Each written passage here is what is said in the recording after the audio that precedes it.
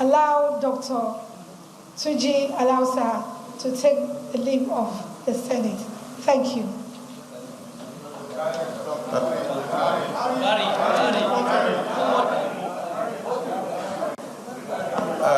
Distinguished colleagues, just in case there is something that happened in the Southeast so that we don't marginalize Southeast.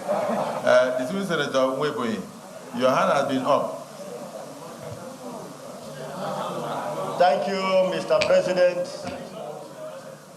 Distinguished colleagues, Dr. Alausa, from your records, you may be the next health minister.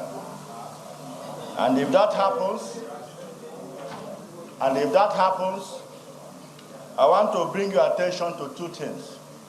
One, if you go through our pharmaceutical stores across the nation, 50% of the drugs there are fake drugs. What can you do to avert this, in knowledge of the fact that NAFDAC is an agency under Federal Ministry of Health? Number two, medical profession today is being overtaken by quacks more than any other profession in Nigeria. As a health minister, what can you do to stop this menace in view of the sensitive nature of the medical profession? Because when you go to the rural areas, you see those that have a community health certificate conducting surgery, and in most cases leads to loss of life. As a health minister, how can you tackle this? Thank you. Senator Nweboyi, you actually spoke my mind, because I was waiting for distinguished senators to ask him about the activities of quacks. That even as we speak now, 5 people must have died today as a result of the activities of quacks. Nurses are doing surgery in private domains. Even people, dispensers in the chemist are also giving injections. And a lot of people are dying. I've had a personal family experience in 2019, and I was going to ask him, so outside the fake drugs, the issue of quackery in the system, but there's one question that has not yet been asked, so I don't need to be the one to ask. So let me give the opportunity to Senator Kalia Dahawa, and I think Senator Kalia, you are also a doctor. You're a doctor. Okay, let me see whether you ask that question. If you don't ask, I'll ask, then he will close.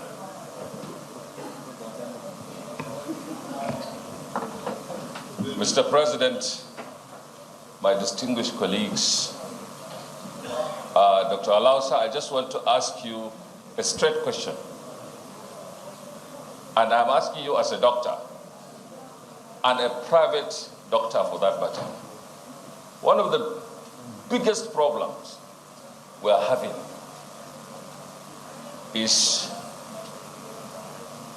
the leadership don't want to face the truth and face the doctors, in my opinion. There is a report of World Bank, I think it's of 2017, and I tried to corroborate it yesterday, and I found that they said in our urban areas, 80% of the private hospitals are owned by doctors working in government practices, receiving salary of government, and at the same time operating private hospitals. And by so doing, you have a situation whereby the private is not good, the government is not good. Because you cannot divide your attention and have 100% output. will you be able, if you are appointed Minister of Health, to face these challenges head on so that all this quackery that is happening in our hospitals and in our other places will be taken head on so that at least something can be done to save the situation? Thank you, sir. Yes. Thank you, distinguished Senator. Senator Neda, I've seen you. I've seen Senator Dankwambo. But Senator Dankwambo, your question may be related to the financials. So go ahead.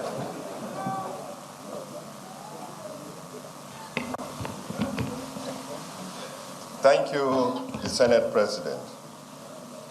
Let me start by congratulating the nominee and also to congratulate him for having this very nice CV. My question, sir, the nominee was given opportunity in the last administration to be one of the top advisors on health. And today, when you go around our federal teaching hospitals and federal medical centers, the situation is very bad and requires very urgent attention of the government. When I was elected, I think the first people to meet up with me are the people from the Federal Teaching Hospital Gombe. The situation is so critical, people are just sitting there, the equipments are in bad shape, the environment is not good, and delivery of health services are challenged. So I don't know what motivates you to come back, but what will you do different now to ensure service of health service delivery is different going forward from now? Thank you.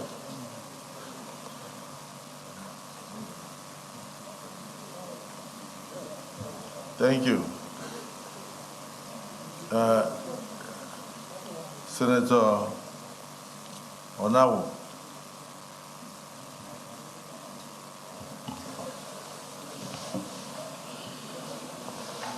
Thank you very much, Mr. President, sitting as chair. Dr. Alausa, congratulations for your nomination. My name is Senator Mohammed Ogoshi Onao. I represent Nasarawa South. I am bothered by the spread of serious life-threatening cases as a result of accidents or gunshot wounds and life-threatening issues that are taken to hospitals that doctors or nurses will refuse to attend to such patients because there is no police report. I know you said just a while ago that doctors want to serve humanity when they decide to go into the profession. Now, if an accident happens in an environment where there is no police at hand and the patient is dying, should this patient die because there is no police to give a report? What can you do to forestall such? Thank you. I think that is a very good question. There are a lot of people with gunshot wounds, not through their faults, sometimes as a result of stray bullets, are dying in various hospitals because the hospitals have refused to treat them, waiting for police report. But if he's given an opportunity in the health sector, what will he do to stop the loss of lives of innocent citizens? We will allow you to answer that. But I just want to add one more question. If you are given an opportunity, what will you do to assist the poor people who are daily being detained in various hospitals in the country after treatments? A lot of poor people who cannot afford 2,000 naira, 1,000, 5,000 to pay for medical treatments are being detained for days in various hospitals in the country. And I know this, if you are one of those who move around, particularly during your birthdays and you try to go around the hospitals, you'll be shocked that some people after delivery of children, they are not able to pay the full bill and they are being detained with the newborn babies in various hospitals in the country. And these are federal medical centers, federal hospitals and state hospitals. They are not allowed to go home. They are told to stay there until they pay. Is there any form of arrangement that you will do that can cater to settle the medical bills of these very poor people who are suffering in the hospitals, not through their faults? That's the question. And the Senate President, you may add the question so that he can answer, because if he can't solve all our health problems today, we have to take other people. Thank you, Mr. Chairman. Congratulations, Mr. Nomi. Still on the plight of our referral hospitals. Most of the cases, medical cases that our people go through in this country are the likes of malaria, colds, and so on, that can be treated at the primary healthcare centers or clinics. But yet, most of these people that have this kind of medical challenges go to referral hospitals, especially in the cities. They go to the teaching hospitals, thereby overstretching the capacity of the referral hospital. Whereas it's only cases that are complicated are supposed to be, taken to the referral hospitals. So what are you going to do to change this trend? Because we are overstretching our referral hospitals, all right? So what are you going to do if eventually you are confirmed and maybe the president feels that you should be the Minister of Health? What are you going to change the trend? Thank you. Thank you, distinguished senators. I'm very, very excited with these impressive questions. Senator Barrow, I'll take your question first. Absolutely, the tertiary hospitals are very highly overburdened. And it's just because the primary healthcare centers are literally non-functional. Senator Aliyu alluded to that. What we need to do, we need to go beyond just building infrastructures. What we're saying is, we built one primary care center in every local government in the country. We're going to double it to 2. And now we have, I was at the presentation as part of my work on the Presidential Advisory Council, meeting the CEO, the Director General of the National Primary Healthcare Agency. He told me, I said, we have 10,000 primary healthcare centers in the country today. Less than 30% of these centers are functional. So they're there, but they're deserted. No community health worker, no nurses, no physician there. But once we begin to really realign our priorities, we get this, what we have today, we don't need to build anymore. Let's be honest with our people. It's not the structure, it's what goes in there that matters. Once we begin to adequately equip this, what we have now, provide the needed personnel there, Senator Barrow, the people will go there. If I live in Castina, city of Castina today, there's a primary care center that's 5 miles from my house. And I know if I go there at 9 p.m., I'll meet a healthcare provider there. I'll go there as a citizen of Katsina. I will not drive 2 hours to go to the city to go to a teaching hospital. So what we need to do, we define our priorities, get this, what we have now, get them functional. And we can do that. We just need focused leadership to get this done. Now, I'm going to go to the question of the Senate President about people being detained. After, this is really very pathetic. It's sad. But then, the way to get this done is to have a payer system. And today, the basic health care provision fund can actually provide for those patients, but it's not being operated well. The Senate has done its own. You've passed this fund.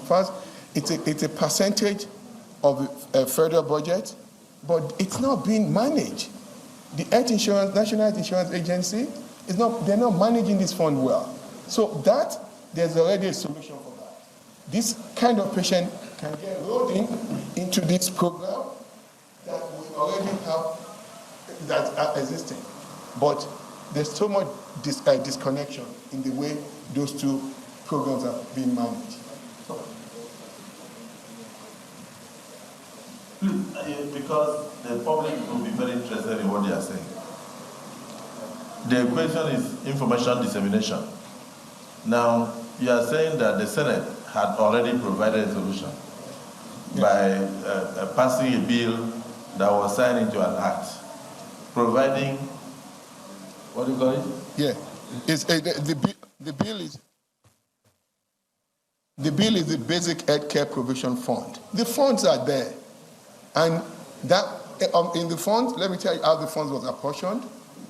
55% of the fund is meant to. 55% of that fund is meant to go to the National Health Insurance Agency, while about 40% of that fund goes to the National Primary Health Care Development Agency, and about 5% to the National Emergency Management Agency.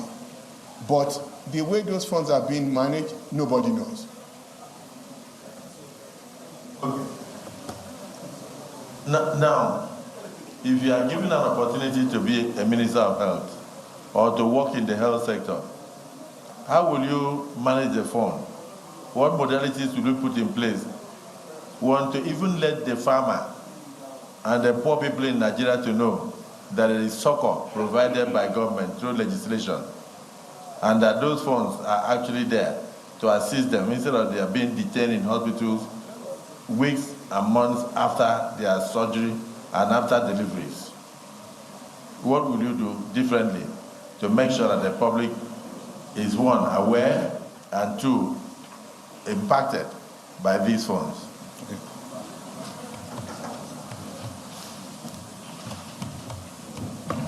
Thank you, Mr. President. Fixing this problem is actually quite easy. It's just to build synergy, but before then, aggressive orientation and education of the public to let them know of the availability of this fund. And that when I say build synergy, we can now get the National Health Insurance Agency that has a large pool of this money to now begin to enroll patients like this. Now, if a patient gets to the hospital today, if they don't have coverage, they know the fund is there, they can apply for emergency health care insurance coverage. And we will mandate the National Health Insurance Agency to approve the coverage within 48 hours, once they've gotten the biometrics of the patient. And once that's done, once that patient is now able to provide evidence of insurance coverage to the hospital, they know they can get their money from the National Health Insurance Agency. Very simple.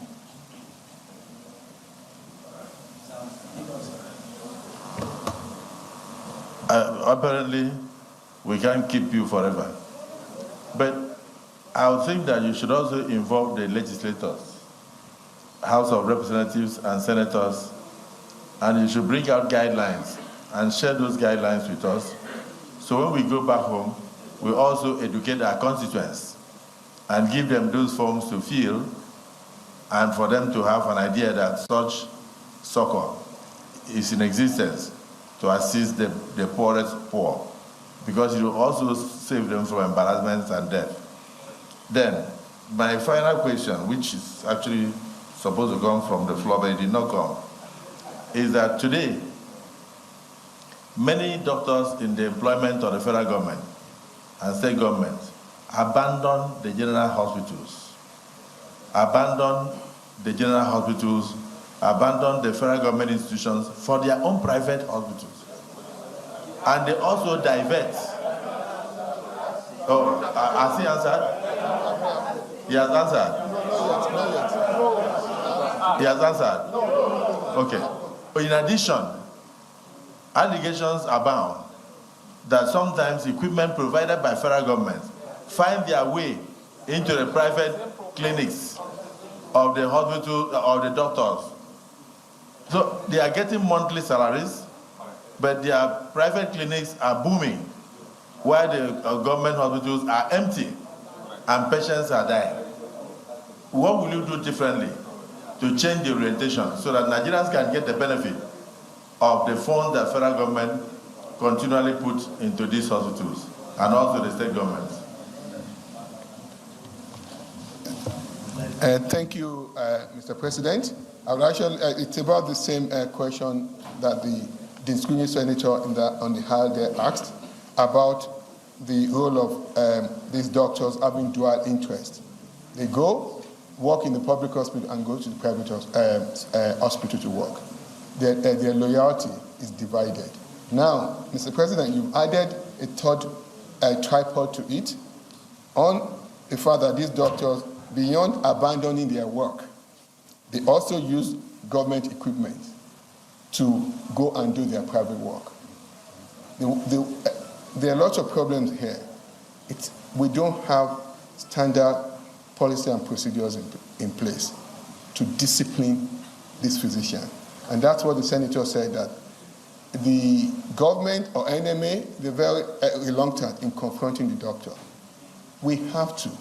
They have to be held accountable. That's what happens everywhere to any profession. You have to be held accountable. If you're not held accountable, you do whatever you want. We don't have, and that's why we have to build a robust regulatory body that will hold all these doctors accountable. A member of a senator or an House of a rep member or state assembly member can, if they are considering go to complain, exact the complaint that's coming to you, Mr. President, they can call the regulatory agency. This is what I'm seeing in my hospital, in my district in Iyo. Doctors are not there. They abandon the place, they take equipment. The regulatory agency will come, unbiased, investigate. If those allegations are found to be true, the doctors will be sanctioned. Their license will get suspended. No doctor, no professional wants their license to be suspended. That's a pathway to feeding, and that's what separates you from lunatism. You want to protect their license. It's making people accountable. That's how we can begin to fix problems like this. Now, I need to quickly answer Senator Mohammed Onaho, distinguished Senator Mohammed Onaho. This is actually sad when you have trauma victims being taken to hospital still alive, and somebody is saying, "Oh, we can't care for you because you need to get a police report." That, as a doctor, the Hippocratic oath that we took, it's first, do no harm. You see a patient that is dying, and you're not caring for that patient, but it's more of a systemic problem and lack of communication. I don't think the way to quickly fix this is to provide policy and procedures that will guide everybody on how to handle accident patients. You don't need police report to treat trauma patients.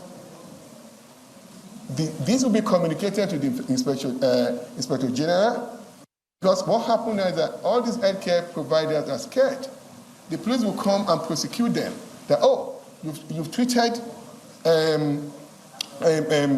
victim, a fraudster, And then what happened? That's what they're afraid of.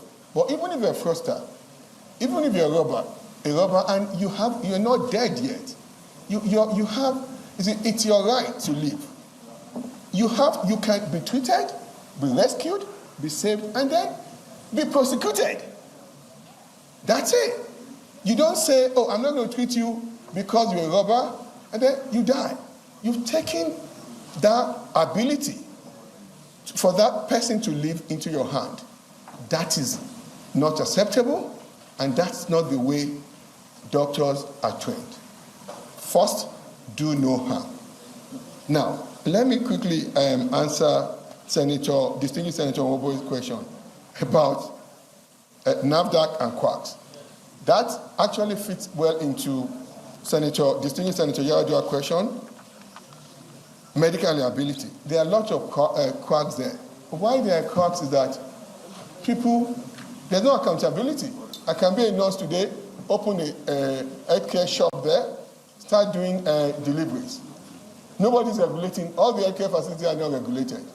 In Western world, every single health facility must have a license, a license for you to treat. And that license also has different layers. You can be an outpatient clinic.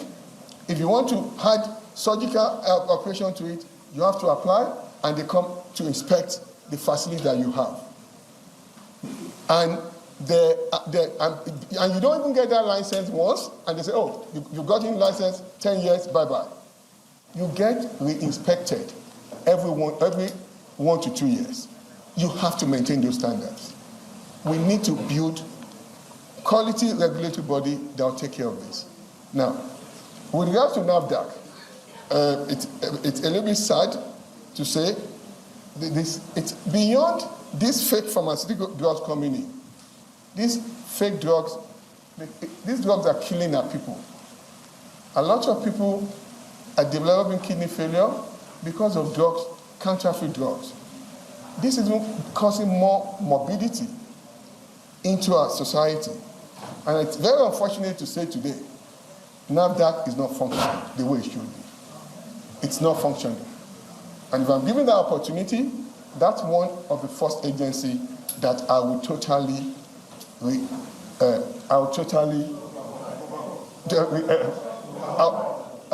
reform. It's not functioning. NAFDAC is not doing its work. Not doing its work.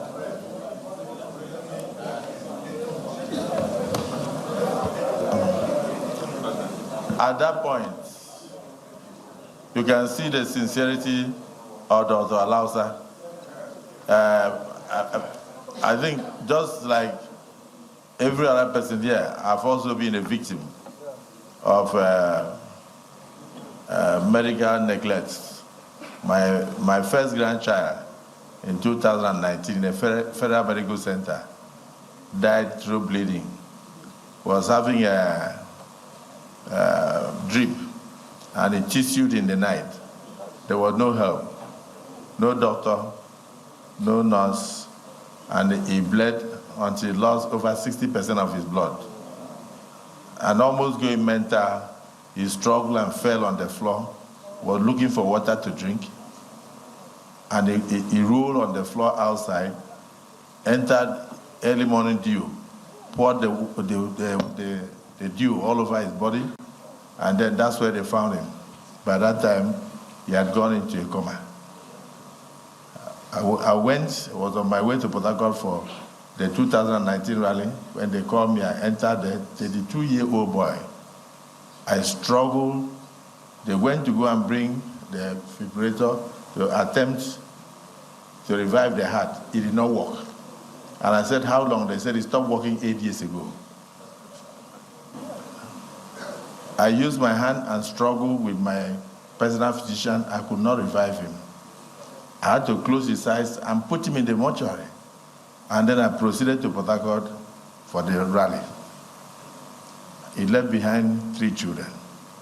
Almost every family has suffered from what is going on in our hospitals. The doctor on duty that night had an emergency in his own private clinic, and he had to abandon the hospital to rush to go and attend to private patients in his own private clinic. So if you are coming in, you can see, we can keep you here till 7, 8, because everybody here wants to ask questions, because the Senate is very concerned. Nigerians are very concerned. The same way we are feeling is the way Nigerians are feeling. And the President Bola Ahmed Tinubu's administration must be a corrective regime. It must be a corrective administration to try to, because health is wealth. Health is wealth. There is no way a country can be wealthy when the people are not healthy. So we want to thank you for sparing your time to share your thoughts with us. You ended well by saying that a lot of things are not working, that even NAFDAC is not working, and that if given the opportunity, you get NAFDAC to work. I think on that note, you can take leave of the Senate. Thank you.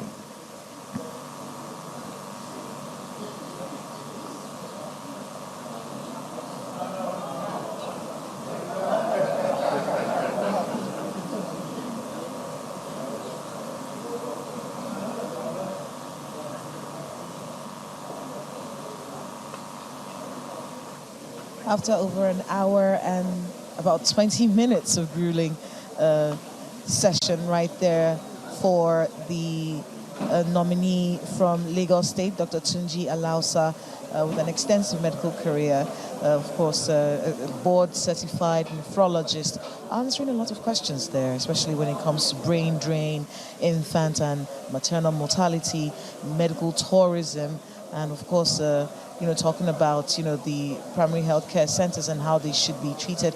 And then, of course, ending right there with that story from the Senate President on his personal experience with negligence at the Federal Medical Center and how that affected his oldest grandchild. You're watching the ministerial screening of ministerial nominees sent to the Senate by President Bola Tinubu, and the details of the next person being screened will be coming up shortly. Dear distinguished colleagues, the nominee before us,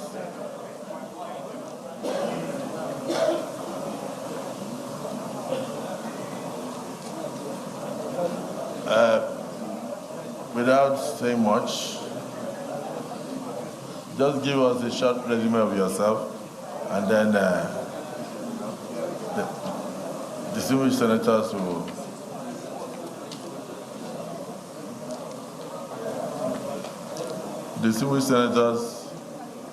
will treat you in line with the provisions of the law.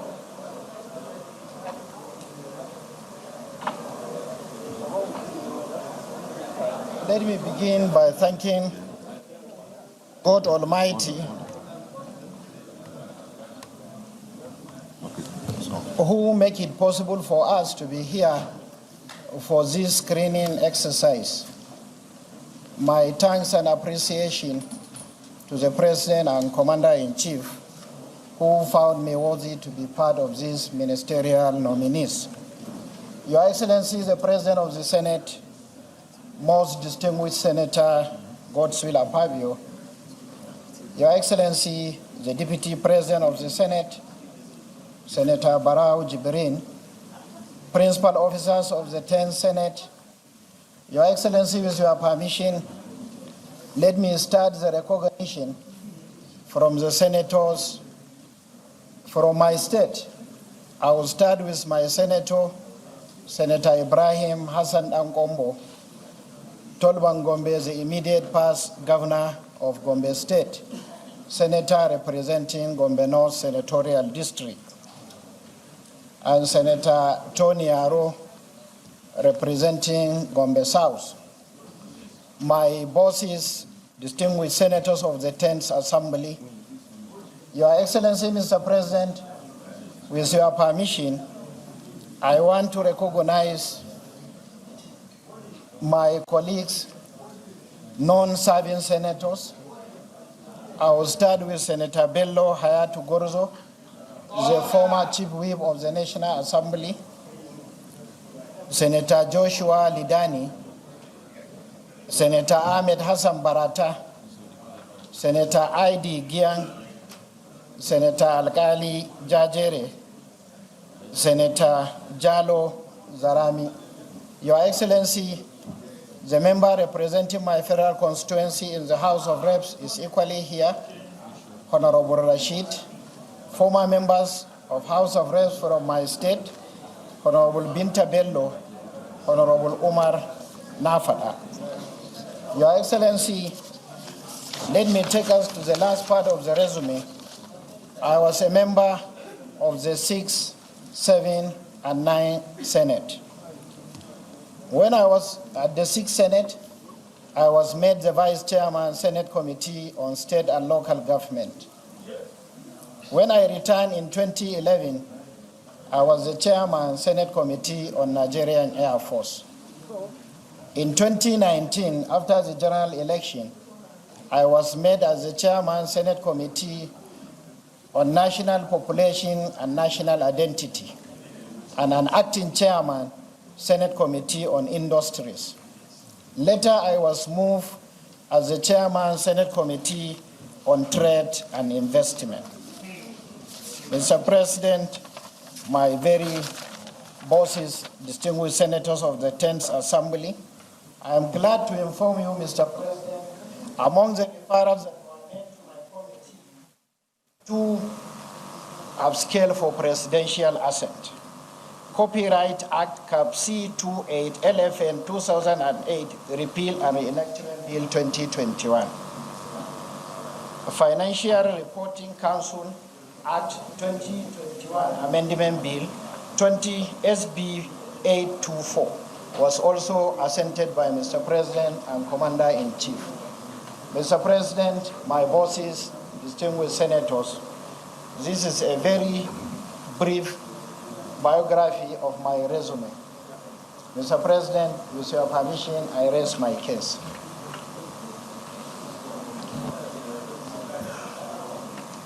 Distinguished colleagues, the clerk, the standing room.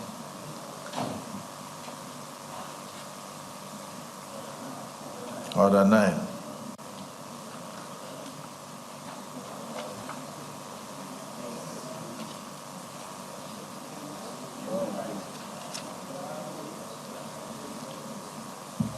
Again, for the benefit of the guests, the visitors who accompany the nominee,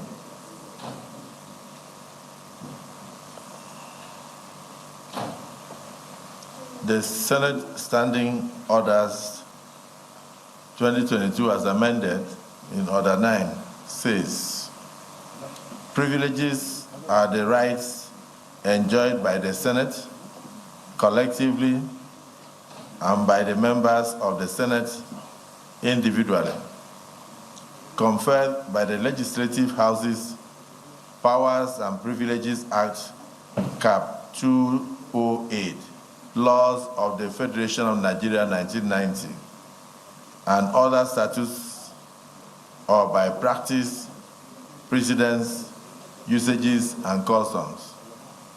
So one of the privileges, or one of the main privileges is that when a senator appears in a chamber like this,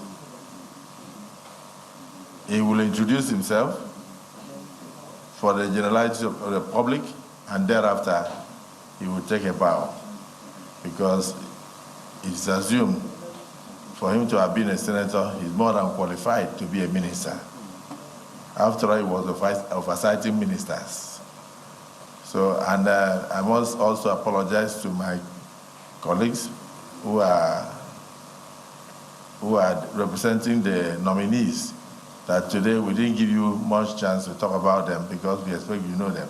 Like him, he was in the 9th Senate, and he was also in the 8th Assembly. He was even in the 6th. So, distinguished senator, thank you and congratulations on your nomination. You may now exercise your privilege. Take a bow and leave.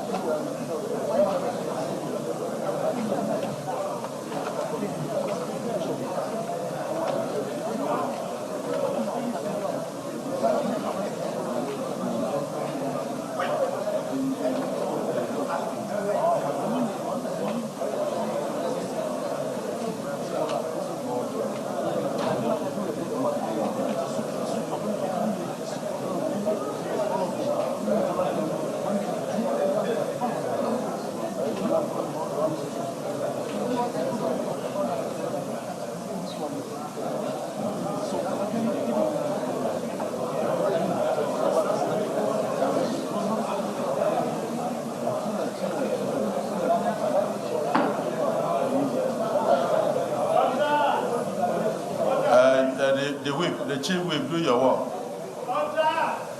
Put your mic.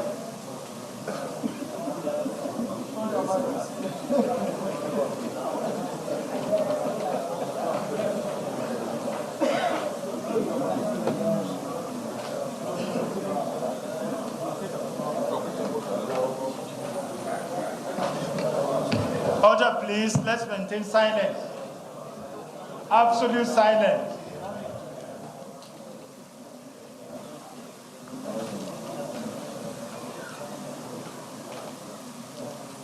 Minority whip. Minority whip. The majority whip. Please let it not be the Senate President that does all the work. The chambers must be in absolute solemnity, because this is a very important exercise. These people are to decide the fate of over 240 million Nigerians. Let me welcome His Excellency, distinguished brother and Right Honorable Simon Bako Lalong, former Speaker, former Governor, former this, former that. Immediate past Director General of the campaigns of the All Progressives Congress, the largest party in the whole of West Africa, in the whole of Africa, and the ruling party in Nigeria. So we welcome you. We know you, but the public would like to know you more. So if there are things that you feel that the public should know about you, which are not contained in your CV, use the next few minutes to roll them out. Outside that, maybe because you've been a speaker, and maybe because you were the DG that brought this government to bear, we may have to do the needful. The floor is yours. 3 times speaker. 3 times speaker. But that does not amount to 1 Senate.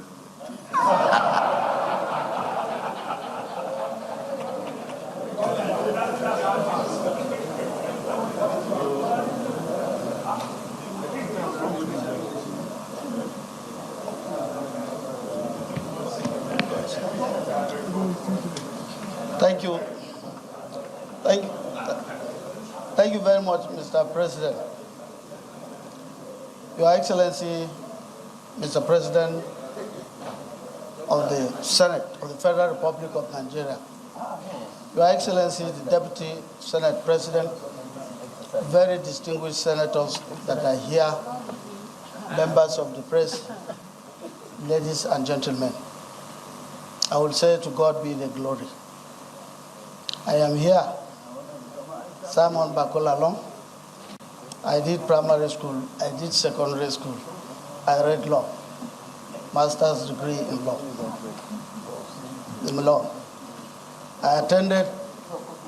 I contested for House of Assembly.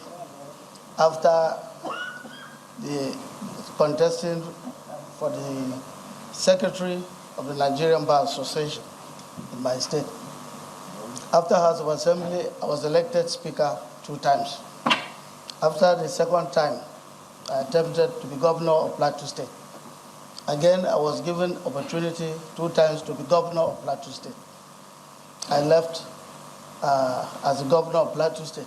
But before then, I was appointed as the Director General of the famous campaign that brought in the renewed hope. I thank God Mr. Senate President recognized that. So today I am before this esteemed Senate.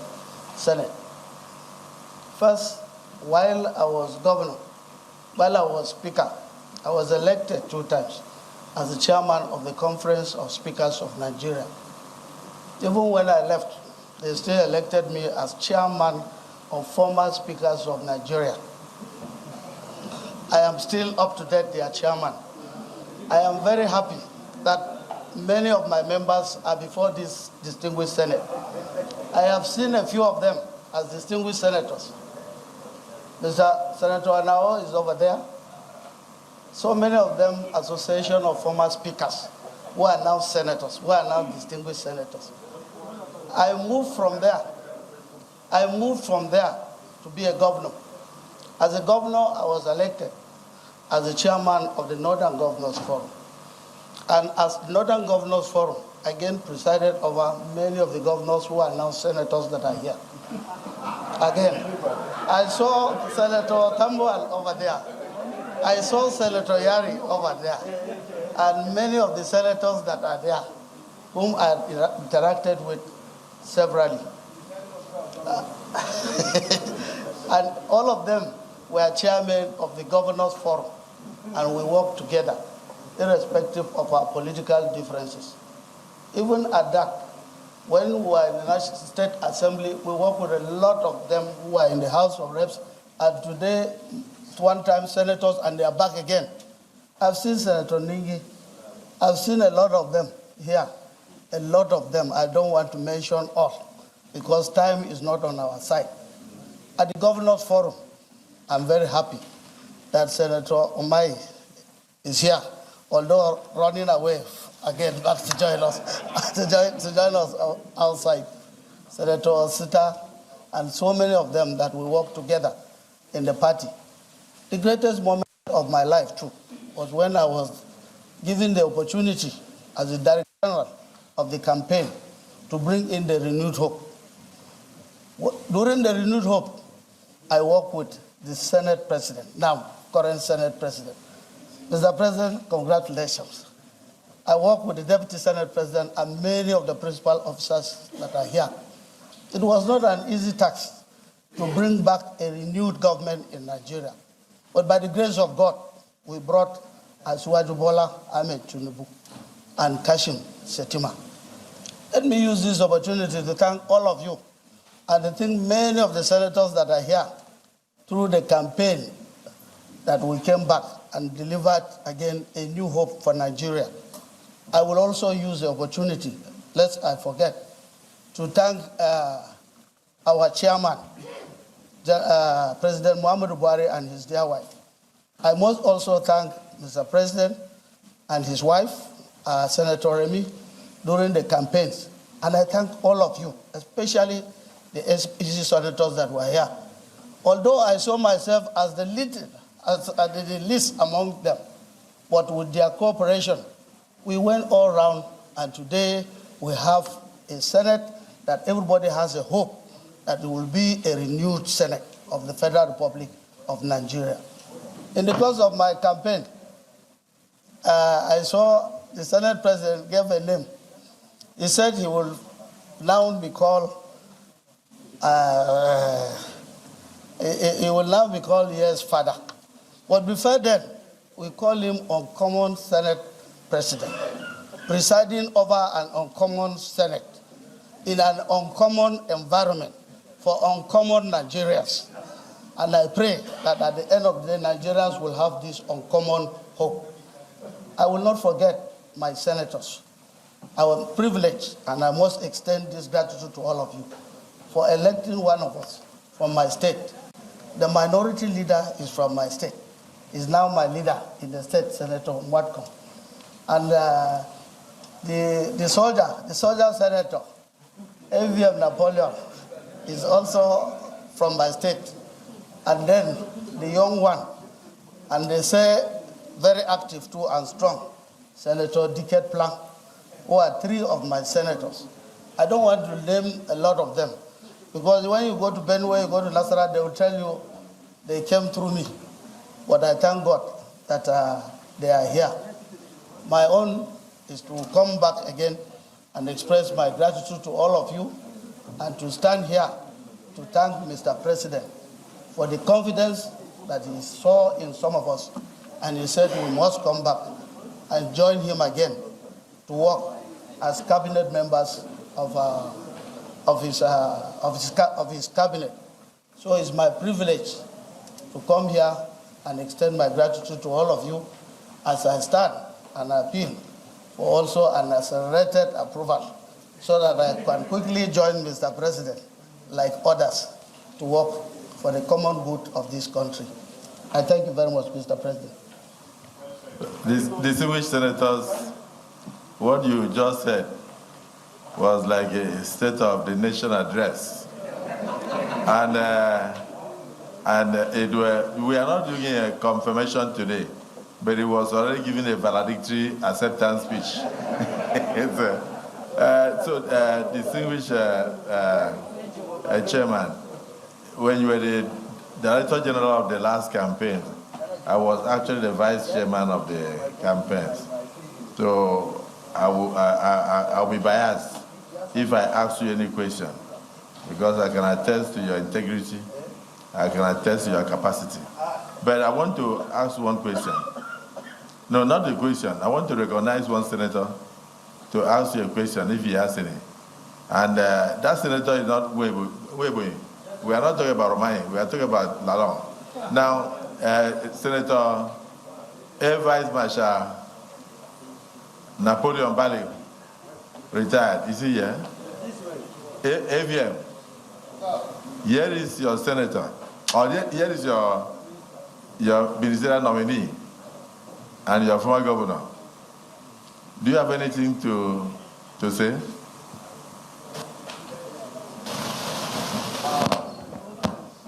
The Senate President, distinguished colleagues, definitely I have something to say. The nominee, who was the former governor of Plateau State, we are from the same senatorial zone. And I can tell you categorically that the senatorial zone, that is where I come from, Napoleon, Binka Valley, Plateau South, we, the people of Plateau South, we are happy with Mr. President for nominating Governor Simon Bako Lalong. And he has read his CV. And honestly, you can attest to the fact that he is vast. So I will solicit. I know the minority leader, who we are all from the same state, will also say it. But my constituency definitely has asked me to request the senators to confirm Governor Simon Bako Lalong as a minister, Federal Republic of Nigeria. On that note, sir, I know as a chairman, Northern Governors Forum, as he said, more or less he has been presiding over the 19 Northern States governors. So definitely I know that he has a clear picture of the insecurity bedeviling this country, the challenges, especially in the northern states. So I will want you to know the kind of quality this my former governor has, because I strongly believe as a lawyer, but there are a lot of lawyers that have come before us. But I think because of the privilege he has to have presided over the 19 state governors, I wish Mr. President will consider him and make him a Minister of Defense. Mr. Nominee, in the event President Bola Tinubu makes you the Minister of Defense, can you please tell me precisely what do you think are the challenges, the security challenges in this country, and what do you have in your cup at the Federal Executive Council, so that we proffer solutions, not just talking, to mitigate the insecurity going on in this country. Thank you, Mr. President. I must say that I'm very happy that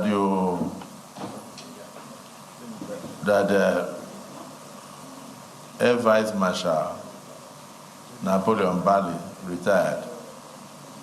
Not only do you applaud Mr. President for this nomination, you and your senatorial district, where our brother Governor Lalong belongs, all of you are very excited, and they have asked you to support his nomination in totality. But it will be incomplete if I don't ask the minority leader. No, it's not everybody that will speak. If I don't ask the minority leader to say a word. But if you want to yield the floor to distinguished Senator Decade Plan, but please be very brief, because what I wanted to hear, I have heard, and I will take my decision. Thank you. The President of the Senate, sitting as chair, my distinguished colleagues, I am Senator Decade Plan, Senator representing Plateau Central, the umbilical court of the state. Distinguished colleagues, I am rising again to support in depth the submission made by my colleague, the senator representing Plateau South. My former governor, standing as a nominee, is not only a citizen of Plateau South, but the name Governor Lalong symbolizes Plateau State. When his name was pronounced as a senator, my people, as a minister nominee, my people have an idea that this symbolizes systematic hard work reward. I join him to express the gratitude of the people of Plateau Central, and I know Plateau in its totality, to Mr. President for deciding to nominate our leader in whom we are well pleased. My colleagues, Governor Lalong is a humble, compassionate, peace-loving, and inclusive leader. I believe that his nomination will at the end of the day remain a pride for us as people of Plateau and Nigeria. I thank you indeed. This is quite selective. This is quite satisfying to the people of Plateau. And I assure you that by the time he is graciously confirmed, Nigeria will be happy. Mr. President, before I sit down, I do know that you believe in stability.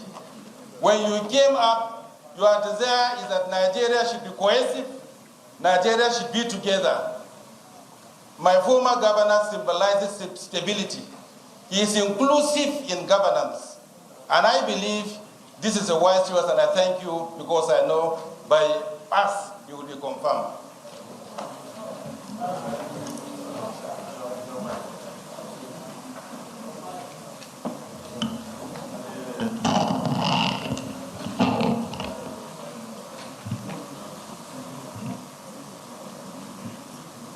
Distinguished colleagues, the minority leader yielded the floor to Senator Plank, and he says he doesn't have anything to add, that all had been said. You want to greet him? Yep. Okay, you can greet him and let him take a bow. Thank you, Mr. President, sitting as chair, distinguished colleagues.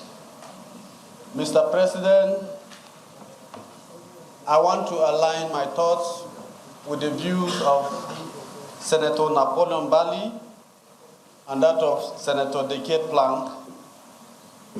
Mr. President, the first list of ministerial nominees that came, Plateau was not found there. We had a meeting, the three of us, and we were thinking of running to your house so that you take us to Mr. President. But the second list came, and we saw the name of Barrister Simon Bako Lalong, the former governor of Plateau State. We were elated, we were happy, and we knew that President Bola Ahmed Tinubu has done us proud.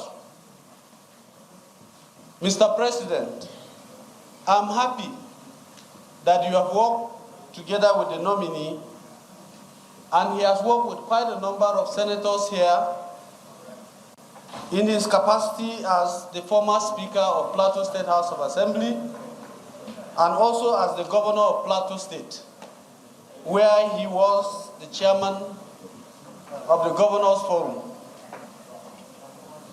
I wish he had tested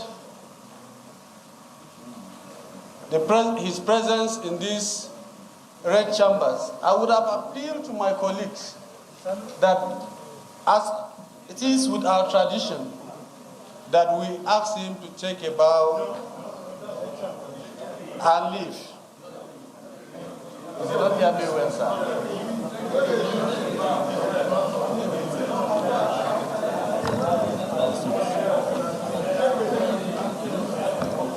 Thank you so much.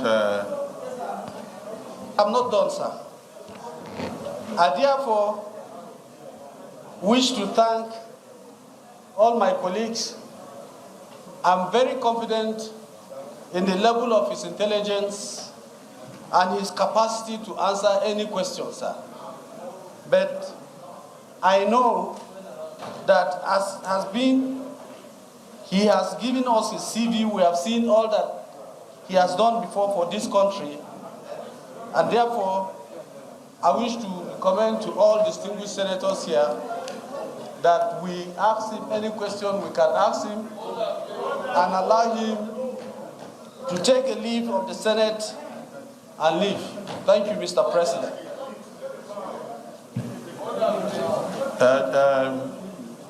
Our able Director General Emeritus and very esteemed nominee, there is a particular question that Nigerians will be interested in.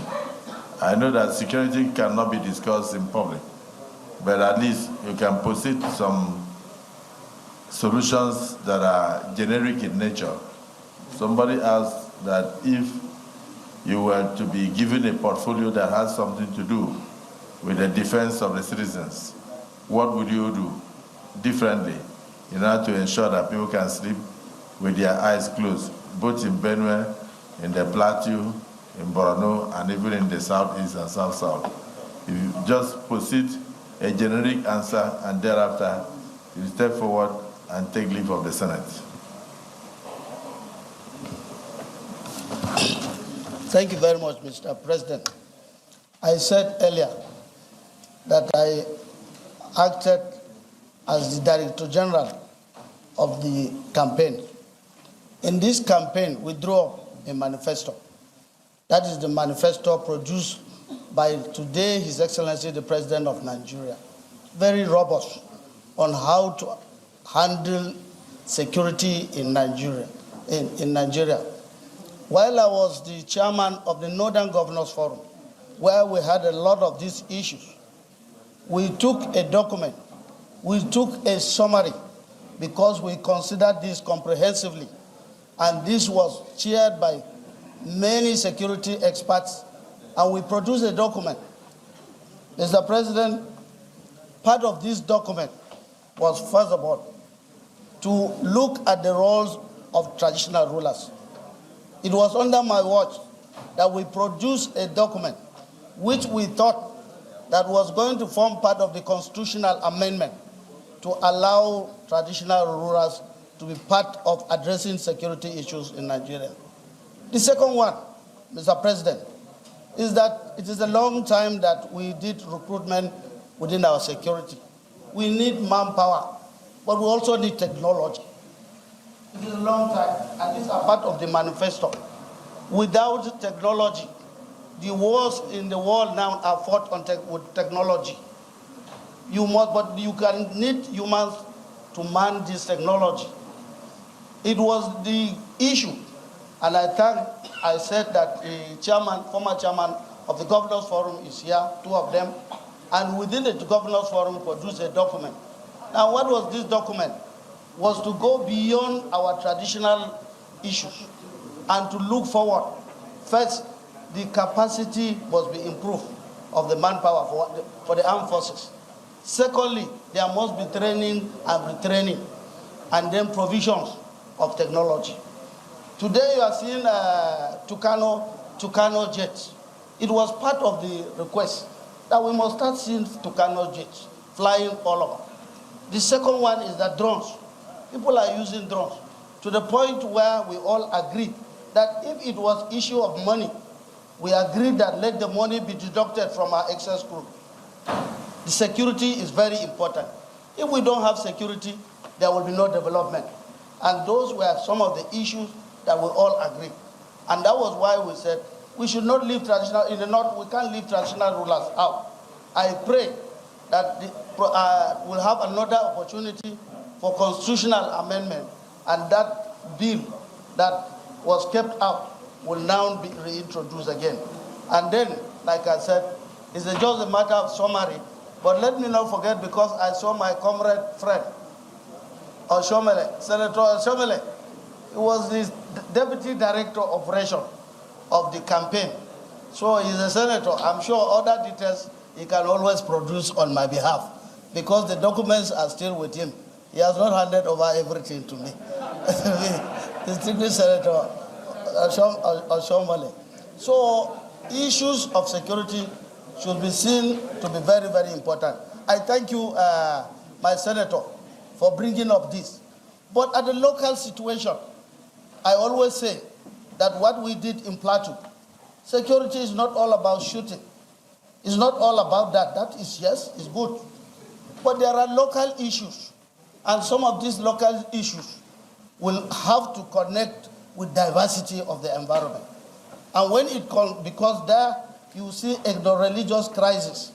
It's not only banditry. Where you have ethno-religious crisis, the best way to handle it is through dialogue. It's through dialogue. That is why in my state we introduced the Peace Building Agency. And Mr. President commissioned it and recommended that to every state. Because when two tribes are fighting, it's not soldiers that will come and kill. You have to understand that Nigeria belongs to everybody. And so long as you are peaceful, so long as you are not into criminality, you have a right to live everywhere. And in that kind of situation, like Plateau, where we have 53 ethnic nationalities, it is not easy to govern. But it is easy to govern when you give everybody sense of responsibility, sense of recognition. And that is why in Plateau you have Efik. You have the Efik from Akwa Ibom. You have Yorubas. You have South, you have Fulani, you have different tribes. And in order to have peace in Plateau, you must give them that sense of recognition. That I did in the last 8 years. So if it is local, thank you, Mr. President. Your Excellency, the nominee, I wrote Lalong. You were almost veering off into campaign. The Senate is made up of all political parties. So the people that even supported you the most are the people from the opposition parties. They are the ones who endorsed you. We that work with you, we can't even say anything because they've closed their mouth. They said they support you. And so, because they support you, and we have already endorsed you, and we nominated you, you don't need to preach to the converted. Just step forward and then take leave of the Senate. And I wish you luck. It's one Senate. One Senate. That's what I'm saying, one Senate. But if there's something I wanted to mention, but you people are not going to allow me to mention it. Will you allow me? Okay, so I won't mention the fact that Senator Napoleon Bali will be very relieved that he is going into the federal cabinet.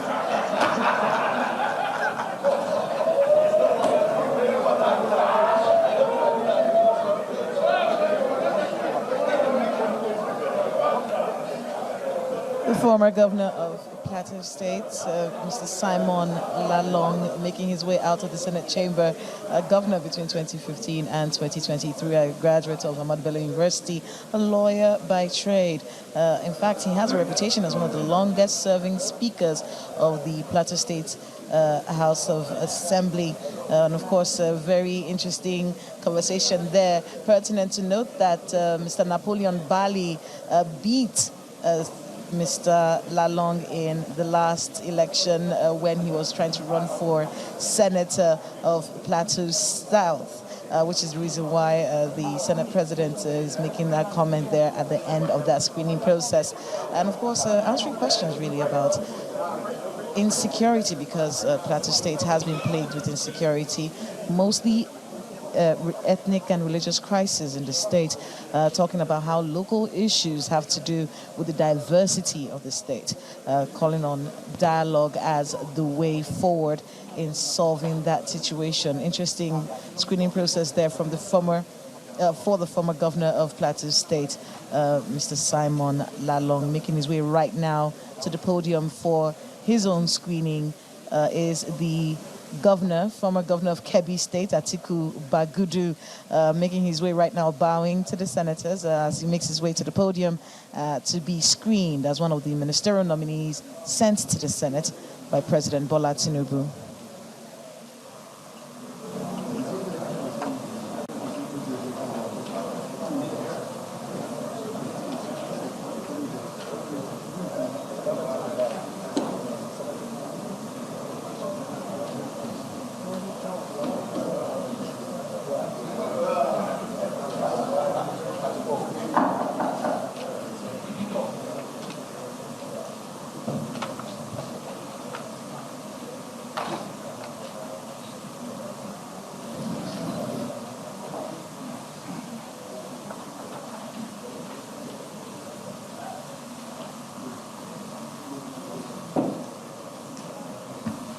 Distinguished colleagues, we have before us distinguished Senator Abubakar Atiku Bagudu, CON, immediate past governor of Kebbi State. Your Excellency, welcome to the Senate of the Federal Republic of Nigeria. I mean, if you can give us a summarized version of your resume, and then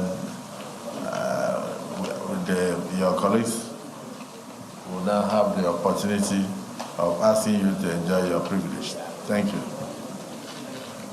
Thank you, Your Excellency, the President of the Senate, Senator Gwarzo Akpabio, the Deputy Senate President, the other Senate leaders, distinguished senators, especially my brothers from Kebbi State, Senator Mohammed Adamu Aliyu, Senator Dr. Yahya Abdullahi, and Senator Garba Meduki.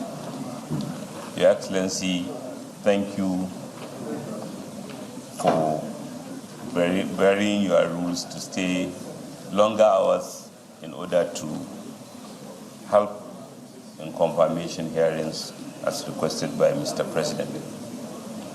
Today I was followed here to support me by the Kebbi State Governor, Dr. Nasiru Idris, who has been with me since 8 a.m. and thank you for allowing him into the chambers. Equally, the National Organizing Secretary of our party, Alhaji Suleiman Muhammad Argun, as well as other leading supporters from Kebbi. Your Excellency, as you have rightly introduced, my name is Abubakar Atiku Bagudu, the immediate past governor of Kebbi State, 2 terms governor of Kebbi State. Before then, I was a member of this hallowed chamber, the 7th Senate, and earlier than that, I served 2 years from 2010 to 2011 as member of the 6th Senate, where I replaced distinguished Senator Muhammad Adamu Aliyu, who in 2010 left the Senate to become a minister of the Federal Republic of Nigeria.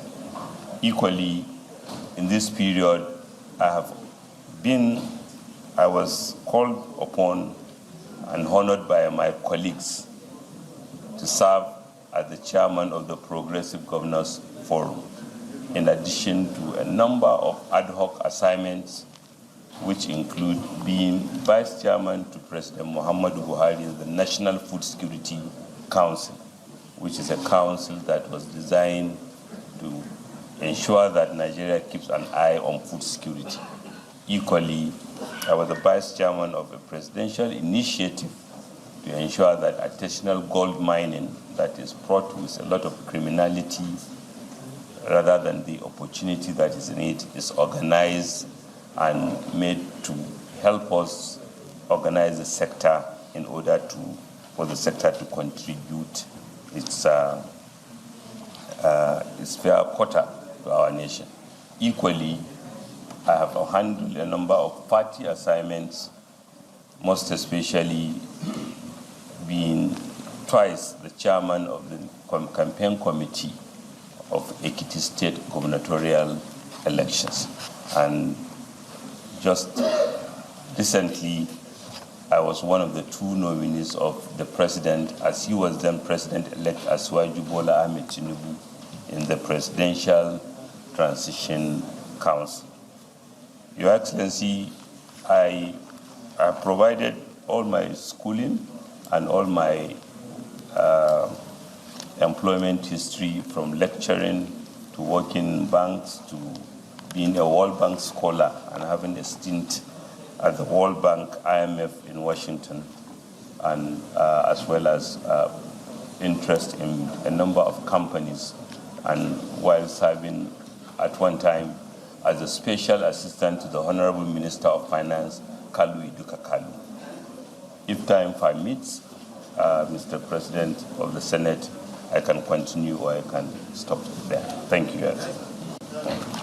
Thank you. Distinguished colleagues, we have before us Senator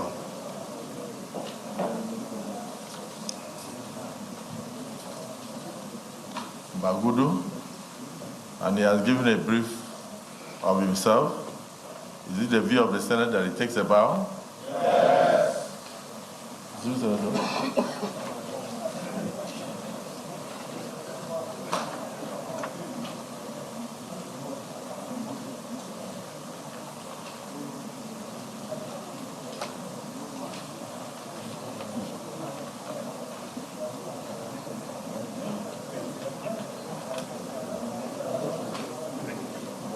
Former governor of Kebbi State there, done with his screening process, taking a bow, as we've seen happen multiple times at today's screening. If you're just tuning in, you are joining us live on Channels Television at the ministerial screening of ministerial nominees sent to the Senate by President Bola Tinubu, and it has been quite an interesting day, I do tell you.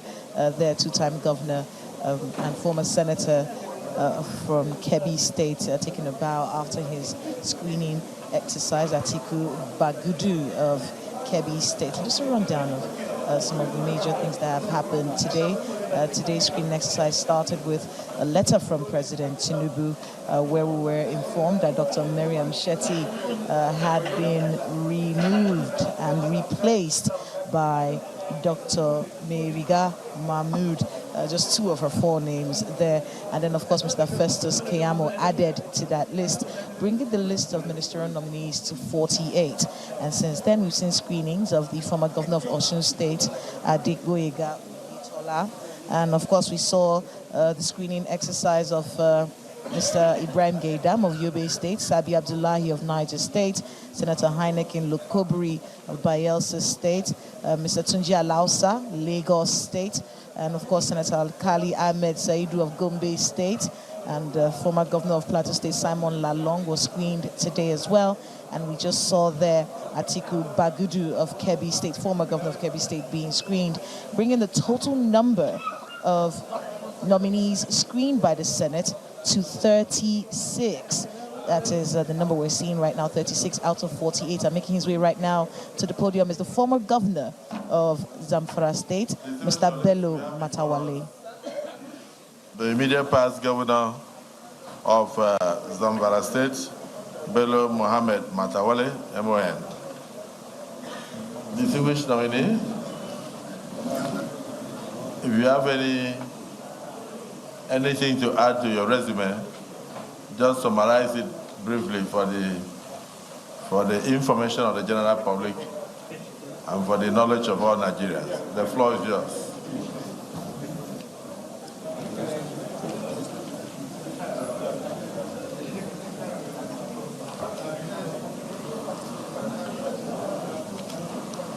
Your Excellency, the President of the Senate,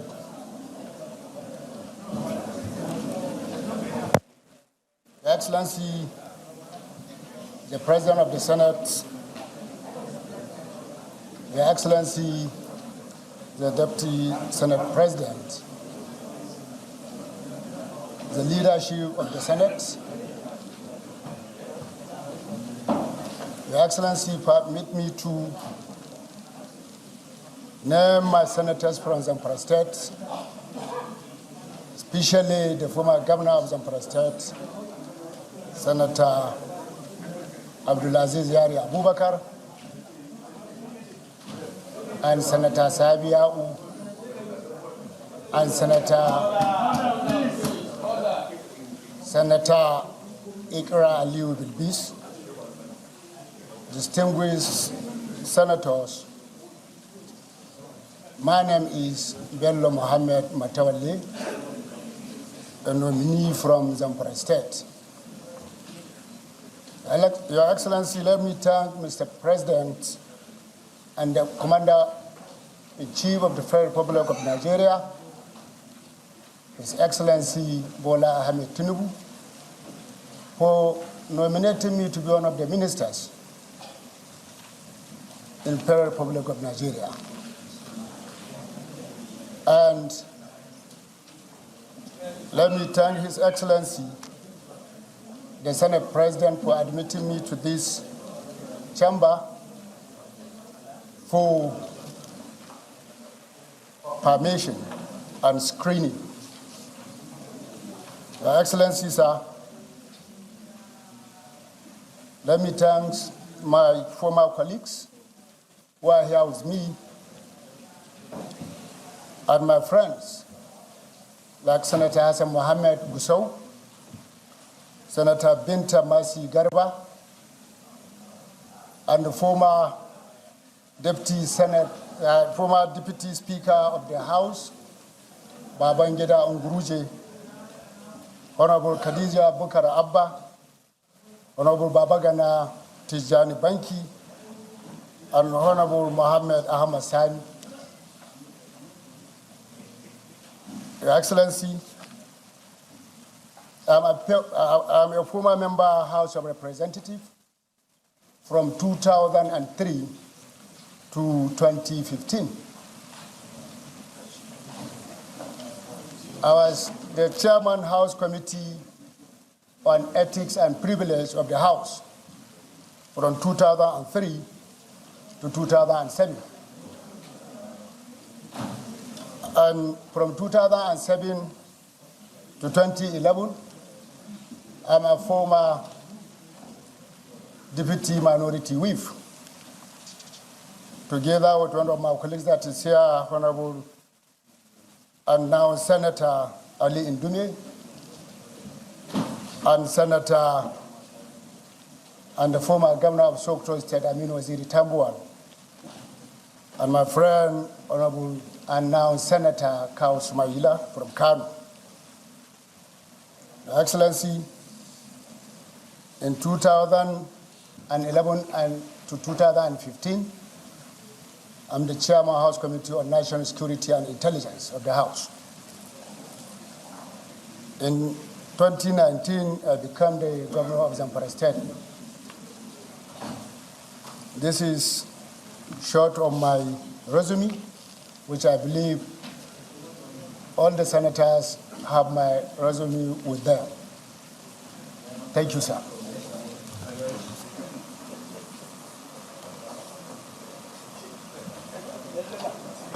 Distinguished Senator Yari.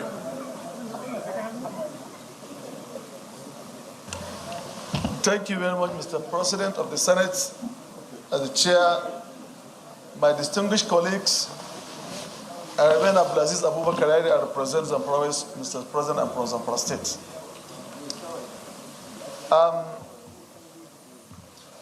My brother, a friend, colleague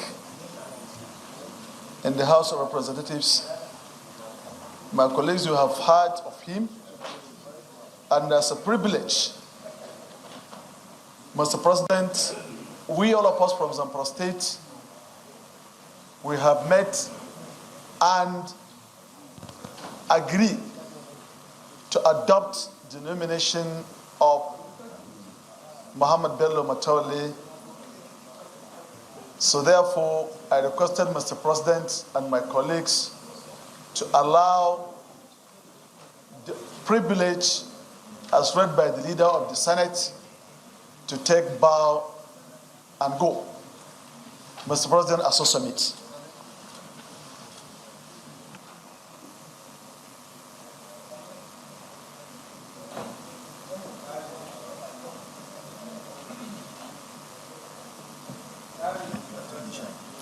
Distinguished Senator Yaradua.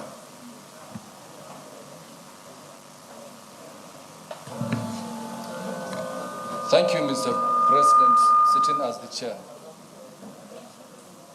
Mr. President, distinguished colleagues, I am Abdullahi Musa Yaradua,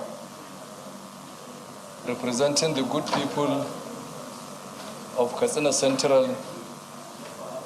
I'm from Katsina State.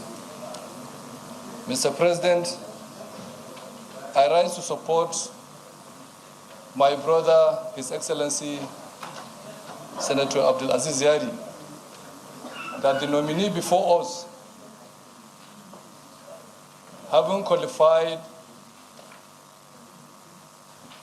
to be one of those that should take a bow, I want to submit that this Senate, my distinguished colleagues, we should allow this nominee who has paid his dues. He has been a member of the House of Representatives.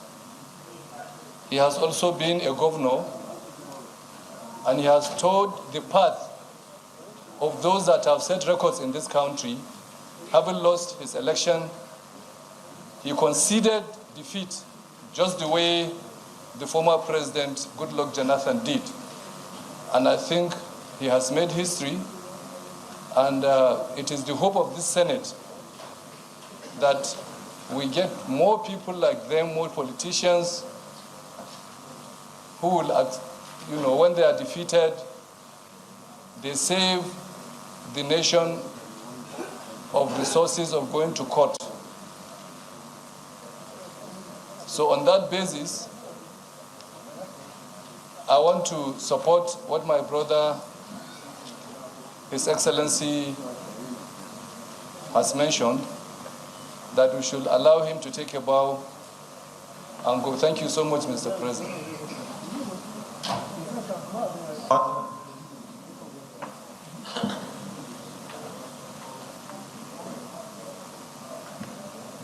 Honestly, the gentleman before us is a politician and also a gentleman. And I've heard from you, but he mentioned so many names. As principal officer, he worked with the likes of former Speaker, former Governor of Sokoto State, and also worked with the distinguished senator from Kano. So I will spare the former Speaker. But let me hear from Ismail Akawu, whether he has anything to say before he takes a bow.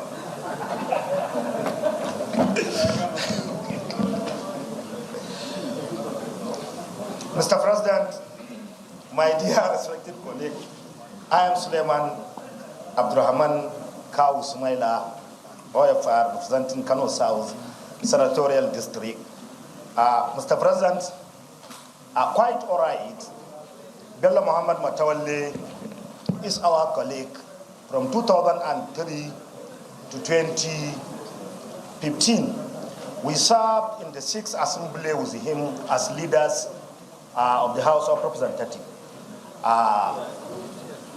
Muhammad Ali Ndume, Senator, as a leader, minority leader.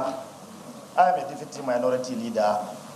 Of course, our former speaker and our Oga as a deputy chief whip of the House of the Representative. Our current chief of staff, Pemi Baja, was a member of that leadership. I don't have much to say about Matawalle because we are very close. I know a lot about him. Judgingly yesterday, he told me that if for any reason any senator asks him a question, he will refer the question to Senator Aliyu and Ndume because they are very close, they work together. I don't know, most of us, we don't know what they are doing because they came to the chamber of the House of Representatives, more especially if motions to do with opposition came in the floor of the House of Representatives. Quite all right, we commend our president, our dear president, President Bola Ahmed Tinubu, for appointing one of us, which we worked together with him for almost 2 decades, 20 years we are with him. And even when he is a governor, he do a wonderful job in curtailing the security situation of Zamfara State vis-a-vis Northwest. A very versatile politician, a philanthropic, a business tycoon, a good friend of the National Assembly, Dr. Bello Muhammad Matawalle, the Matawalle of Maradun, and I can't even mention his traditional titles across the Niger, even beyond Nigeria, Niger, Senegal, and other places. Thank you, Mr. President. Thank you, the Senate. Thank you for approving one of us to be member of the Federal Executive Council. Thank you. I so submit, Mr. President.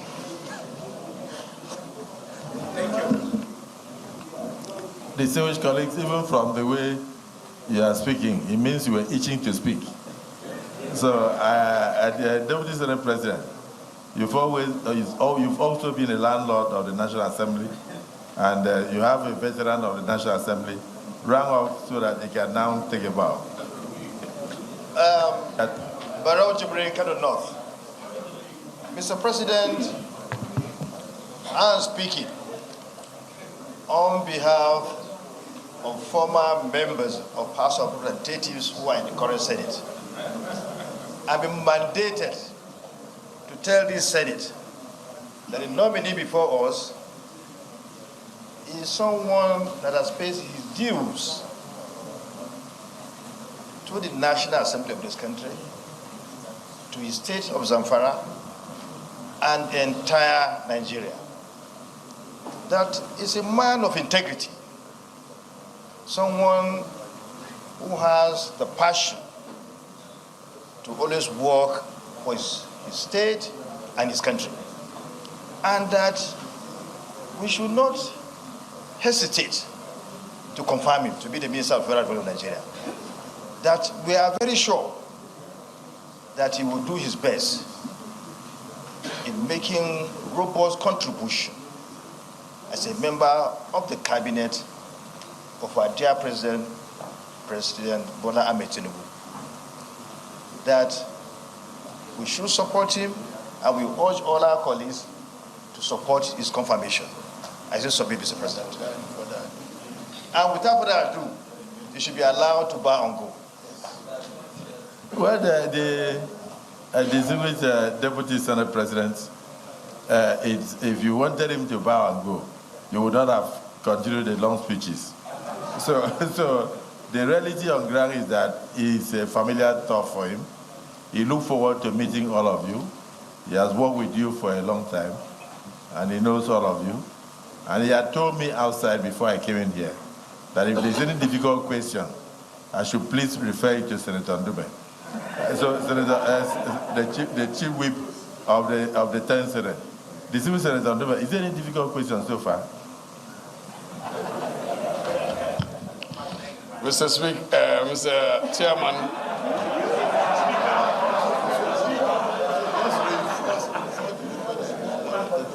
Mr. Chairman, sir.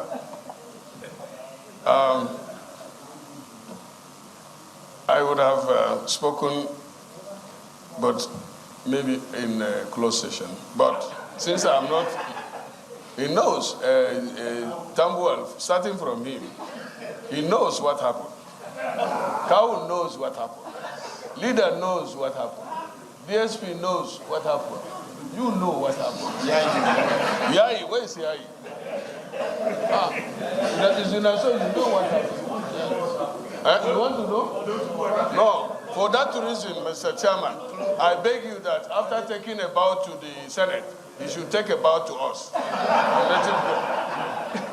But the president of the Senate, let us know what happened. Everybody wants to know what happened.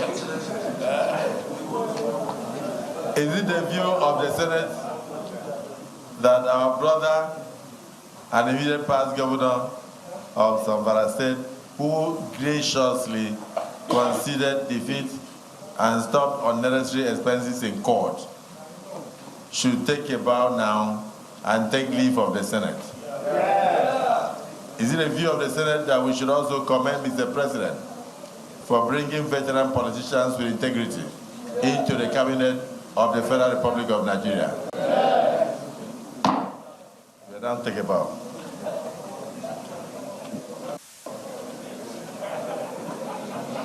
Taking a bow and making his way out of Senate chambers is the former governor of Zamfara State, Bello Matawalle, another ministerial nominee from President Bola Tinubu, former governor of Zamfara State between 2019 and 2023.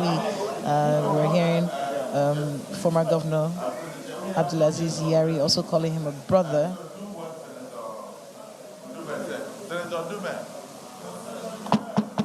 Chief, you said when he's leaving, he should also bow before those of you that know that have an idea of what happened that time. So go ahead.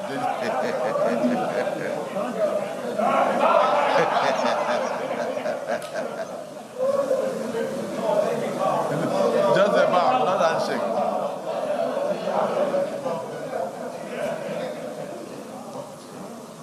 Thank you.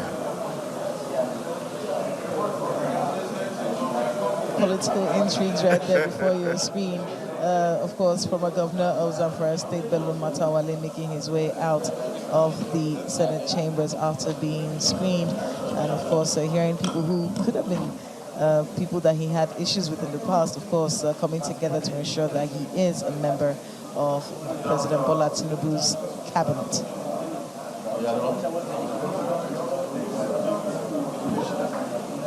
Dr. Yusuf, Sununu.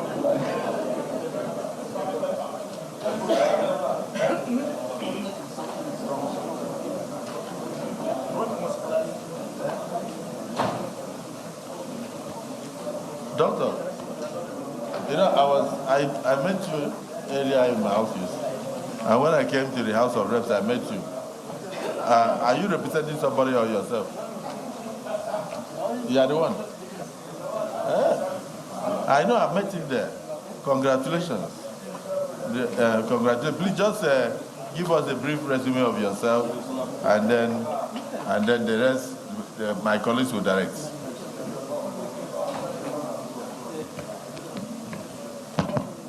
Most distinguished Senate President, the Deputy Senate President, the body of the principal officers, distinguished senators of the Federal Republic of Nigeria. I must also recognize the 3 senators from my state, Senator Adamu Aleru, whom I have been his personal physician for the past 25 years. Also, Senator Galo and Senator Abdullahi, and the Executive Governor of Kebbi said that was also here with us this morning. Distinguished Senate President, I was born 56 years ago. I attended Ngeski Primary School, from where I proceeded to Government Science Secondary School Yawuri, finished in 1986. I then proceeded to University of Usman Dan Fodio University, Sokoto. However, due to certain circumstances, the whole of our set was transferred to University of Maiduguri, where I graduated in 1996. I served in Government House Ado Ekiti in 1999, and I came back to Kebbi State, where I served for 6 months at General Hospital Argungu.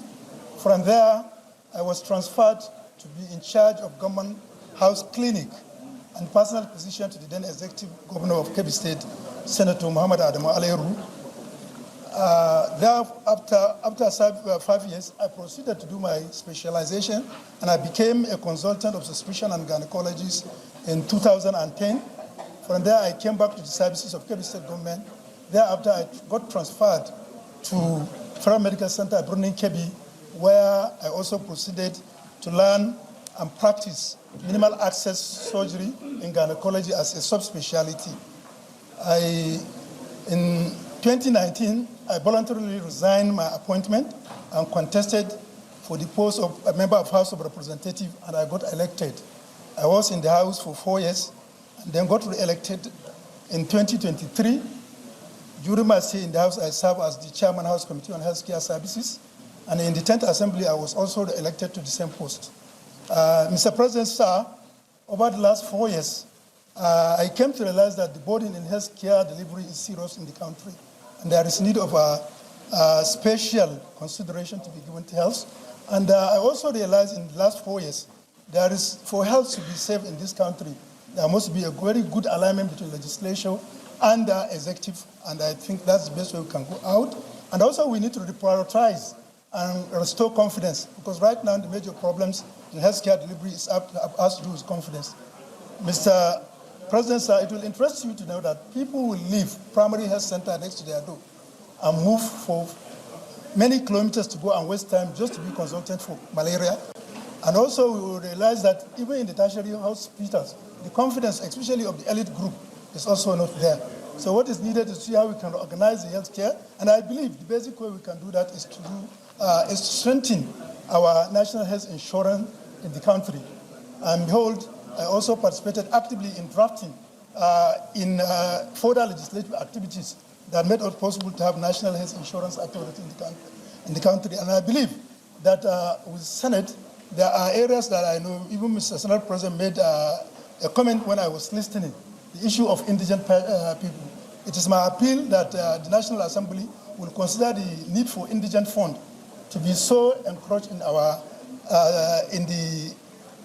budgetary line, and that will go a long way in sustaining this.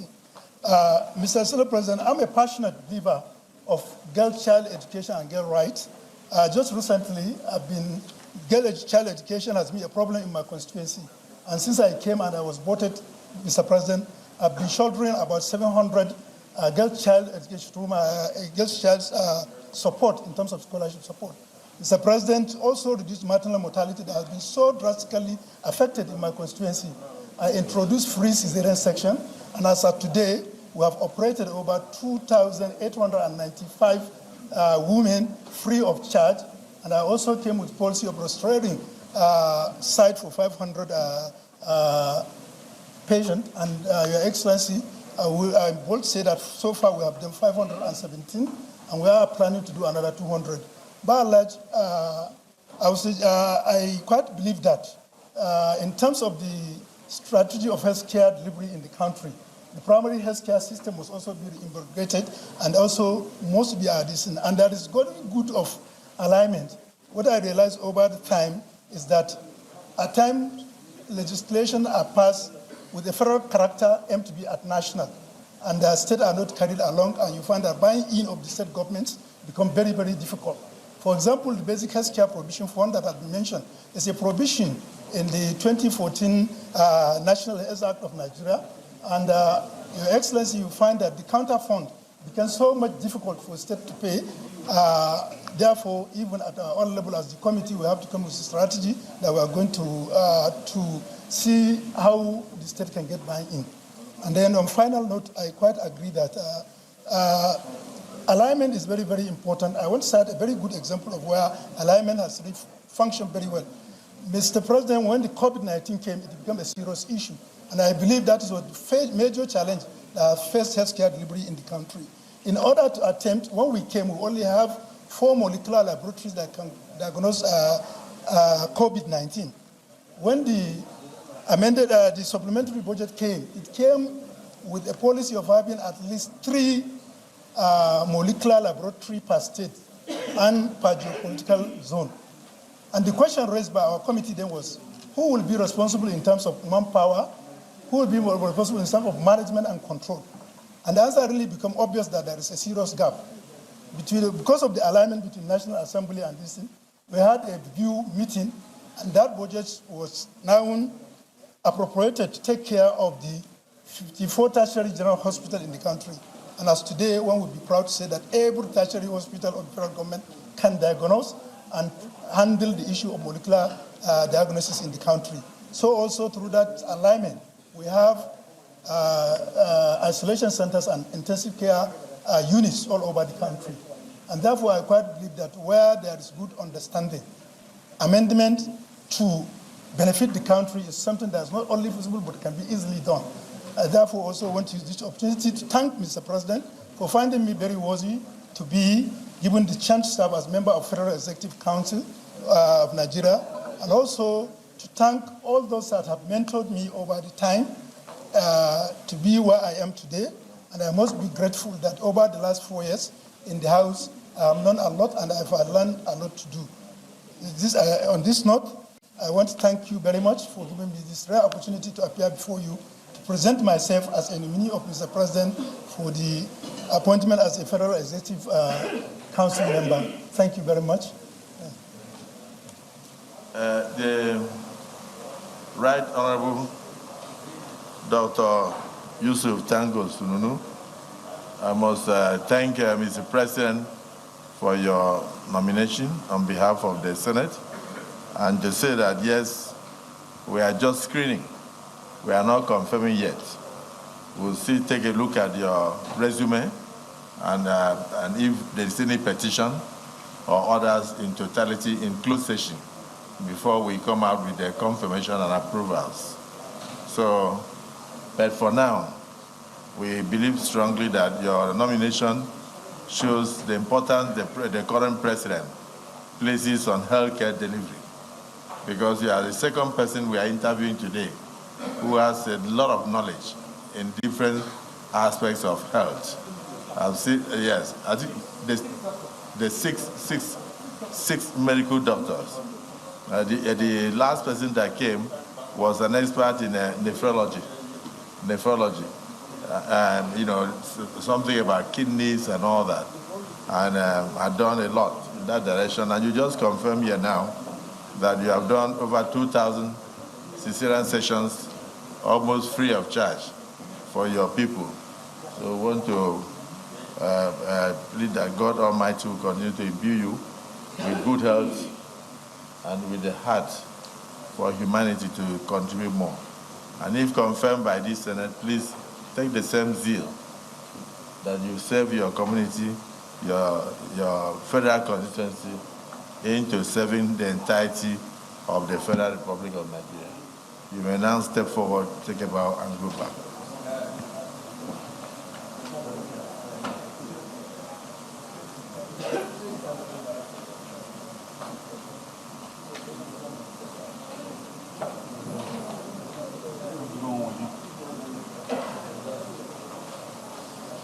Dr. Yusuf Sununu of Kebbi State, 56-year-old obstetrician and gynecologist, making his way out of the Senate chambers, taking a bow after talking a bit about the amount of work that he's done, especially when it comes to public health, the promoter of girl-child education and an advocate of women's health. And we heard the Senate President there commending him for those cesarean operations that he's done for free, 2,895 free cesarean operations that he has done in his state, Kebbi, right there, making the number of nominees from President Bola Tinubu who have been screened today to 38. We hear that coming up next will be a particular nominee who has been described as historic. This man, his name is Zephaniah Gisalo. They say this is going to be the first time an FCT indigene is to be nominated as minister. Remember, he is a former member of the House of Representatives from 2011. He's 53 years old, according to what we found out about him. A graduate of University Jos, a graduate of education, and of course, former chairman of the Abuja Municipal Area Council, stepping up to the podium right now to be screened, Zephaniah Gisalo of the FCT. We have before us Honorable Zephaniah Bitrus Gisalo from the FCT.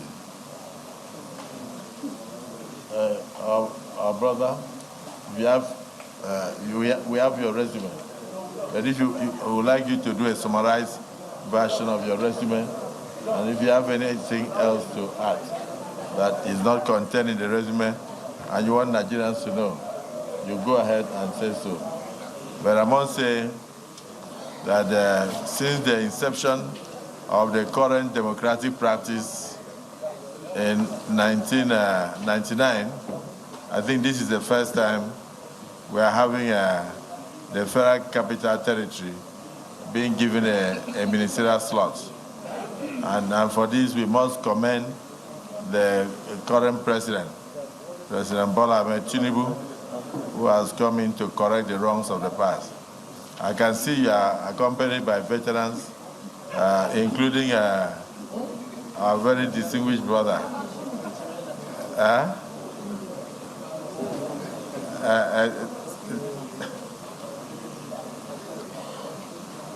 When he joins our party, I'll mention his name. You have the floor.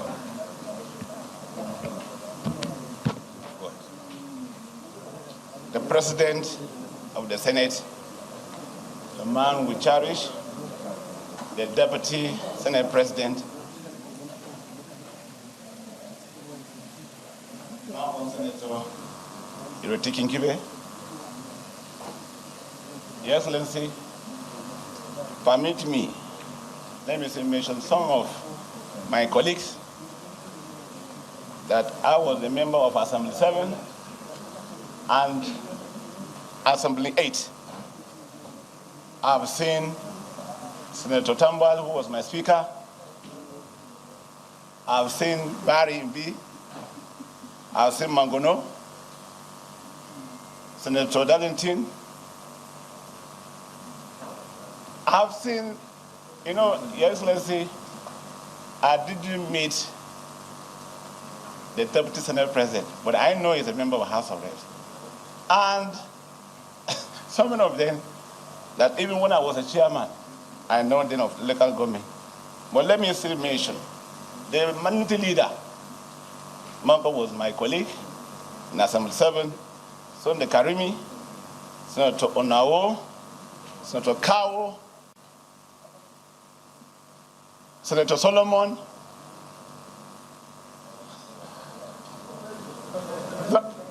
Mangono, Senator Sunday. I'll mention your name, sir. I'll mention your name. And seven of you, sir. The leader. We are all in Assembly 7. Senator Bamidele. Let me mention the only man from Borno State, so. Yes, sir. Your Excellency, the Senate President, let me put it in this way. Let me use this opportunity to thank Mr. President Bola Ahmed Tinubu, GCFR, and the Vice President, Senator Shetima Kassim, for nominating me from FCT to be part of Federal Executive Council. It is a history that the good people of FCT will never forget this gesture. Mr. President, distinguished senators, My name is Zephaniah Gisalo. I'm a member of the Order of the Federal Republic, MFR. I'm born into the family of Mr. and Mrs. Kusa Gariki Gisalo. I'm from Gariki village in Abuja Municipal Council of the Federal Capital Territory. I'm a grandson of His Royal Highness Gisalo Daudu Sape Gariki, Abuja, his blessed memory.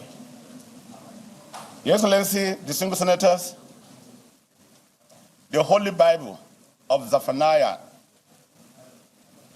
describe my name as the Lord mighty save.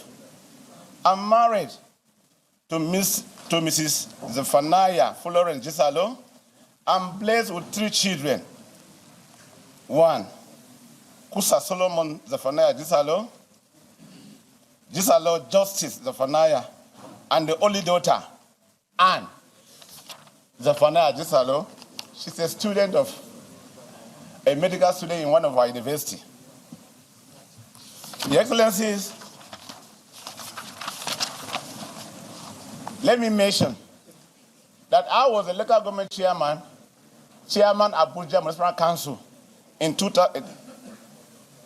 I started in INEC 1990 to 2002, and I left INEC to join into politics, and I become the chairman Abuja Municipal Council for 6 years. Your Excellencies, I left AMAC to come to the Green Chamber. I was elected as a member of Assembly 7, 2011 and 2015. I served in so many committees. If I can mention, appropriation, constituted outreach, Niger Data NDCC, FCT Area Council and Auxiliary Matters, Committee of Defense, Committee of National Security and Intelligence, and Committee of Sport. I'm also a member of Assembly 8. I have served as the Chairman Committee on FCT Area Council and Auxiliary Matters. Also served in Committee of FCT, Committee of Nigeria Army, Committee of Custom Service, Committee of Federal Capital Commission, Committee on Water Resources, Committee on Public Account, Committee on Public Safety and Intelligence. I also serve in the ad hoc committee on Constitution Review. Your Excellencies, I'm happy that I was a candidate of the All Progressive Congress, APC, of the Federal Capital Territory in 2019 general election. I lost to my brother, Senator Philip Aduda. He also lost recently. He's here with me. Your Excellency, the Senate President, I was honored by Mr. President to be the coordinator of APC Presidential Campaign Council 2023 general election, Tinubu general election. So I was the coordinator who coordinated the election of the FCT, and were able to defeat at least the PDP in FCT that we think they are the one leading the FCT. I'm happy. Well, Labour, I don't want to mention. Your Excellency, Your Excellency, the Senate President, I'm happy. I'm from this home, Parliament. I will not forget this home. Wherever I go, I know that I know where I come from. Thank you very much.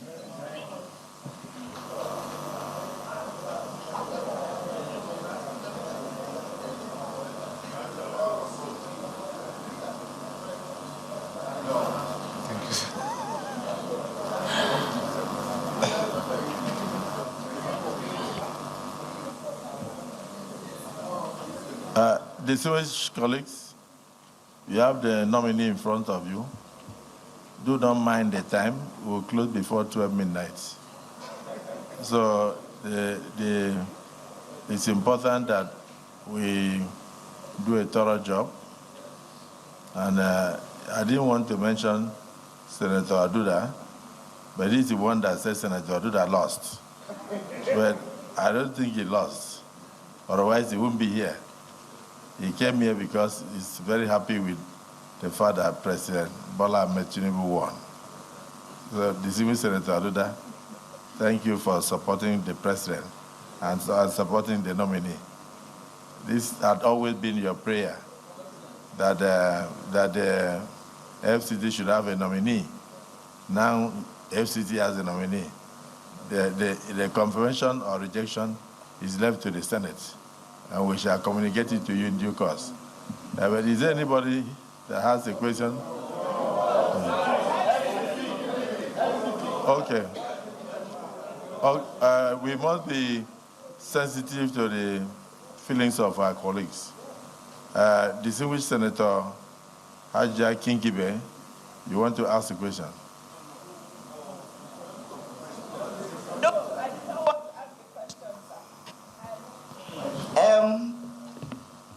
Standing Order 10, I'm Distinguished Senator Ireti Kingibe, not Distinguished Senator Hajia Kingibe. Just light correction on my name. And I would like to commend and support my nominee. Stop. You correcting the interpretation of your name by the Senate President? Because our rule is very clear. Our rule is clear that it's the Senate President that does the interpretation of our rules. So if I interpreted your name to include Hajia, are you questioning the interpretation by the Senate President? Anyway, you can proceed.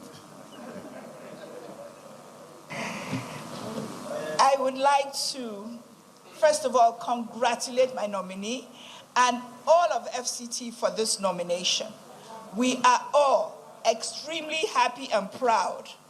We would like to thank the President and the Vice President for actually making this a reality, something we have been wishing and hoping for a very long time. I would also like my distinguished colleagues that my nominee comes highly recommended. I have known him for so many years. Before he became local government chairman, he went through 2 terms. After that, 2 terms in the House of Rep.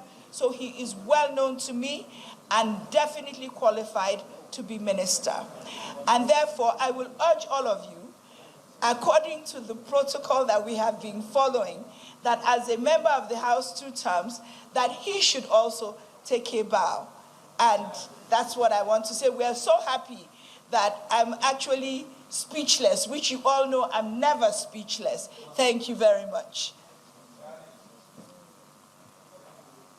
Distinguished Senator Ireti Kingibe.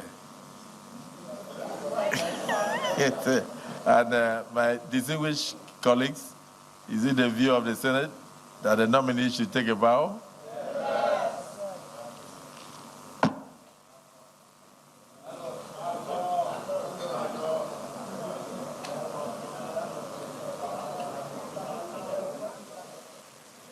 Mr. Zephaniah Gisalo, the very first FCT indigent to be nominated as minister. We saw a bit of drama over there. Just a bit of a background. Senator Ireti Kingibe actually beats former Senator Philip Aduda, who has been talked about quite a bit here. But interestingly, Mr. Aduda actually beat Mr. Zephaniah Gisalo some time back. So a lot of intrigues there, but a very interesting one there. The very first FCT indigent to be nominated as minister, led out of the chamber right now, raising the hopes of the participation and representation of FCT indigents in the Bola Ahmed Tinubu administration.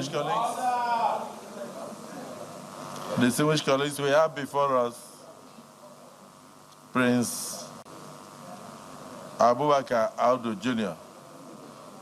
If we have your resume, if there is anything that you want to add to your resume to enable the Nigerian public know about you, and also our distinguished brothers and sisters. Please go ahead. The floor is yours. Go ahead. Your Excellency, the Senate President of the Federal Republic of Nigeria, distinguished Senator Godswill Obot Akpabio, Your Excellency, the Deputy Senate President of the Federal Republic of Nigeria, Senator Barau Jibrin, Your Excellencies, distinguished senators of the Federal Republic of Nigeria, Your Excellency, Mr. Senate President, with your permission, I would like to specifically acknowledge the senators from my state, the 3 senators from my state. I'd like to start with the senator from Kogi Central Senatorial District, Senator Abubakar Sadiq Ohere. Then I'll move to the senator from the Kogi Western Senatorial District, Senator, distinguished Senator Steve Karimi. And very importantly, the distinguished senator from my own zone, which is Kogi East, my father-in-law. My father-in-law, yes.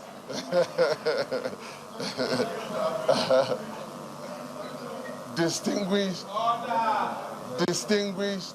Senator Jibril Issa Echocho. Your Excellency, the President of the Senate, I would also like to use this opportunity to specifically thank the Executive Governor of Kogi State, who has deemed it very fit and important to personally be here this evening, Alhaji Yaya Adoza Bello, the White Lion of Kogi State. I would also like to acknowledge our APC governorship candidate, Alhaji Usman Jibrin, Alhaji Usman Ododo, as well as the rest of the entourage here this evening. Your Excellencies, distinguished senators, my name is Prince Shuaibu Abubakar Audu. I was born on 6th of November 1980. So I'm 42 years old, to the family of late Prince Abubakar Audu and late Hajia Habibat Rebecca Audu. Prince Abubakar Audu was a colleague of many of you distinguished senators here today. He was also a colleague of the President of the Federal Republic of Nigeria, President Bola Ahmed Tinubu.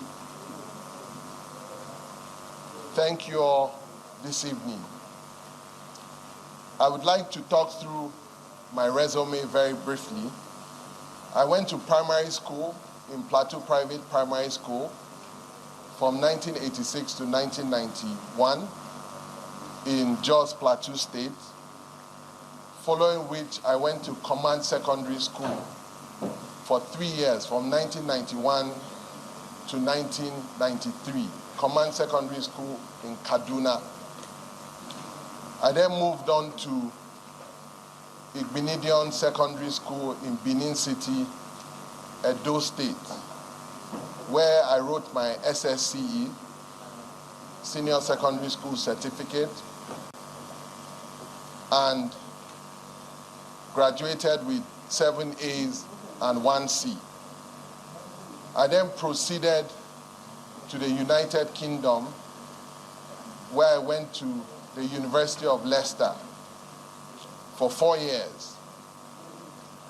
And I graduated with a bachelor's degree in business economics with a 2-1 degree.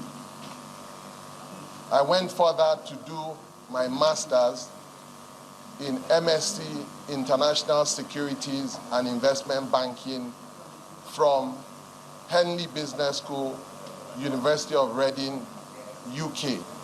Capped it off with a master's degree and MBA degree from the University of Oxford, United Kingdom. As you all know, University of Oxford is one of the finest universities in the world, and also the oldest university in this English-speaking world, at over 800 years old. My professional career over the last 20 years was spent in investment, corporate and investment banking, as well as asset and pension fund management. I spent the last 20 years at Stanbic IBTC Bank. I joined the then Investment Banking and Trust Company in the Global Markets Division or Treasury Division for 2 years, where I traded fixed income securities and bonds. I then moved on subsequently to the pensions business when the Pensions Reform Act was signed into law by the then President Olusegun Obasanjo. We went ahead to set up Stanbic IBTC Pension Managers Limited, which is currently the largest pension fund administrator in Nigeria. I helped to set up the investment management desk, where I was the head of the investment management team. I then moved on to the asset management business of Stanbic IBTC, where I rose to become an executive director at the asset management subsidiary. The asset management subsidiary is also the largest asset management business in Nigeria. I also carried out that role concurrently with being appointed the Chief Executive Officer of the venture capital business at Stanbic IBTC, of which financials reported directly to the investment banking business. During my 20-year career, I spent some time at Bank of New York Mellon in conjunction with the banking company I was working with to manage the CBN FX reserves. There was an arrangement that was signed back then, which has since terminated. That arrangement allowed me to work and do some trainings at Bank of New York Mellon in Boston, Massachusetts. I also spent some time at Credit Suisse First Boston in the global headquarters at Zurich, Switzerland, where we helped to manage over $800 million of the CBN FX reserves. Having spent the last 20 years in investment banking and asset management, I decided to take all the skills I had gathered from the private sector to participate in partisan politics. And I ran for governor of Kogi State at the recently concluded elections, at the recently concluded primary elections in Kogi State.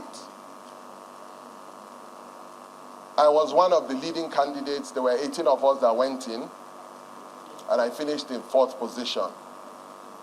Initially, I had gone to court to challenge the outcome, but being a party man, and the fact that I remembered that my father, Prince Abubakar, was one of the founding members of the All Progressives Congress in 2013,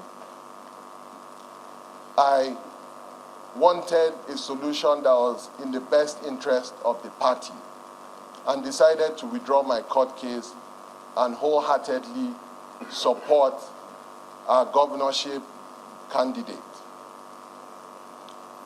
Having supported our governorship candidate, we also used the opportunity to thank the President of the Federal Republic for deeming it fit to nominate me as a ministerial nominee. I think this is the message to the world that the President is a talent hunter and the President believes in giving the youth of Nigeria an opportunity to excel in their areas of competence or desire.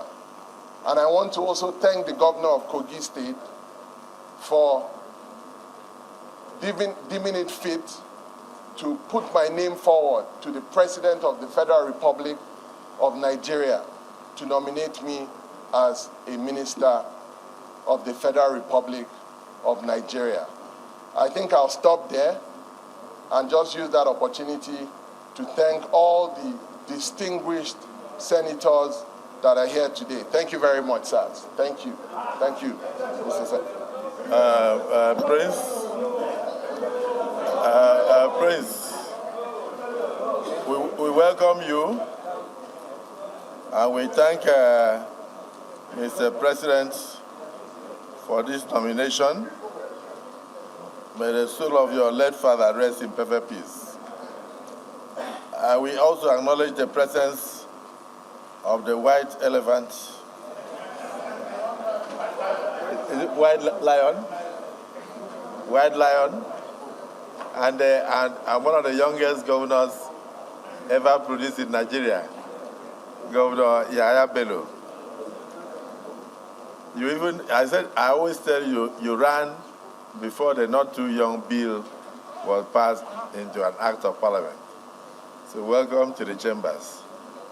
I know that everybody in Kogi would like to say something, but let me start with Senator Karimi. Thank you, our esteemed President, my distinguished colleagues. Thank you, my governor, for being here. Mr. President, my colleague, the man before you is a well-schooled, well-mannered man. You can see his CV. There is no any adulteration in this CV. We are very proud of him.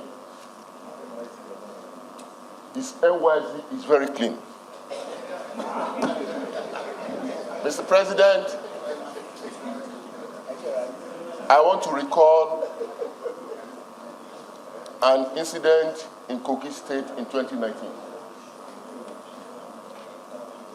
We had an election that was well conducted and running to an end.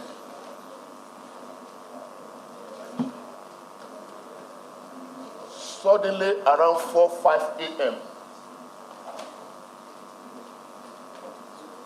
2015, meant to say 2015. Suddenly, around 4-5 a.m., on the following day, the man that was winning the election, suddenly, he was no longer, he gave up. This is the man, this is the son of the man. And the man contributed a lot to Kogi State. He loved our state so much, he gave his all for Kogi State. Having his son as a minister is a tribute to the man. So, in other words, you are lost for words.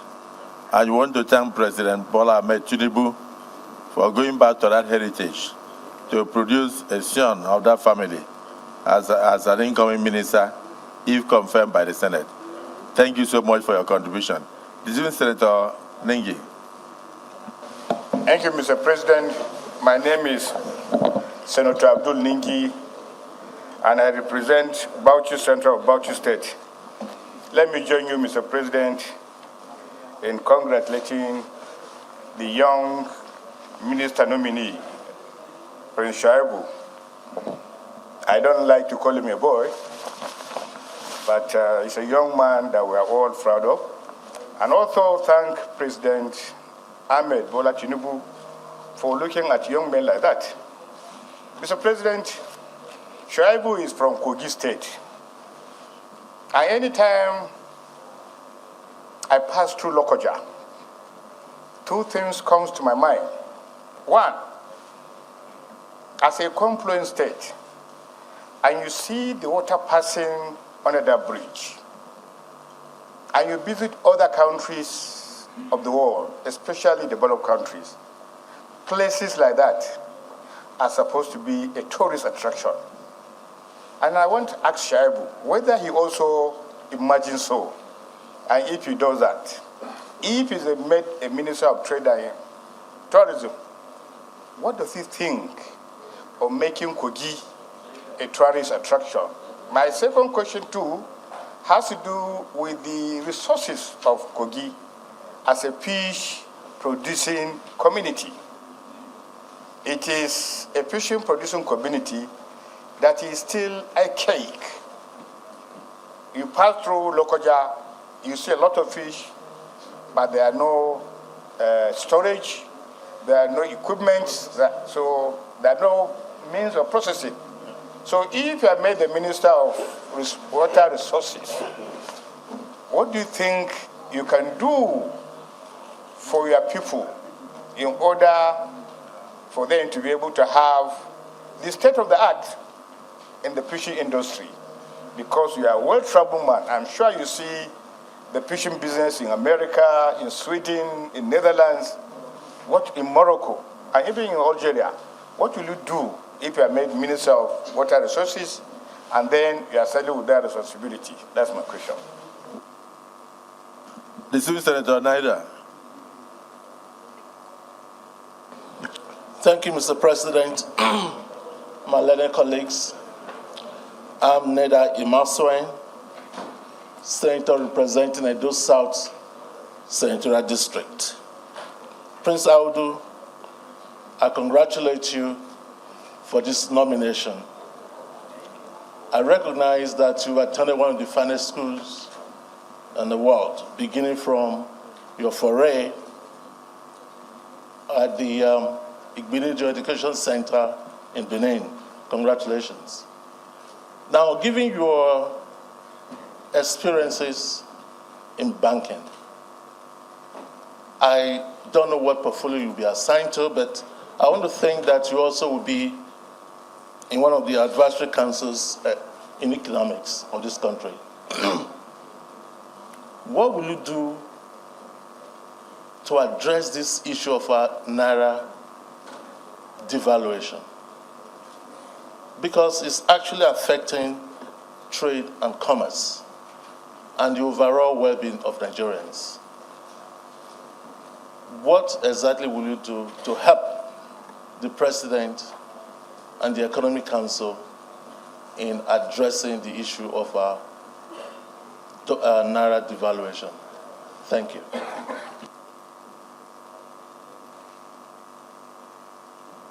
Distinguished Senator Sadiku.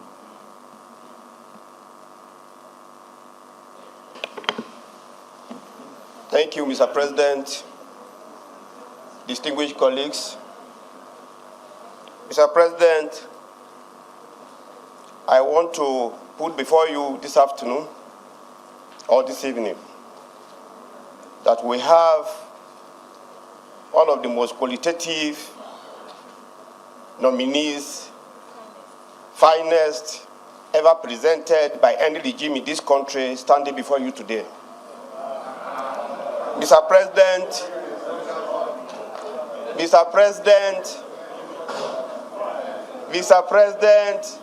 I am proud of my product and he's open to any question. Mr. President, we have here Prince Shuaibu from Kogi State, well experienced and well trained with background on business, education, and economy. Mr. President, our duty this afternoon as a senator from Kogi State is that we are united. We are united to appeal to our colleagues to please accept this nominee as a nominee of the Senate, bearing from the fact that the nominee standing before you, Mr. President, distinguished colleagues, is an in-law to one of us who has paraded very extensive credentials, and above all, is a disciplinarian, industrious, and very, very hardworking young man that we believe that, if considered, will add well into the Federal Executive Council contributions and make Nigeria more meaningful for all of us. But however, Mr. President, I will end by asking him how he's feeling now about the business community in Nigeria. The ease of doing business in Nigeria is gradually becoming a difficult one, especially judging from the recent hike in tariffs and all of that things connecting to business. I will want him, Mr. President, to advise or explain to this hollow chamber how he can use experience to advise the federal government on how to smoothen the ease of business, doing business in Nigeria. And beyond that, I want to appeal to my distinguished senators and colleagues that the nominee eventually should be allowed to take the leave of the Senate pending consider after he has successfully answered the questions. Thank you, sir.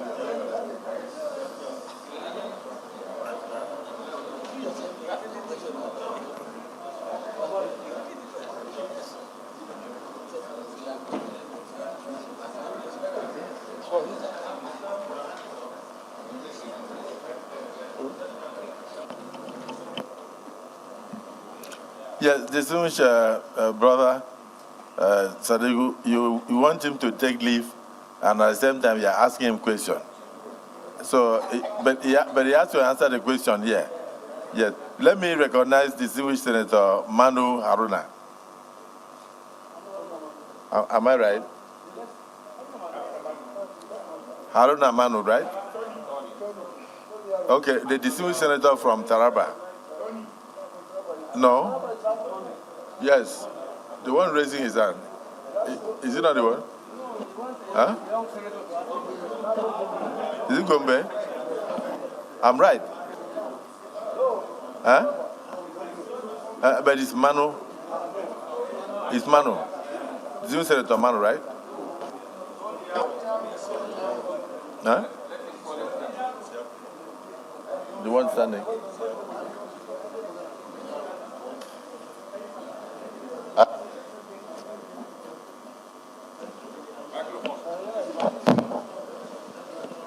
Thank you, Mr. President, sitting as chair. My name Anthony Siakoyaro from Gombe South.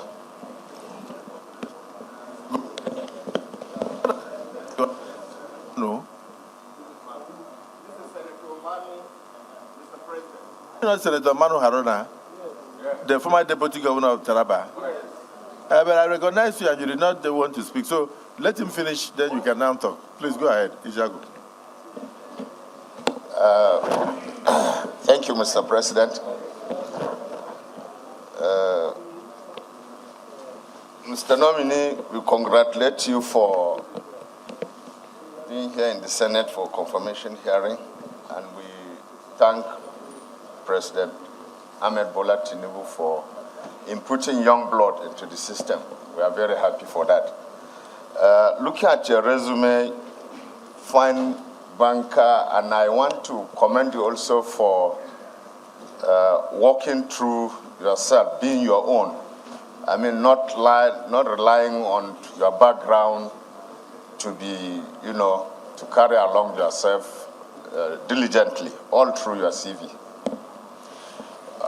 What I want to note is, in case you are assigned to any finance portfolio, be it budget planning or Ministry of Finance, the general thinking in our parlance, in the government parlance, is that we go a borrowing, defining borrowing capacity as a percentage of GDP.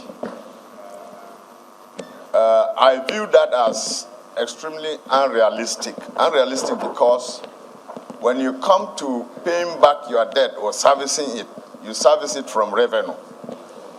So if you want to look at it realistically, Mr. Nominee, will you agree that it's better to, I'm talking this because of the background of our position of debt today, running to over 70, that let's look at it realistically as you continue to work, that when we are looking at capacity to borrow, that we look at our revenue, our capacity in our revenue, not GDP. Because when you are paying or servicing, you can't do it from that GDP. So let's not go a borrowing and go to the level that we cannot service or repay principal at a time. What's your thinking about that? Thank you.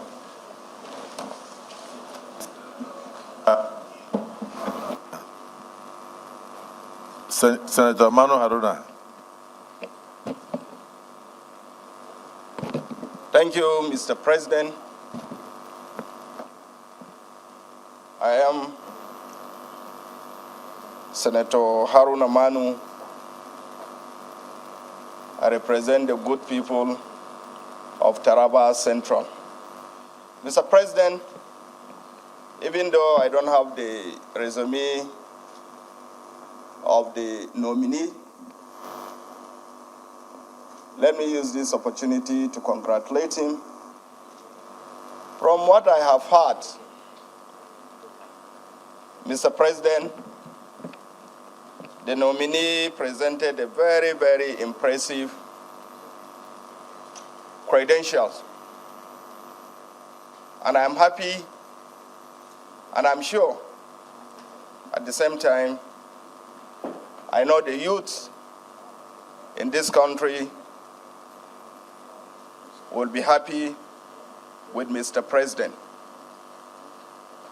Nominating not only youths, but youths that have the wherewithal when eventually this Senate confirms them, I know that they will bring their experiences to bear in this government.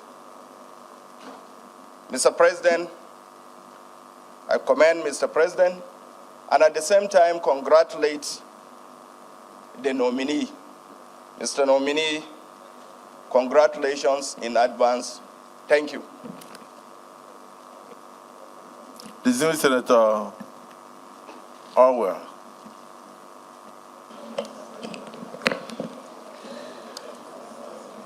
Thank you, Mr. President. I am Orwell Onyesu.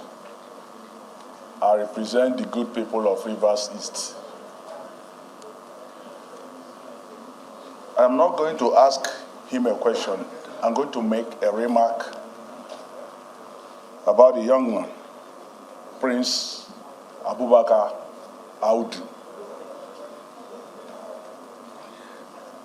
I see him as a marvel to behold.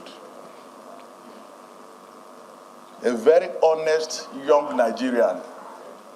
Since we started this screening, from the papers they've submitted, he has paid the highest amount of tax to the federal government. He is a sound mind,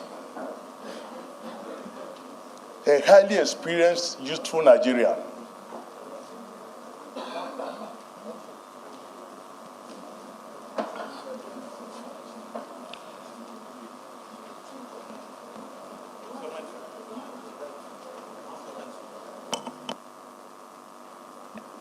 Yes, Senator Orwell Onyesu. I wanted to hear what you said.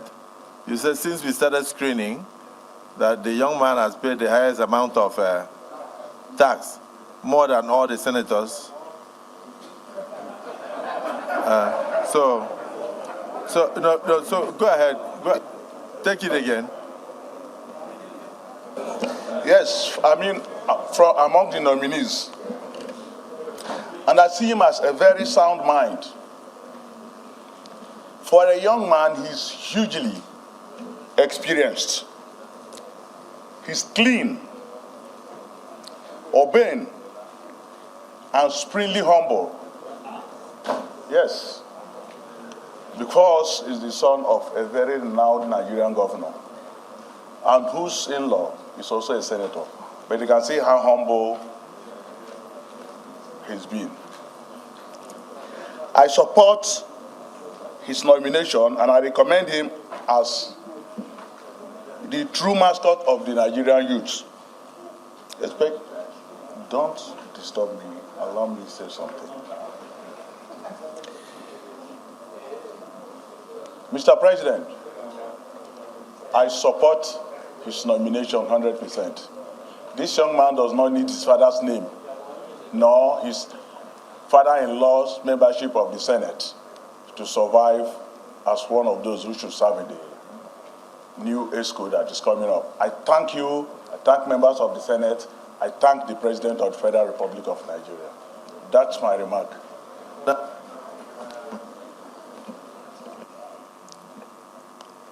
Distinguished Senator Issa Jibrin Echocho. Nothing to add. Well, if there is nothing to add, then yield the floor. You are the in-law. If there is nothing to add, then yield the floor to distinguished Senator Aliyu. Huh? Or is the in-law? So distinguished Senator Aliyu. Come on.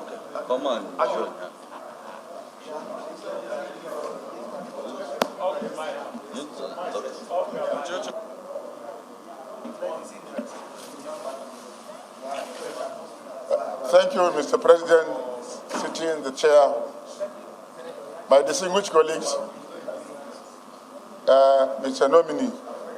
Mr. President, let me start by thanking President Commander-in-Chief for appointing our son to be the Minister if confirmed by this Senate.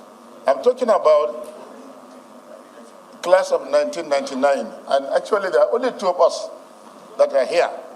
Class of 1999 governors, myself and the OG Galo. So on behalf of all the class of 1999, let me thank Mr. President, Commander-in-Chief, His Excellency Bola Ahmed Tinubu, for appointing this young man to serve in his cabinet, if confirmed by the Senate. Mr. President, I look at the CV of this gentleman. It is very, very rich. And in it, I found that he managed about $2 billion worth of pension fund. Presently, the Nigerian Pension Commission has well over 17 trillion naira in its kitty. And a lot of people are of the opinion that these pension funds can be used to fund the infrastructure, even though the head of the civil service of the Federation and many other civil servants are of the opinion that pension fund is not meant for that. But in many countries in the world, they use pension funds to fund the infrastructure. I want to ask the nominee whether it is advisable to use pension funds to fund infrastructure in Nigeria, because there is a serious deficit in our infrastructure and money is badly needed. And that's why we even go borrowing to ensure that we provide the necessary infrastructure for the economy to survive. And I want the nominee to comment on this. Thank you, Mr. President.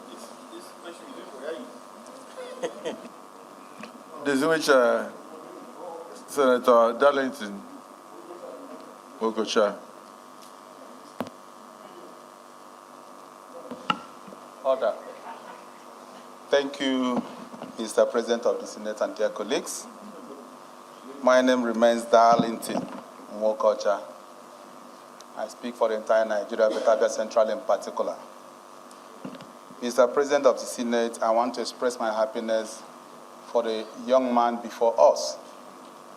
That gives a whole lot of hope for the younger ones. And I want to commend the sitting governor that recommended you.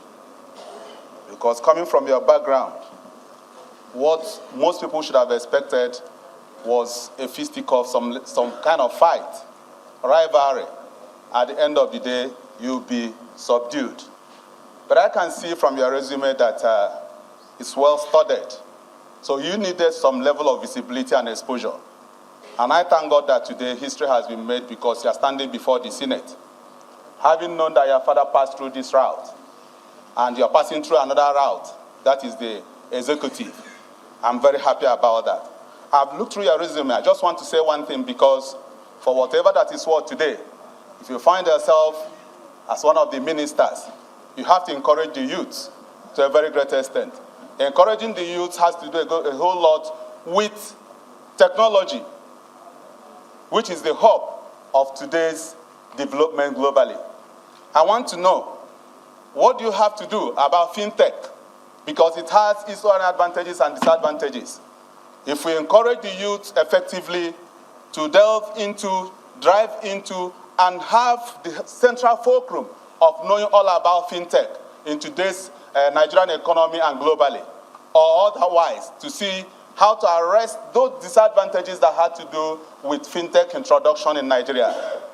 What will you do at the end of the day to help our economy in this direction? Thank you. I think the nominee has enough questions to answer. And even this last one, because your appointment will encourage a lot of youth. And today you are a role model for Nigerian youth. So you speak to Nigerian youth through this question.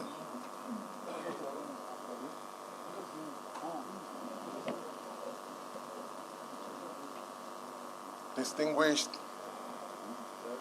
Senate President Senator Godswill Akpabio, and all the other distinguished senators present.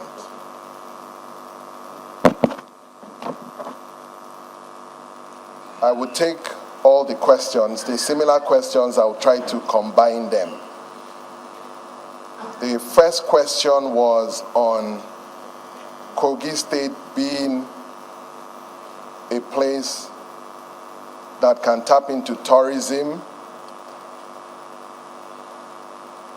or fish producing community. What would we do to facilitate some of the water resources that are available in Kogi State for the benefit of the country? Just to mention, like you all know, distinguished senators, Kogi State is the confluence city where the longest rivers in Nigeria, River Niger and River Benue, meet. And based on that, as well as the habitat there are a lot of natural resources in Kogi State. I believe that some of the things that can be done to enhance tourism is already being done by the current governor in terms of infrastructural development. I think that the APC government can ramp up on that with the new administration that will come in after November, which would generally facilitate and help tourism across the state. It's important to know that there are various places and countries around the world, some of the things that they've done to succeed, which we can learn from. The likes of Dubai, which 50 years ago was almost a desert, today has unbelievable amounts of buildings, and most of their monies are gotten from tourism. I think that there are ways of learning from those environments, even in terms of trying to even bring in some additional consultants to make some, additional recommendations from those environments. The water resources, I think some of the pollutions and some of the things that are done are affecting the habitat. I think those things need to be looked at diligently so that the habitat in terms of the water resources can be looked at, and that can grow the fishing and tourism industry. In terms of the other question from the distinguished senator from Edo South, Senator Imas Swen, what I would do to use my experience in banking, if I'm on the Economic Advisory Council, and how the Naira devaluation would be mitigated. First of all, I would like to acknowledge that liberalizing the FX policy was one of the most brilliant decisions that the President of the Federal Republic could have taken, and he took that decision on day one of this new administration, because the FX reserves was bleeding and a lot of money was being expended on defending the Naira when the parallel market was trading at a much higher rate and creating an arbitrage opportunity for people to take money where it's discounted and then make supernormal profits. And I think the president, with his experience, has done a great deal. I think once investors see, and they've acknowledged from the World Bank reports and from the international reports that have been generally coming out, it's clear that the decision is the right one. In terms of the amount of foreign inflows that have come in to Nigeria, that has increased.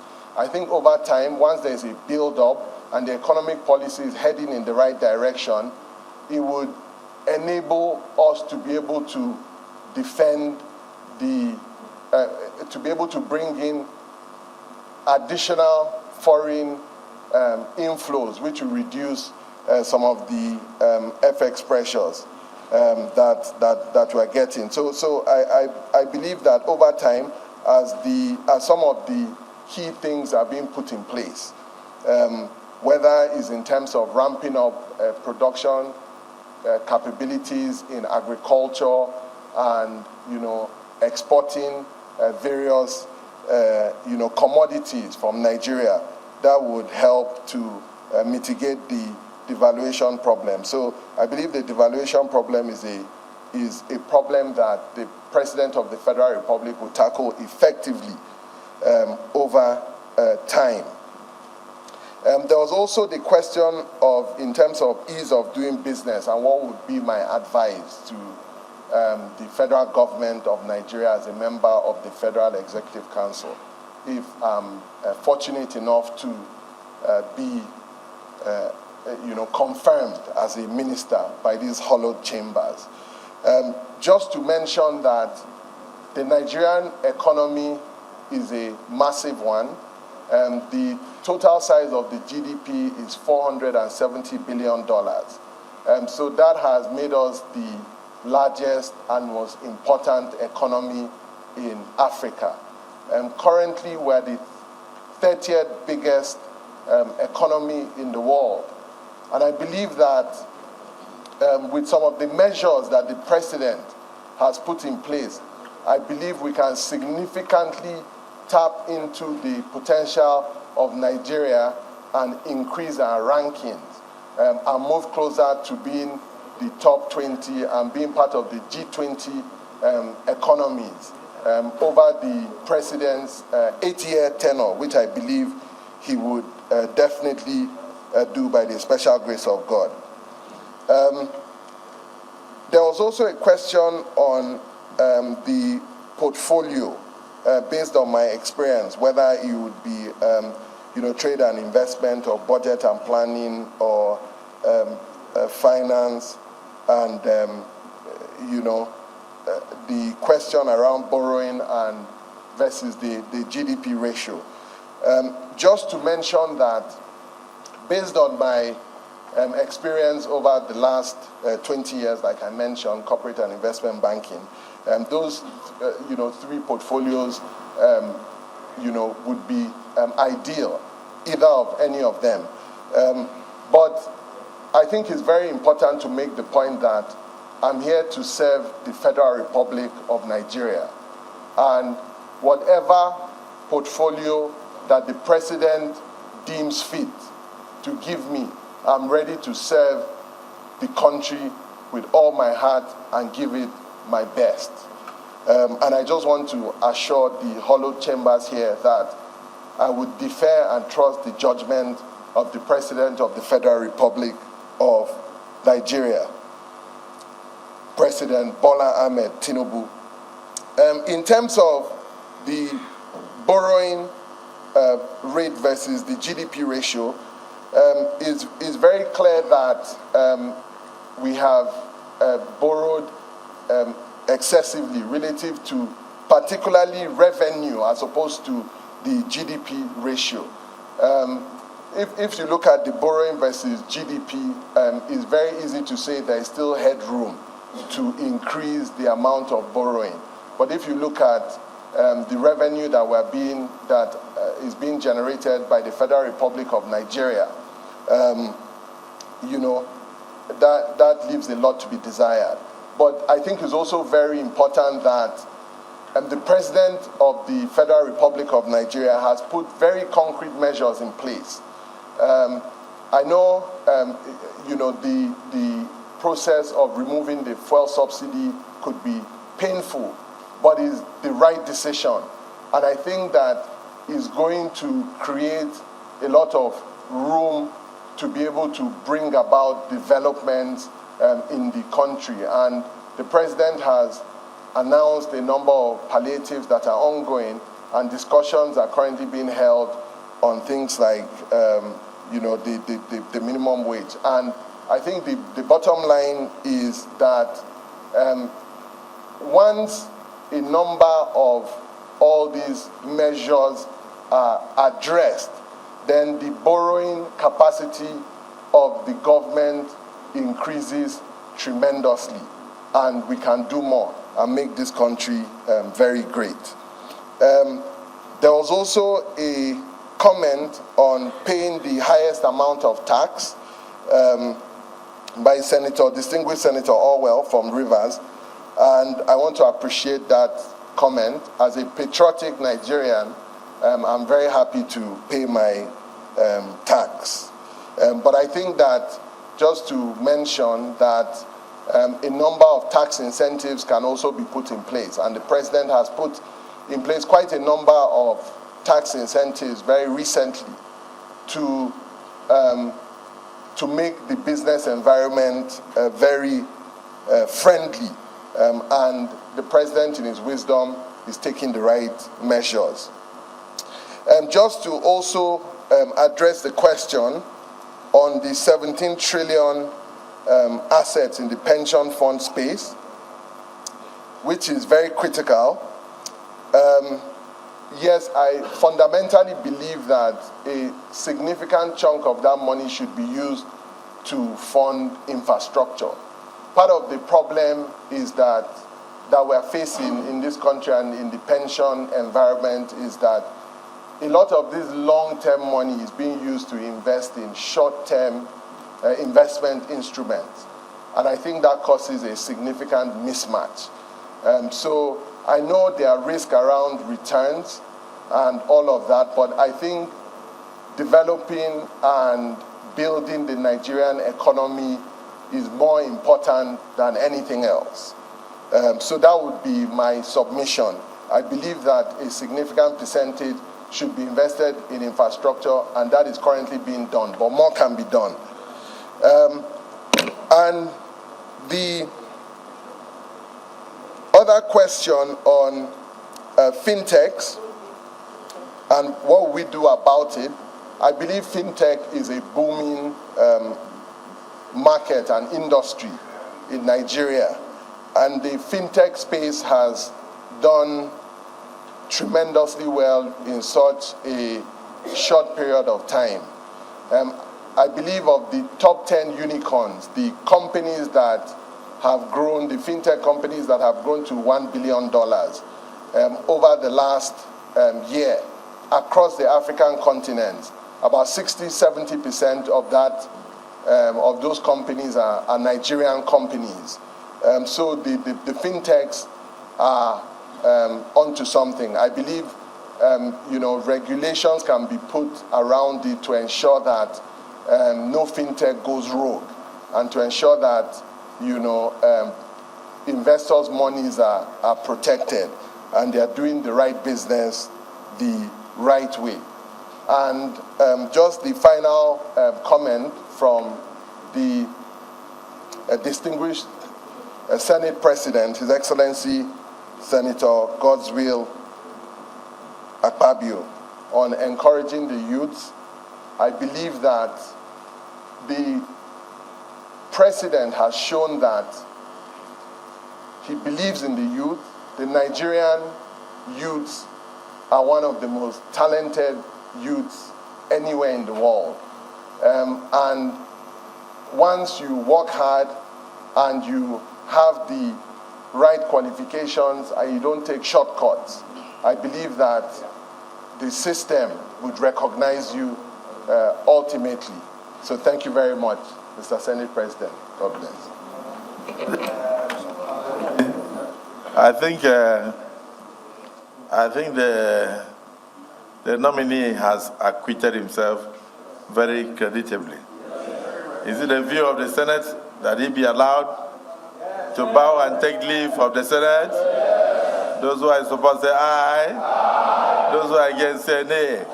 The ayes have it.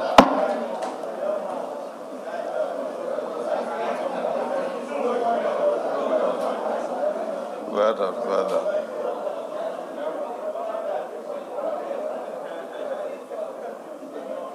And with that, Prince Shuaibu Abubakar Aldu of Kogi State, the nominee of President Bola Ahmed Tinubu, makes his way out of the Senate chamber right now. Of course, you heard the Senate President call him Abubakar Aldu Jr. because he is the son of late Prince Abubakar Aldu. And as we heard from the conversations here today, the son-in-law to Senator Jibril Issa Echocho, we saw the governor of his state, Governor Yaya Bello, personally escorting him into the Senate chambers. I asked quite a number of questions about Naira devaluation. He supports the liberalization of Nigeria's FX policy, also talking about the ease of doing business, export capabilities of his home state, Kogi, borrowing versus GDP ratio, and ready for any portfolio, according to him. And that has been the 38th person, or rather the 41st person to be screened by the Senate right here at the Senate chambers at the National Assembly in Abuja. If you're just tuning in, we have been watching the ministerial screening of ministerial nominees sent to the Senate by President Bola Tinubu, and making his way right now to the podium is the next ministerial nominee to be screened by the Senate, and we hear that is Mr. Ahmed Gwarzo from Kano State.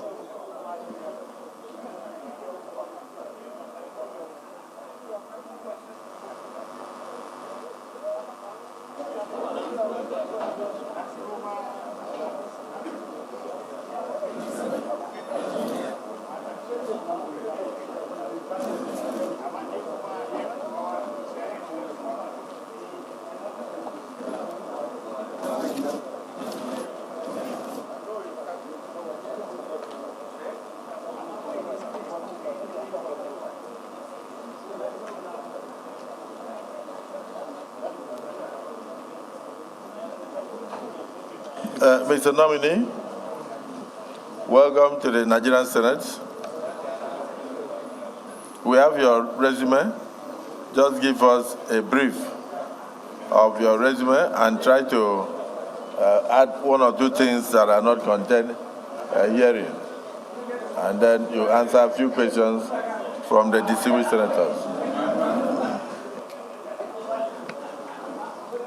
Excellency, the Senate President, distinguished Senator Godwin Afabio, Your Excellency, the Deputy Senate President, Senator Barrow Jibril, my senators from Kano, distinguished Senator Faisani Hanga, distinguished Senator Abdurrahman Kawu Sumaila, distinguished senators, the principal officers of the 10th Senate, distinguished senators of the Federal Republic of Nigeria, the senior special assistant to the President, distinguished Senator Abdullahi Guma, members of the press. My name is Abdullahi T. Mohammed Gwarzo.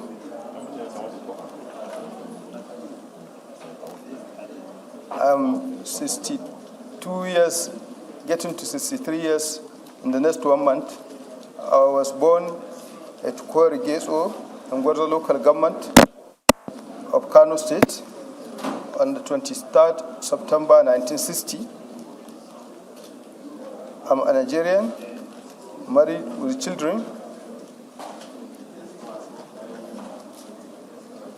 I finished my primary school in the year 1977 at Gwarzo Day Primary School. I went Gwarzo Secondary School from 1977 to 1979. From there, I went to Science Secondary School, Dawakin Kudu in Kano State from 1979 to 1982. Then I went to School of Basic Studies, SBS Zaria, from 1982 to 1983. I was enrolled in the Department of Science, Textile Science and Technology Abuse area from 1983 to 1988. I went for national service in Bendel State, 1988 to 1989 in Asaba, Delta State, now present Delta. After the service, I joined politics, where I joined Social Democratic Party, SDP, and I was elected local government chairman. That is from 1991 to 1993. After that period of time, I went for another election under National Center Party of Nigeria, the same local government election from 1997 to 1998. Then I was appointed caretaker chairman from 2003 to 2004. Elected chairman Gwarzo local government again from 2004 to 2007. Chairman Alausa Kano State chapter 2004 to 2007. Special advisor to Kano State governor on special duties 2007 to 2007 again. Elected deputy governor Kano State under AMPP. I was a running mate of Male Ibrahim Shekaro from 2007 to 2011. I was given Ministry of Water Resources as overseer. Then, after that period, I went for governorship election under the platform ACN to 2011. Then I was given, after the formation of the APC, I was the interim chairman of the party in Kano State. That is 2013 to 2014. I was also the chairman, a member of the board of trustees of the APC in 2014. Then chairman governing council of the Federal College of Education Zaria from 2021 to 2020 to date, up to 2023.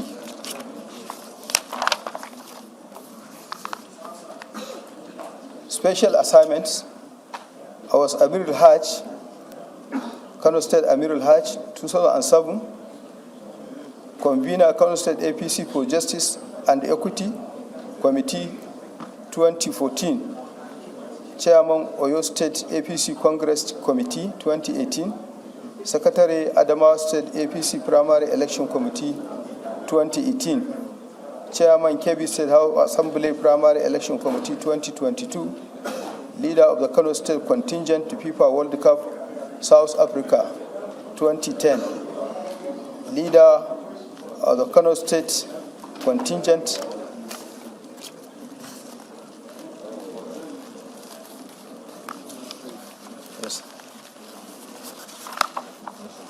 Leader of the Kano State Contingent to FIFA World Cup, South Africa, 2010. Leader of the Kano State Contingent to Water Sanitation Conference in Colorado, 2009. So these are some of the achievements I have made during this period of time.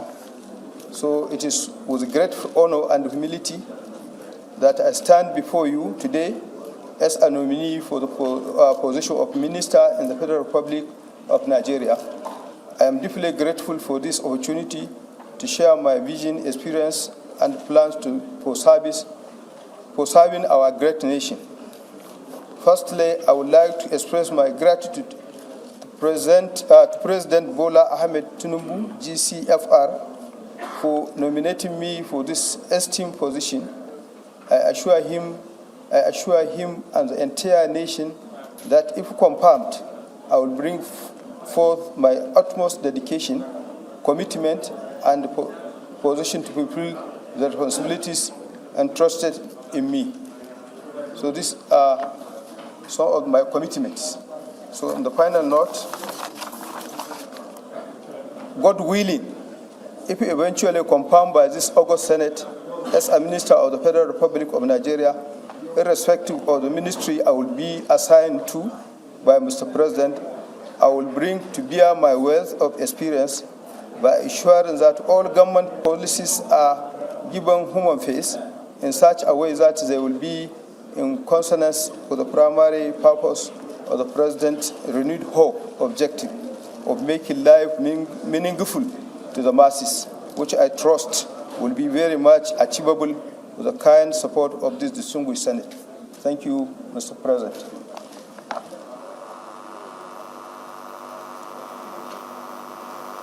Yes, Deputy Senate President. Thank you, Mr. President, sitting as the chair. I am Barrow Jibrin, representing Galo North. Mr. President, let me start by commending Mr. President for bringing forward this patriot, a gentleman by excellence, an ASU politician, someone who has served his country in various capacities as one of his nominees to serve in his cabinet. Mr. President, Engineer Tijan Mohamed Gwarzo is known to everybody in Kano State.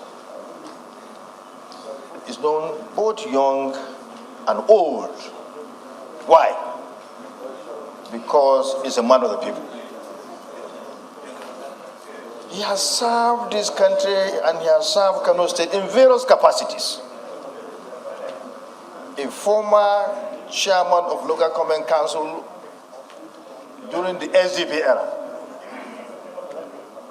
He was one of those politicians that worked very hard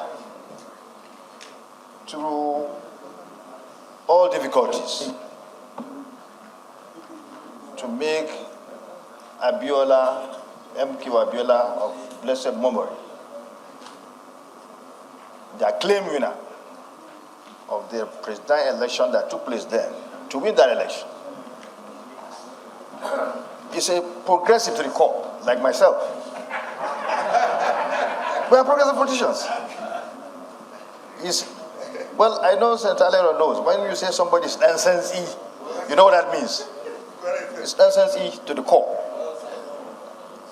He was a student of Mala Aminu Kano, then later became a political student and son of late Abubakar. You know what that means? He did everything very well when he was chairman of local government of Gwarzo, rose through the ranks, served as commissioner, then became the deputy governor under Mala Ibrahim Shekaro.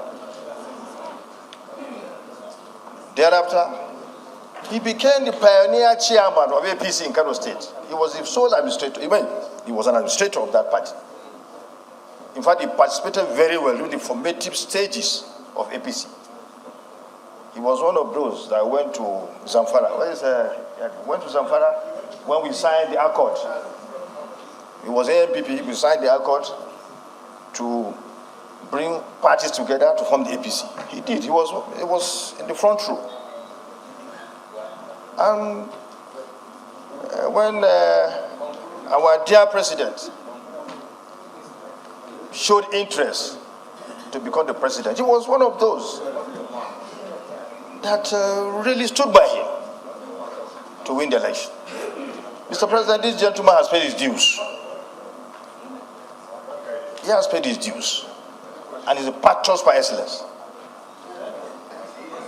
And that's a politician. So I want to urge all of you to please take cognizance of his track record, to please allow him, probably make some commendations. I know Senator Tambo would like to speak on his behalf, and also Yari, who has been his political friend, and others, so that he can take his leave. Mr. President, so submit. Thank you very much. Yes, the distinguished Senator Ekong Samson. Thank you, Mr. President. My name is Ekong Samson. I speak for Akwebom South, oil rich. I want to convey my deep congratulations to the nominee. I have gone through his CV. One aspect that thrills me is his background in Algon. We recall that our local government system right now is under pressure. So much is being expected of the grassroots, and if we have a more efficient system, this country will be the better for it. I would like to ask the nominee, as the former chairman of Algon, who has a very rich background here, what do we need to do to strengthen the workings of the grassroots? Because if councils are strengthened, much of the concerns on security will have been addressed in this country. So, from your background as a former council chairman, and given your background in Algon, what do we need to do to make the system more functional? Thank you. Yes, distinguished Senator Yari. Thank you very much, Mr. President.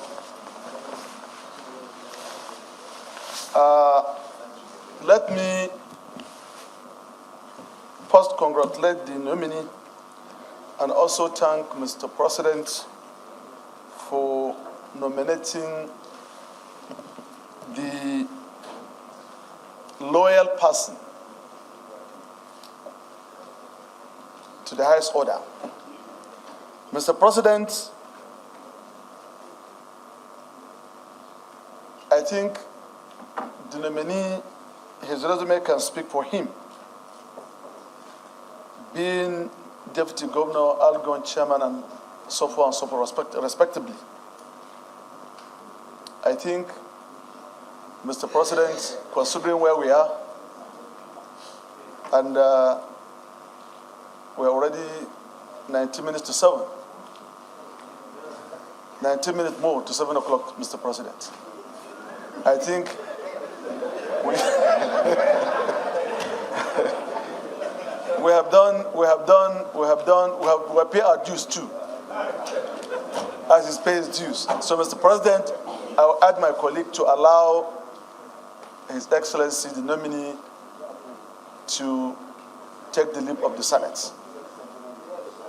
So, Mr. President, graciously, if you can ask the question, I think I'll get my motion will go without seconding. Thank you very much, Mr. President.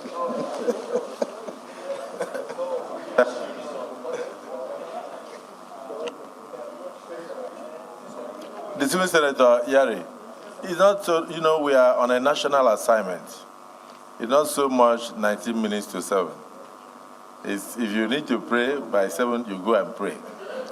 But the prayer will be for God to strengthen us to continue in this national assignment. And if you also wish that we step down the nominee to report tomorrow, I will also direct accordingly. It's the wish of the Senate. So the distinguished Senator Ismaila Kau, you notice something. When the Deputy Senate President from Kano spoke, he spoke on behalf of the good people of Kano. So you coming to raise your hand again means you want to counter the Deputy Senate President. Okay, counter the Deputy Senate President. Mr. President, my dear respective colleagues, I am Suleiman Abraman Kau Sumaila, representing Kano, yes, South Senatorial District. Mr. President, I raise my hand to second the motion heavily moved by distinguished Senator Abdulaziz Yari that the time is against us. Yes, we are doing a national assignment, which is very paramount in the life of this country. But it happens that the nominee too must go and observe his prayer because it is only 2 minutes remain for him to go and do his own. Then we will continue with what we are doing individually.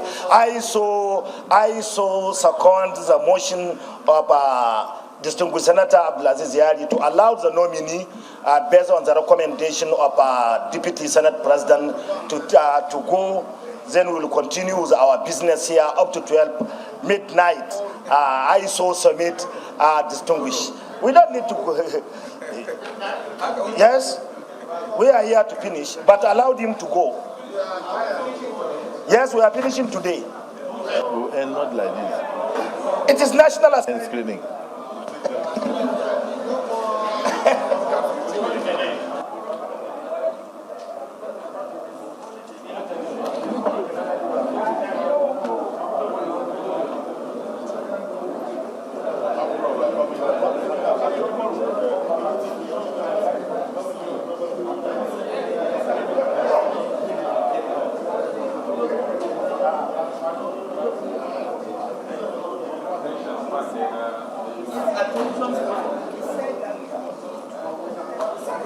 Well, the Order 52, Sub 4. A senator must confine his observations to the subjects under discussion and may not introduce matter irrelevant thereto. So, starting from Senator Yari down to Senator Kawu, you must confine yourself to the confirmation and screening taking place here. Don't introduce matters irrelevant thereto. So 2 of you are ruled out of order. Senator Hanga.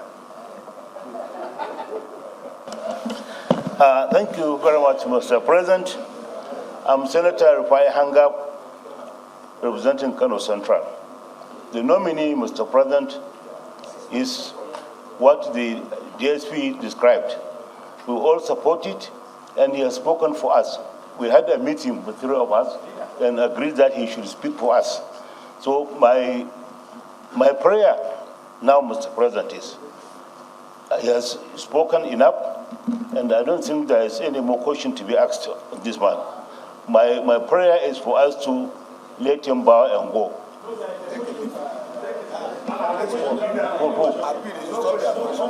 My appeal, sir. Yes, sir. That is why the words of our elders are words of wisdom. Distinguished Senator Hanga, thank you for confining your speech to what we are doing here. The nominee, it is not because of time that we are allowing you to go. It is because we believe you are capable of answering all questions. So we will not keep you throughout the day. So answer the few questions and thereafter you take a bow.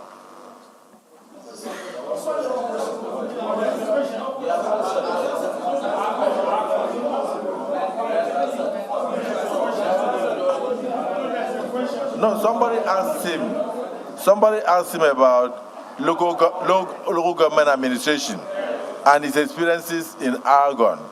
And if he's in the Federal Executive Council, what he can do to strengthen local government administration in Nigeria. Is that not a relevant question?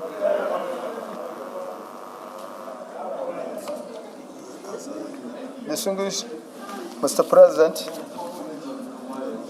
for local government administration to be okay, especially to do with the security situation we are in today, only 2 answers. Number 1, autonomy of local government, and the number 2, local government election shall be transferred to INEC. If we're able to do that, that's what. Yes. He has made 2 suggestions, that improvement in the security situation in all nooks and crannies of the country, and then at the same time, the autonomy of the local governments for funds to go directly to the local governments. I think that had always been the position of the legislature in Nigeria. And then the third part of it is that for transparency in elections, the elections should not be handled by the states. They should be transferred to INEC or a national body that will ensure that all parties are treated equally. We want to thank you for your contributions. You may now step forward and take a bow.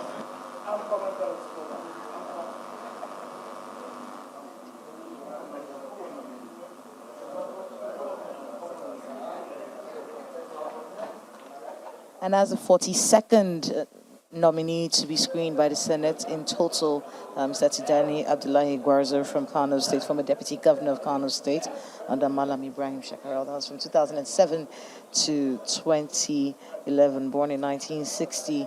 And of course, we heard from a lot of his colleagues there, a lot of his friends there, speaking about his pedigree, student of Malam Aminu Kano and Abubakar Rimiso, quite a respected man by the men in these chambers. Of course, talking about how he moved up the ranks from local government chairman to commissioner to pioneer chairman of the APC in Kano State as well. Mr. President, very distinguished senators, may I move that we suspend the other items on the order paper for today, so that by the grace of God we can energetically resume the confirmation hearing on the next legislative day.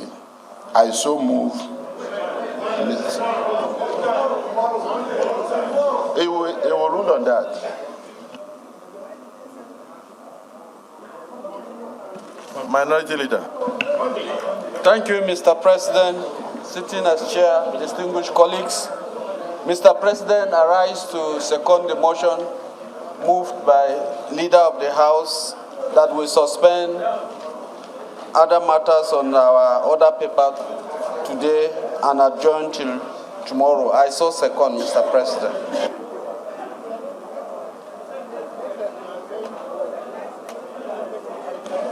Leader of the Senate, a motion has been moved and seconded that this Hallowed Chamber do suspend the other items on the order paper to another legislative date. Those who are in support of this motion say aye. Aye. Those who are against say nay. The ayes have it. Leader of the Senate.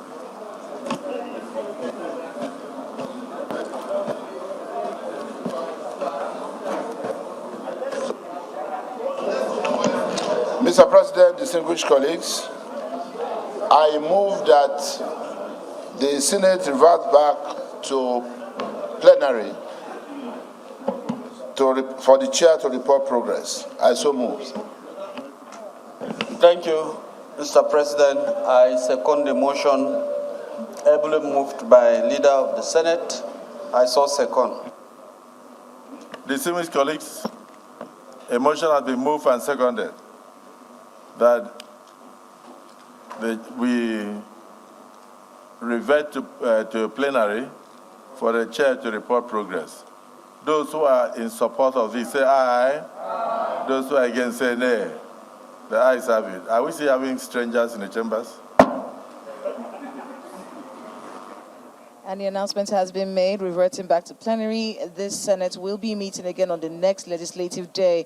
Quite an interesting few hours we have had all day, starting with that interesting letter that was sent by President Tinubu, where we heard that Dr. Miriam Shetty was withdrawn from the ministerial nominee list and to be replaced by Dr. Mariga Mahmood. And of course, we saw the addition of Mr. Festus Kayamo to that list, bringing the total number of ministerial nominees to be screened by the Senate to 48.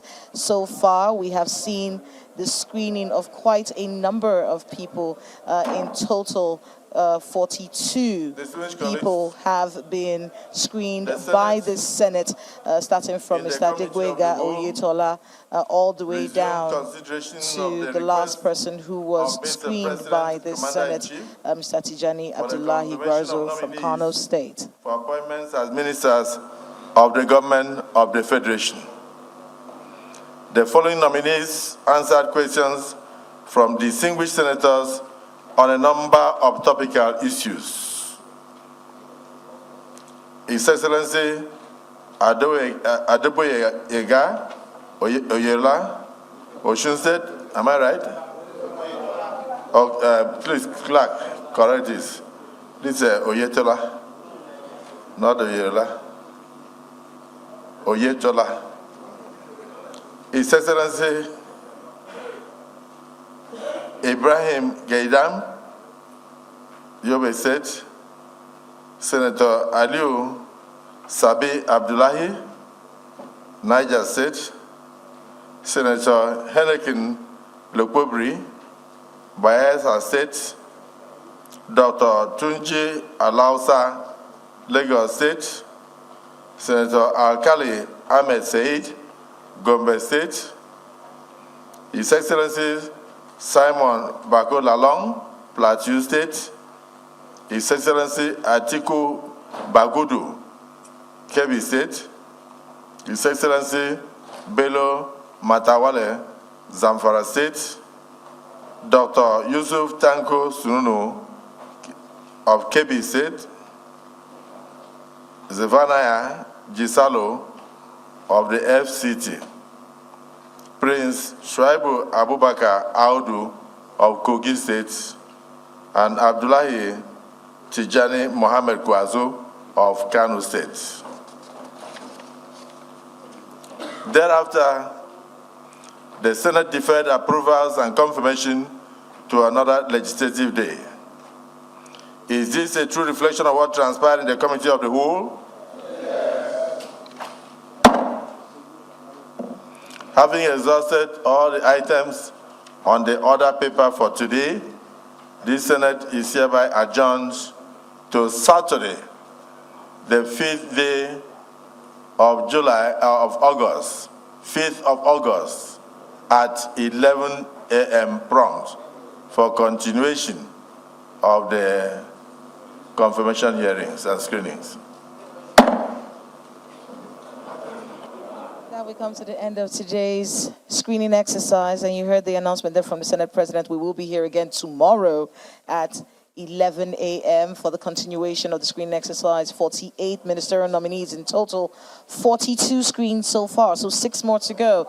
And we hear that will be happening tomorrow here at 11 a.m. right here at the Senate Chambers of the National Assembly in Abuja. And with that, we'll come to the end of today's live broadcast.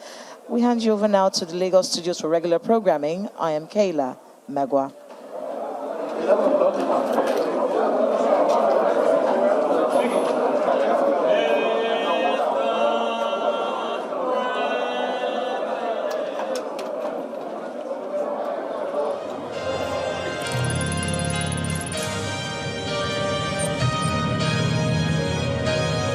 Watching a live Channels television event.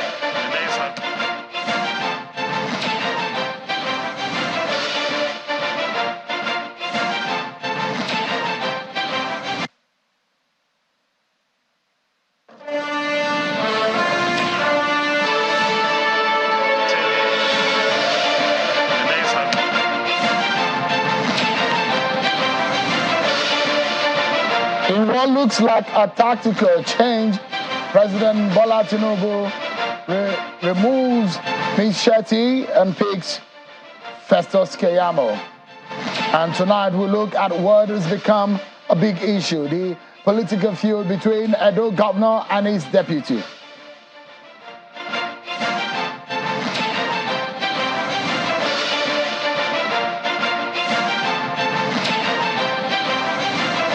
Welcome to the program. This is Politics Today, live on Channels Television. I'm Sean Okimbaloye in Abuja. We get straight to it.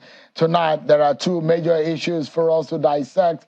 President Bola Tinubu has yet transmitted another letter to the National Assembly asking that Ms. Mariam Shetty's name should be expunged from the ministerial list, and he's now picked Dr. Mahmoud and Mr. Festus Keyamo. Could this be the reaction of some of the leaders of the APC when the name of someone like Festus Keyamo was missing? For someone who was taken out for his party during the campaign, well, his name is on the list now. We dissect the ministerial list. Plus, will President Bola Tinubu be the next Minister of Petroleum, like we saw under President Buhari? We'll be analyzing whether that is in line with the Constitution of Nigeria. Then we'll go to Edo State to analyze what is happening between Governor Obaseki and his deputy, Philip Shuaibu. Stay with us, everyone. We need to check out the political roundup stories.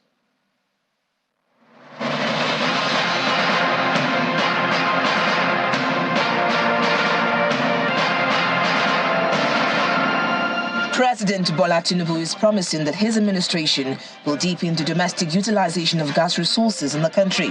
The president spoke at the groundbreaking ceremony of the Gwagwalada Independent Power Plant in Abuja and admitted that with over 200 trillion cubic feet of gas, the country will continue to maximize the resources to generate energy and create wealth.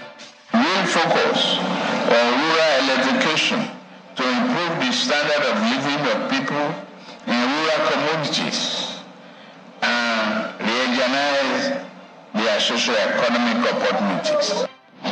The Ondo State government has announced the unconditional cash transfer of 10,000 naira for 3 months. This is part of measures put in place by the state government to cushion the effect of the removal of fuel subsidy by the federal government. The Commissioner for Finance, Mr. Wale Akinteriwa, stated this at a news conference in Akura, the state capital. He also announced the distribution of free food packages to 1 million households across the 18 local government areas and the immediate suspension of registration and consultation fees in government hospitals. Also, there is the introduction of free shuttle buses and boats for students and public servants till December 2023. The Taraba State House of Assembly has approved a loan request of 206.7 billion naira, which the State Governor Abubakar has requested as supplementary budget for the 2023 fiscal year. The required sum will be provided by 4 financial institutions as support for the state government to hasten developmental projects across all sectors of the state. Governor Kefes, in a communication to the State House of Assembly, said the loan facility will be serviced by a period of 4 years at 18% interest rate. Ogun State Governor Dakwa Abiodun has opened his defense in the petition filed against him by the People's Democratic Party's candidate Ladi Adebutu before the election petition tribunal sitting in Abeokuta, Ogun State. The People's Democratic Party and Ladi Adebutu are challenging the return of Governor Dakwa Abiodun as the duly re-elected governor of the state, based on allegation of non-compliance with the Electoral Act and corrupt practices during the March 18 governorship election in that state. In his petition before the 3-man electoral panel headed by Justice Hamidu Kunaza, Ladi Adebutu alleged that elections were disrupted by thugs in over 99 polling units, disenfranchising over 40,000 voters from participating in the March 18 polls. The PDP governorship candidate Ladi Adebutu had closed his case after calling 94 witnesses and tendered over 200,000 documents in evidence.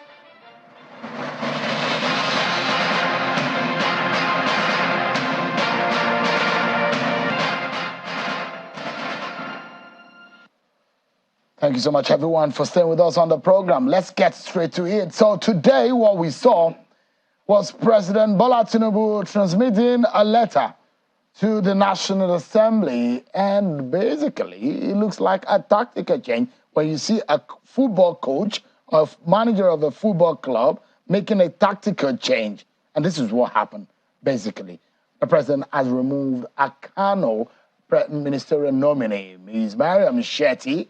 And it was interesting because the woman was already in the National Assembly as at the time that she got the news that her name has been expunged from the ministerial list, and now Dr. Mahmoud and Mr. Festus Keyamo is now being, the names, president has now picked them, now joined the ministerial nominees to be screened by the National Assembly, and we've been watching and monitoring for you the ministerial nominee. In the APC, there has been issues as to why Festus Keyamo, who has been loyal to President Tinubu over the time, his name has been missing on that list, and perhaps there has been some clamor within the APC. It looks like those agitation within the APC had gotten to President Tinubu, and he thought that someone who fought for the campaign of the party's name should be taken back. So let's get to talk about this. Today we saw former Governor Oyetola, former Governor Lalong,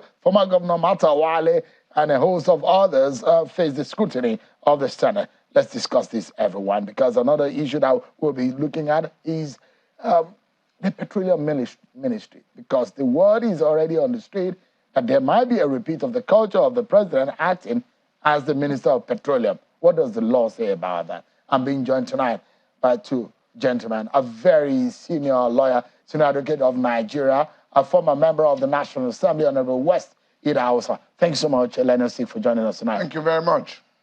And our data and political analyst, Mr. Kolawole Johnson. Thank you so much, Kolawole, for joining us tonight on the program. SN, give us an understanding of what you make today. First and foremost, Festus Keyamo, Dr. Mahmoud, getting into the Kano nominee, Ms. Miriam Shetty's name expunged by letter transmitted to the National Assembly. What do you make of that kind of change? Well, that's a political change of party. That can be due to political pressure. It can also be due to policy tactical change. And this is all within the powers conferred on Mr. President to do. Do not forget that the ministerial portfolio is exclusively within the discretion of the president in establishing same. And the Constitution gives him the powers under Section 142 to do so. And to that extent, the president can make that switch anytime.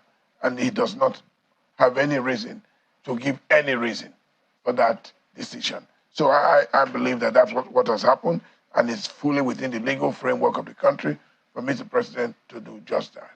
What do you think, politically speaking, because this looked to me like a political change, there are those who had their own misgivings about some of the names on the list, and there are those who believe that there are a few names that are missing, and there are those who believe that the likes of Festus Keyamo, for what he did, a fellow member in the inner bar like yourself, who really spoke for the party, as names that we are hearing some APC members who are agitating and angry that how will Festus Keyamo names be missing?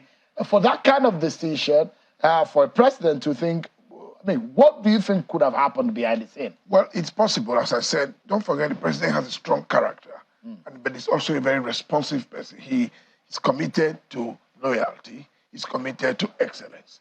And so he understands how to get a fine blend of both of them. But significantly, it is more likely to be politics. And the politics of party peers on the president, I mean, with those who have worked with him, telling him, hey, let's create a situation where some of those who have stuck their neck out for our party, defended our party politics, defended our party positions publicly, do not feel excluded. So that could be there. It could also be, as I said, a policy tactical change. It is possible that the president had then decided to introduce him into the arena in order to use his services for a major policy initiative, which is considered fit to carry out. It can be that. So no one can tell whether it is for special competence reasons or for political reasons. No reasons have been given. Let me come to you, Mr. Johnson. Apart from, we'll come to the capacity and the character of those who have made the cut. But from your own point of view, in terms of the numbers of how many people, this president has really gotten far and above what we are seeing culturally, historically, for the nominations from President. President Buhari did 42. There are those who say that was too much. Oh, yeah. But this president is doing 48. Yeah. What do you make of that, Mr. Johnson? You know, when the president said sometimes like that, let the poor breathe. I think I gave a response that one of the ways we could ensure that the poor breathe well, it's by ensuring that we reduce, the size of the governance structure in the country. Understandably, we've asked the people to sacrifice, and the people, of course, they want to sacrifice. In fact, they are paying the sacrifice already, whether they are prepared for that or not. And one of the things that people have been saying is that this sacrifice should not be one-sided. And one of the ways that we can ensure that it is two-sided is to ensure that those in government who are asking the people to sacrifice also ensure that we see this element of, sacrifices on the part of the government by ensuring that we have, a more compact governance structure, not the elaborate one. After all, you still have, boards, parastatals that will have chairmen, DG, board members, and all of that. I think with this, we don't think that the usual, waste in government. I don't think this government is ready to, to check their turn now. For a season that we are, that the money is not there. We know that. I said on this program, long before President Tinubu was sworn in, is that the next 6 months or 1 year, that the first 6 months or 1 year of his government was going to be tough. Sure. Oh yeah, remember? Absolutely. On this same show. That we know because we need somebody that will take the hard decisions, and he's taking them. So he's got the balls for that. But we should also ensure that as an accountant that understands, the import of cost of governance on the system, we're expecting that they will have, a more compact, governance structure, not this one. 47 or 48 is more. It's more. We were thinking we want to have the era in the era of, Minister of State. Sure, you will have that now with this bogus number. There is no way they would delineate the ministry without having ministers of state. So for this, let's see what is going to achieve with that. For example, if he wants to ensure that, okay, let's have some areas where we have an individual with that, requisite competence to man very well without any distraction, over, maybe pretending over such a bogus play that he may not be able to manage, fine. But let's see what is able to, again, do with this size. Then secondly, let us also see that those he will be able to put in specific places. Don't forget that this is a man we have tried to be a man that assembled the best of team. I don't think the team we have seen is that, it doesn't look like what we expect. It doesn't meet your standard. Not my standard. It doesn't look like what we expect from. In fact, it doesn't meet the standard of that he has created before now, that he created in Lagos State. Look at the team members. Of course, there are exceptional ones there. Look, the young guy from Lagos, Party, even some former governors. Dave Umai, El Rufai, these are sound administrators. Quite a number of them, they're very good. In fact, there are quite a number of young guys there, like the one in my state too, quite, cerebral guys. But we were expecting that this will cut across. But with the numbers we have seen, we can see clearly that there are those foisted on him by political exigency. And the import of this is that if he doesn't see the competence, based on the person we know, he's likely going to create special advisors that will run their jobs for them. Again, that will expand, the structure. Do you see, gentlemen, the possibility of the fact that President Tinubu has been having sleepless nights trying to pay back for those who did some political jobs for him? It's obvious, but not in the gap of Festus Keyamo. In terms of competence is there, loyalty is there. What he has put in is there. He has put in the work. I'm even looking at the fact that for the numbers, one. Yes. Also, the kind of people, some people have been ministers before. Yeah. They've been governors for 2 terms. Yeah. And 20 years later, you're bringing them back to federal cabinet, that those who disagree with bringing those persons back to say, in our entire state, you need to look well. And then there are more people that could get the job done. We may say that for some, some numbers there. But I have heard this discussion about Malam El-Rufai. See, that he is simply one of the best administrators you have today in the public sector. And if you see, when this man was a minister in Abuja, go ask. His record has not been broken. So if you're bringing back a man like that, I don't think that that is not out of place. No, there are those, honestly, for example, you can Ibrahim Gaidam, his opposition have been speaking about the reasons for imputing him. There are those who have also said, why bring former governors? You will make it a cabinet of former governors and you will create a cabal against your own government for yourself, because these men also, they have the profile of being a president. So you have, what do you make of those arguments? Those are on one school of thought anyways. Well, the thing is, first of all, you really can't form a team for Mr. President. He went around, he made a campaign, he knows his team, but at the same time, the public, as a watchdog of government, will also have its expectations. One of the expectations of the public is there ought to be a reaction to the present situation. We are in extraordinary times, and to that extent, we'll also expect extraordinary measures. Whether you like it or not, I consider that number humongous. I just think the number is simply too large, given the lean resources and given the penchant for opulence that Nigerian public officers have. You can already see the type of thing they are talking about in the National Assembly and so on. They are talking about monies for vehicles and the rest. There is no policy in this country to ensure that production of vehicles locally are designed to meet public use in Nigeria. Actually, a lot of Nigerians may not understand what you mean because they will say, oh, they're just 49 men. But averagely, this is a picture of those who work with the minister, averagely. The minister will have at least 2 vehicles in his convoy, at least. The escort one? The escort one and escort two. Yeah. And they will have special assistants, special advisors, aides that will work with them in their offices. And in the minimum, you have at least 6 to 7 persons working for each minister. You have up to 20, 25 in some cases. Working for security guys alone with them. At times they have up to like 10 of these guys. Even security personnel, they will tell you, if you want a security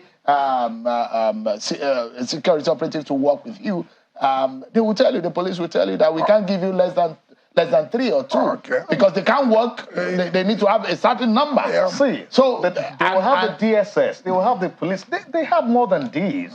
This is what we are saying. So the number is humongous. If does it look like we are, well, like you said, maybe we should give the president a benefit of the doubt. But again, on the basis of what we're seeing on the ground in terms of what Nigeria looks like today, do we need 48 ministers in the federal cabinet? There's no point saying that we should give him. See, when he has done well, we have scored him well. We have also, clapped for him. I was one of those that came, to the public space to clamor that, no, we need this subsidy regime to stay, that we can't continue with that. We have said that. So if we are also saying that with the size of government, that Nigeria cannot sustain this now, the people are already paying. And you should also be seen to be paying also, knowing well that these ministers, except if there will be extraordinary measures to say, ministers, you cannot do more than this. Ministers, you cannot get more than this. But some of these things we can clamor for that, but can you do that for former governors coming into the cabinet? Well, they have their structures that you can't take away from them. Well, that's why I say that we're in extraordinary times. Whether you're a former governor or whatever you may be, you have to work within the rules that is going to be set by the president that was duly elected. So the point is, does the president appreciate the peculiar situation that we face? I believe he does. He should understand that because he's a veteran in this business of managing people. And the least we expect is value for money. There are those who compare Nigeria easily with the United States. and you look at it, how many secretaries, because that's their own term to represent ministers. How many? I'm not sure they have up to 25 secretaries of the different departments. Less than that. The Treasury Department, the Department of State, and all that. I'm not sure they have more than 25 for a country as large as that is almost double the size of Nigeria.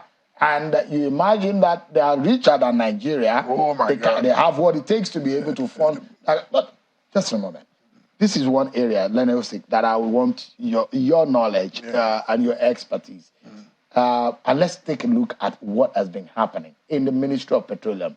We're keeping our ears to the ground. And what we are understanding is that there is a possibility that the president, Bola Tinubu, like his predecessor, might be the Minister of Petroleum. Why? So historically, this is what happens. We've seen 3 different former heads of state or president that they themselves have headed the Ministry of Petroleum.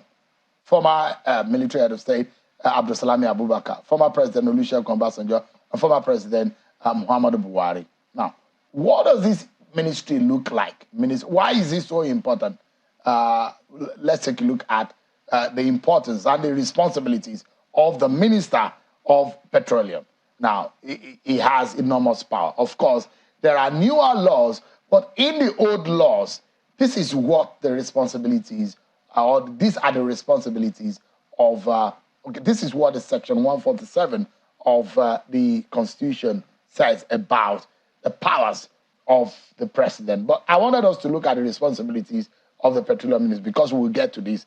But it gives the power, the Constitution gives the power to the president to appoint ministers. But can the president himself appoint himself as a minister? Well, if you look at the provisions of the Constitution, there is no bar to the president creating a Ministry of Petroleum Resources as he has done. He can also scrap it and call it any other name.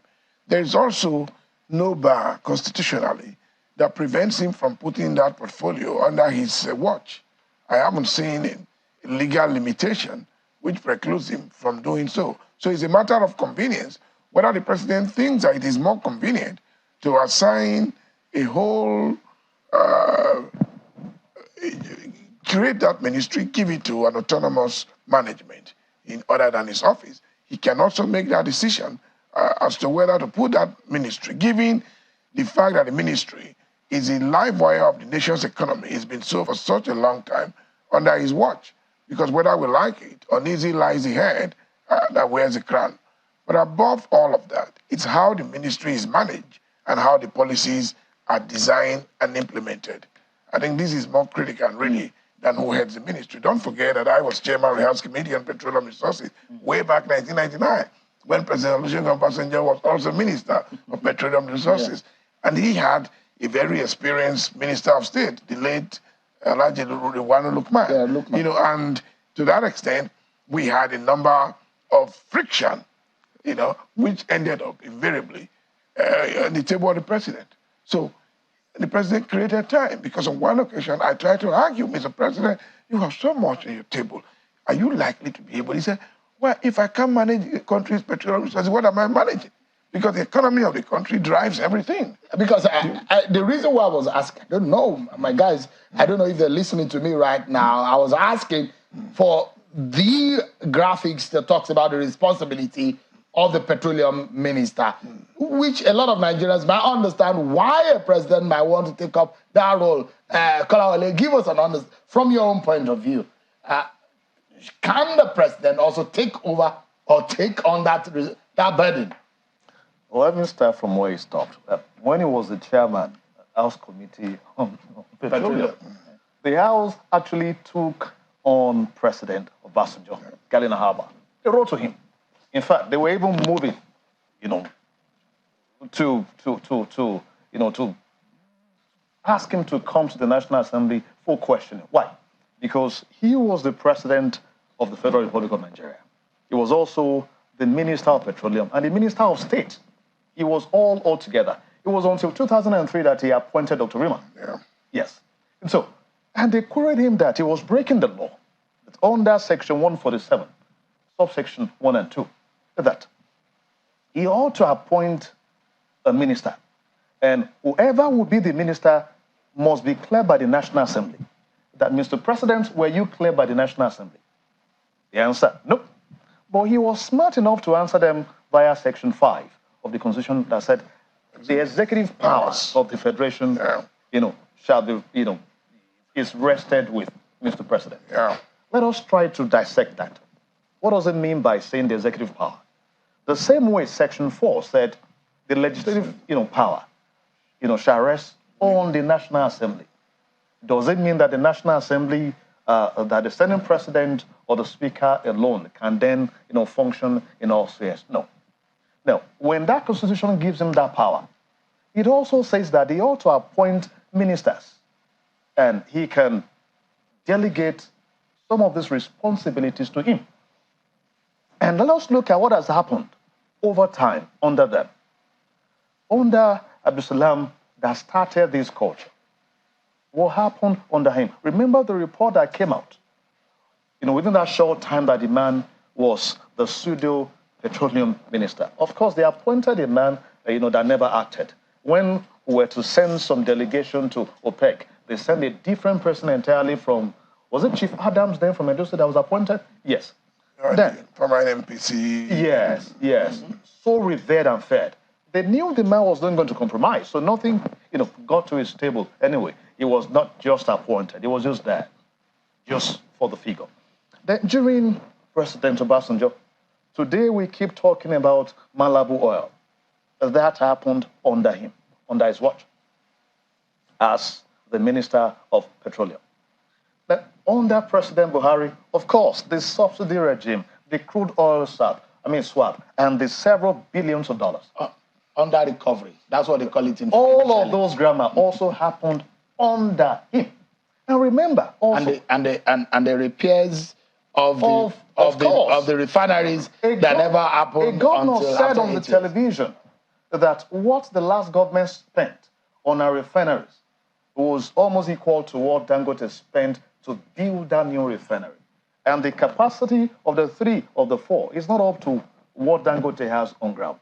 Yet, we have no headway.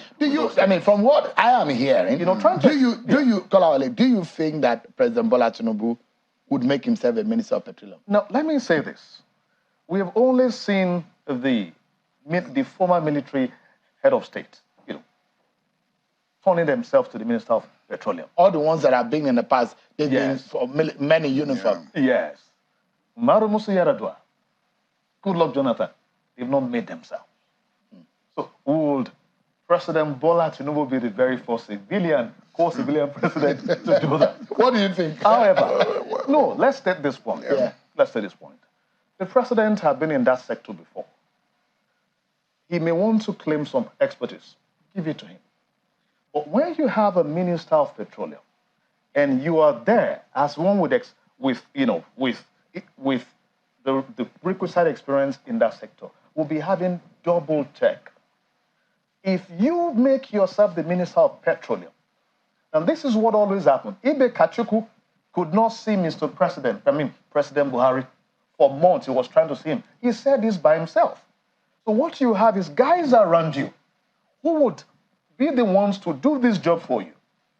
They will take it over, and you will likely not be functioning honestly. So to bail ourselves out, we should have a substantive Minister of Petroleum and let the president, superintend over him and ensure that we get the very best. We are paying for one, but we are getting, it will be like security. Yeah. But the president is a commander-in-chief, of course. So you can have a Minister of Petroleum and still say, look, you refer to me, there's no decision that is made. But again, meant to report to him. Anyway. Can I say this? Again, he needs not have one. Don't forget that the establishment of ministries is prerogative of the president. He needs not. But we're hearing that this president will change most of the nomenclature. A number of countries that are oil producing do not have Ministry of Petroleum. They are doing so well. The whole thing is about behavioralism. It's not about the nomenclature or the designation of ministry. The question is, where is the mindset to succeed? Is it there? Are you seeing it? It's from top to bottom. The whole thing is gone bananas. You go to the filling station, try to buy a liter of petrol and try to see whether your change will be coming to you. So I think we have a big problem with the mental preparedness for those who intend to be assigned with responsibilities, whether they are going to be ministers of state or qualified. That's why the Senate should have played a major role in testing their preparedness. This is not the question about... But are you impressed with what the Senate has done? No, you see, it's a ritual. I call it a ritual that is of no significance to national growth. You don't think, who are you pleasing? It doesn't matter whether or not, oh yeah, you don't have the constitutional power to reject a presidential nominee, you may not claim. But to not to clear that nominee, you have to have... Isn't it looking like they are playing on intelligence of the Nigerian people? No, they are not just... The manner in which they are carrying out their jobs, because if the 109 senators realize that they have been hired by Nigerians and they can be fired, the manner in which they go about this and the kind of reactions they are getting from Nigerians, if anybody is applying for any job, if I were a CEO, I'm not sure I'm going to go about the way the screening is going on and the Senate. Will they deal with this in their private companies the way they deal with the country?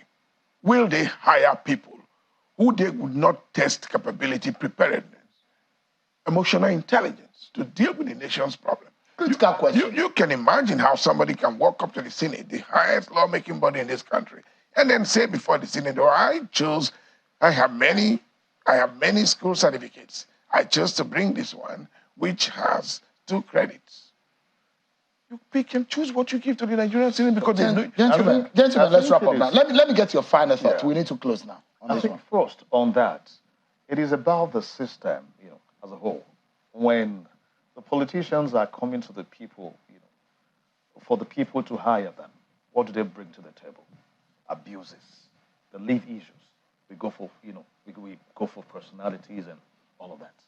The culture has again been brought to those who should do the job of not just hiring or not just helping us to hire the very best, but also ensuring that they are not just qualified, both in terms of competence, but also in character. And unfortunately, how did they get there? Then, secondly, we were talking about the Ministry of Petroleum. We didn't end on that. Let us remember, if we say he can be, but if there's a Ministry of Petroleum already, just know that.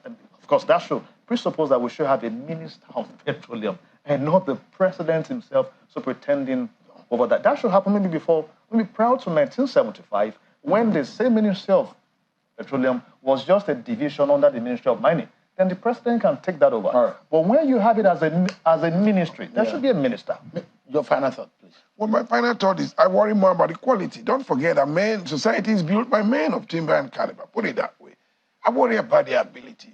Do they have what it takes? Or are they just satisfying the quota of representing powerful interest groups? That's where Nigeria is where it is. And we're challenging them tonight that they have the burden of the challenges of this country and the pains and the plight of the poor people of this country, and they need to bring their capacity to bear. They need to disappoint Nigerians who think that they cannot, and they must get the job. By doing well. Yeah. Gentlemen, thank you so much indeed. I appreciate it.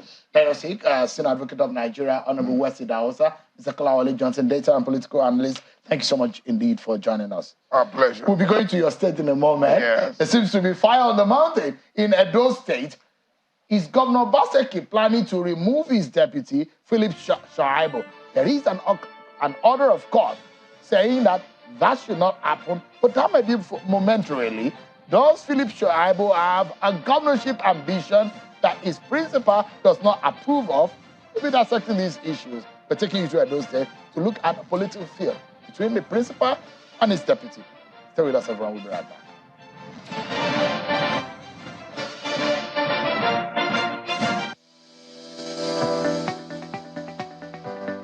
The Duchess International Hospital opened its doors in October 2021. The mission of the hospital is to reverse medical tourism. We take particular care here at the Duchess to bring together a combination of the brightest and the best locally, as well as Nigerians in the diaspora who are interested in returning to do very good work for the benefit of our patients here in this country. The good thing is that we have all international expertise here, all international facilities here, international people working here. Everything is coming together in a space which was considered not great in terms of the availability of healthcare.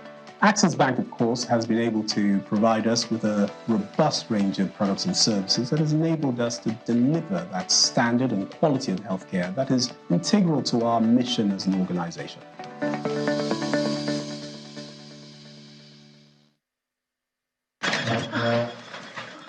I came too early. He might think I'm desperate. Is this dress even fine? What if he doesn't like me? He's here. I'm a speck.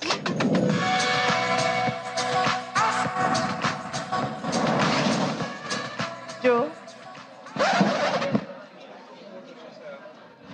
Same Joe. Same Joe, minor differences. Same Joe, minor differences? Don't even think about judging Joe, because you're probably just like him. Why is the name on your business bank account Ahmed Aliyu and not your business name? Same business, different name, right? Stop impersonating your business and get an account in your business name with MoneyPoint. Whatever it takes to make sure you have a business account opened in your business name, we'll do it as your sure banker. See trouble. Is this not the same name? Open a bank account in your business name with MoneyPoint.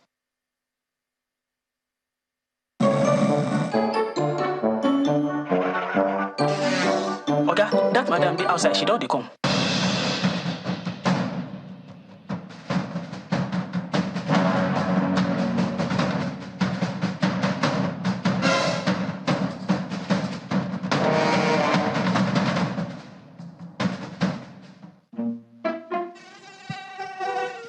Our daily activities comes with different challenges. In a bid to accomplish your daily task, malaria has a way of getting you into distress. P-Alaxin anti-malaria keeps you capable and ensures you deliver against all odds.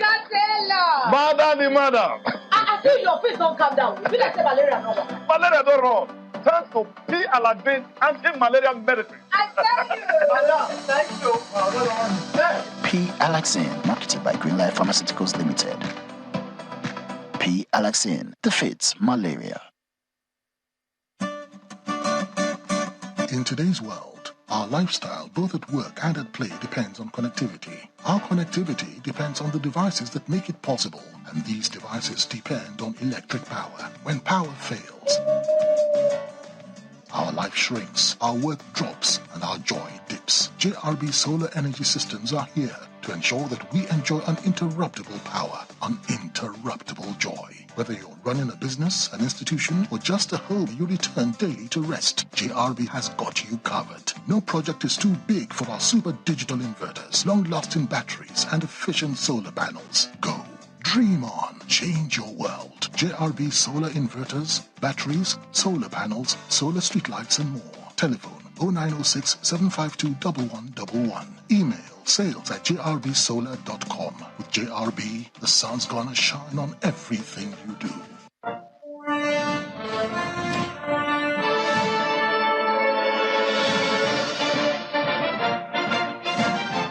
Thank you so much, everyone, for staying with us. We take you straight to Edo State, which what is looking like a political field between Governor Obaseki and his deputy, Mr. Philip Shuaibu.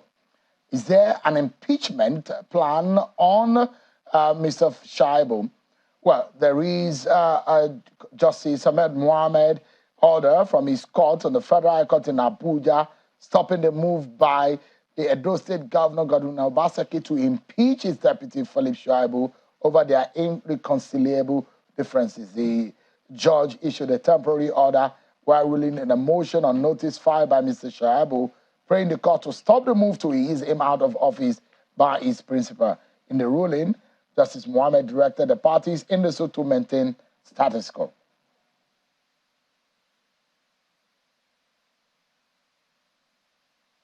What exactly is going on between the governor and his deputy? Why would Governor Obaseki want to remove his deputy? What is going on?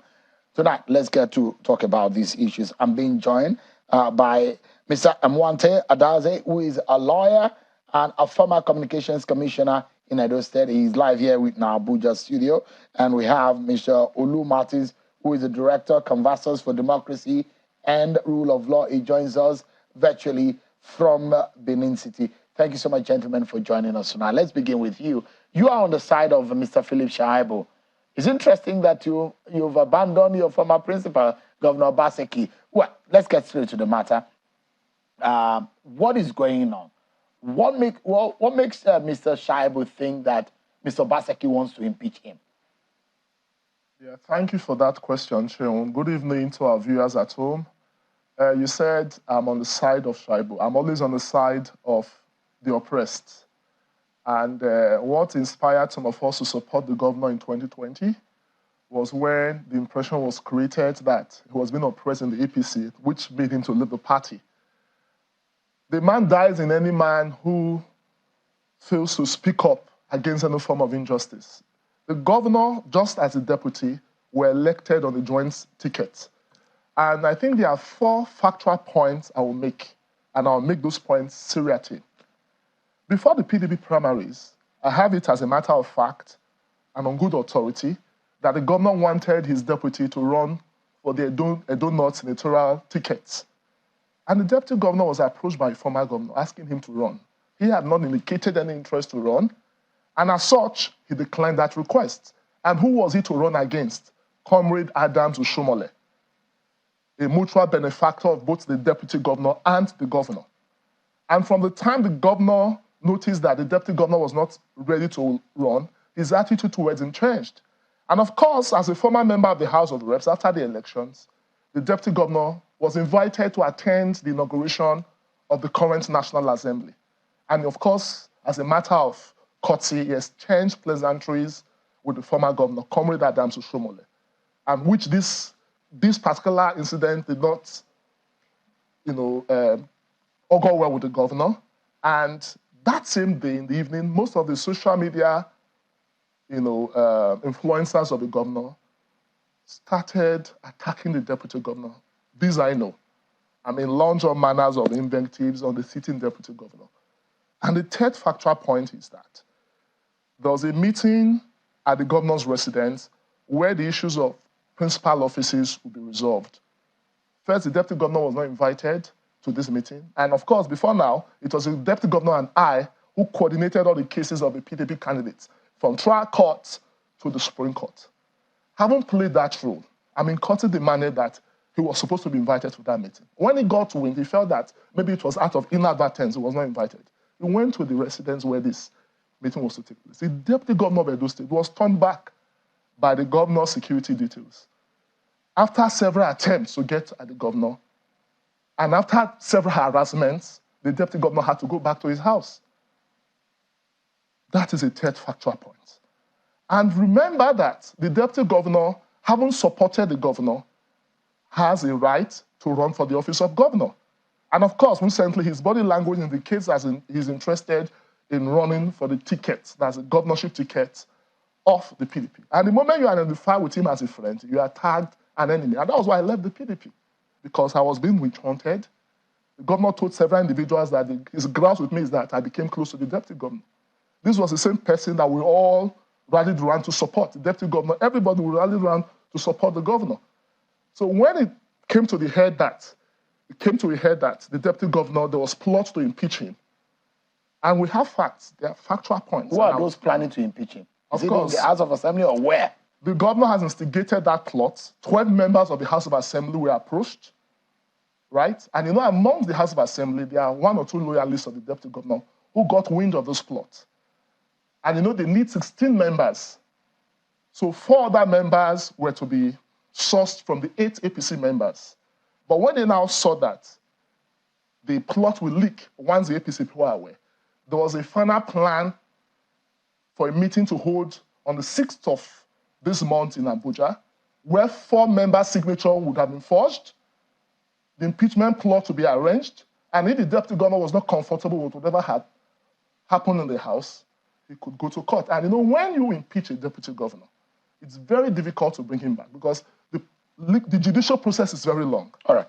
Just for a moment, let me allow Olu Martins, who is virtually with us. You are on the, Reverend Olu Martins, you are on the side of the governor. How do you react? What is the fact from the side of the governor? Is he planning to remove his deputy, as it's been stated by Mwanta? Thank you very much, Sheol. And let me thank you for your very topical issues. Patrick Henry was one that said that the collective freedoms of the people cannot be guaranteed except the actions and inactions of government are shrouded in secrecy. So we must appreciate the input of the fortune of the estate. That's why I never miss your program, because you have contributed to social development. Let me say I'm not on the side of the governor in the manner of speaking. I'm on the side of truth. The Latin mark is the same. Reps ipsa loquito. I don't speak for people. I stay with the issues. And it is important for us to not to dwell on conjectures and suppositions, because some of the things my brother is saying there are imaginations. It is the law. He's a lawyer, and the lawyer says suspicion, no matter how it is, it's not admissible in court. There are no evidence to this thing that is saying. Anybody can come on air and trump up any charges to say the governor was at a meeting or the deputy governor was at a meeting. There is no evidence to it. Secondly, why would the governor want to impeach his deputy when he has a few, maybe just about 16 months to the end of his administration? Edo people are surprised, because I can tell you that the most expressive governor in Nigeria is the deputy governor of Edo State. And I'm not being studiously lazy, but I'm not too sure that I know who the deputy governor of Delta State is or who the deputy governor of Rivers State is. But the whole of Nigeria knows that Edo State has a deputy governor that has been given the latitude and the opportunity to express himself to the fullest.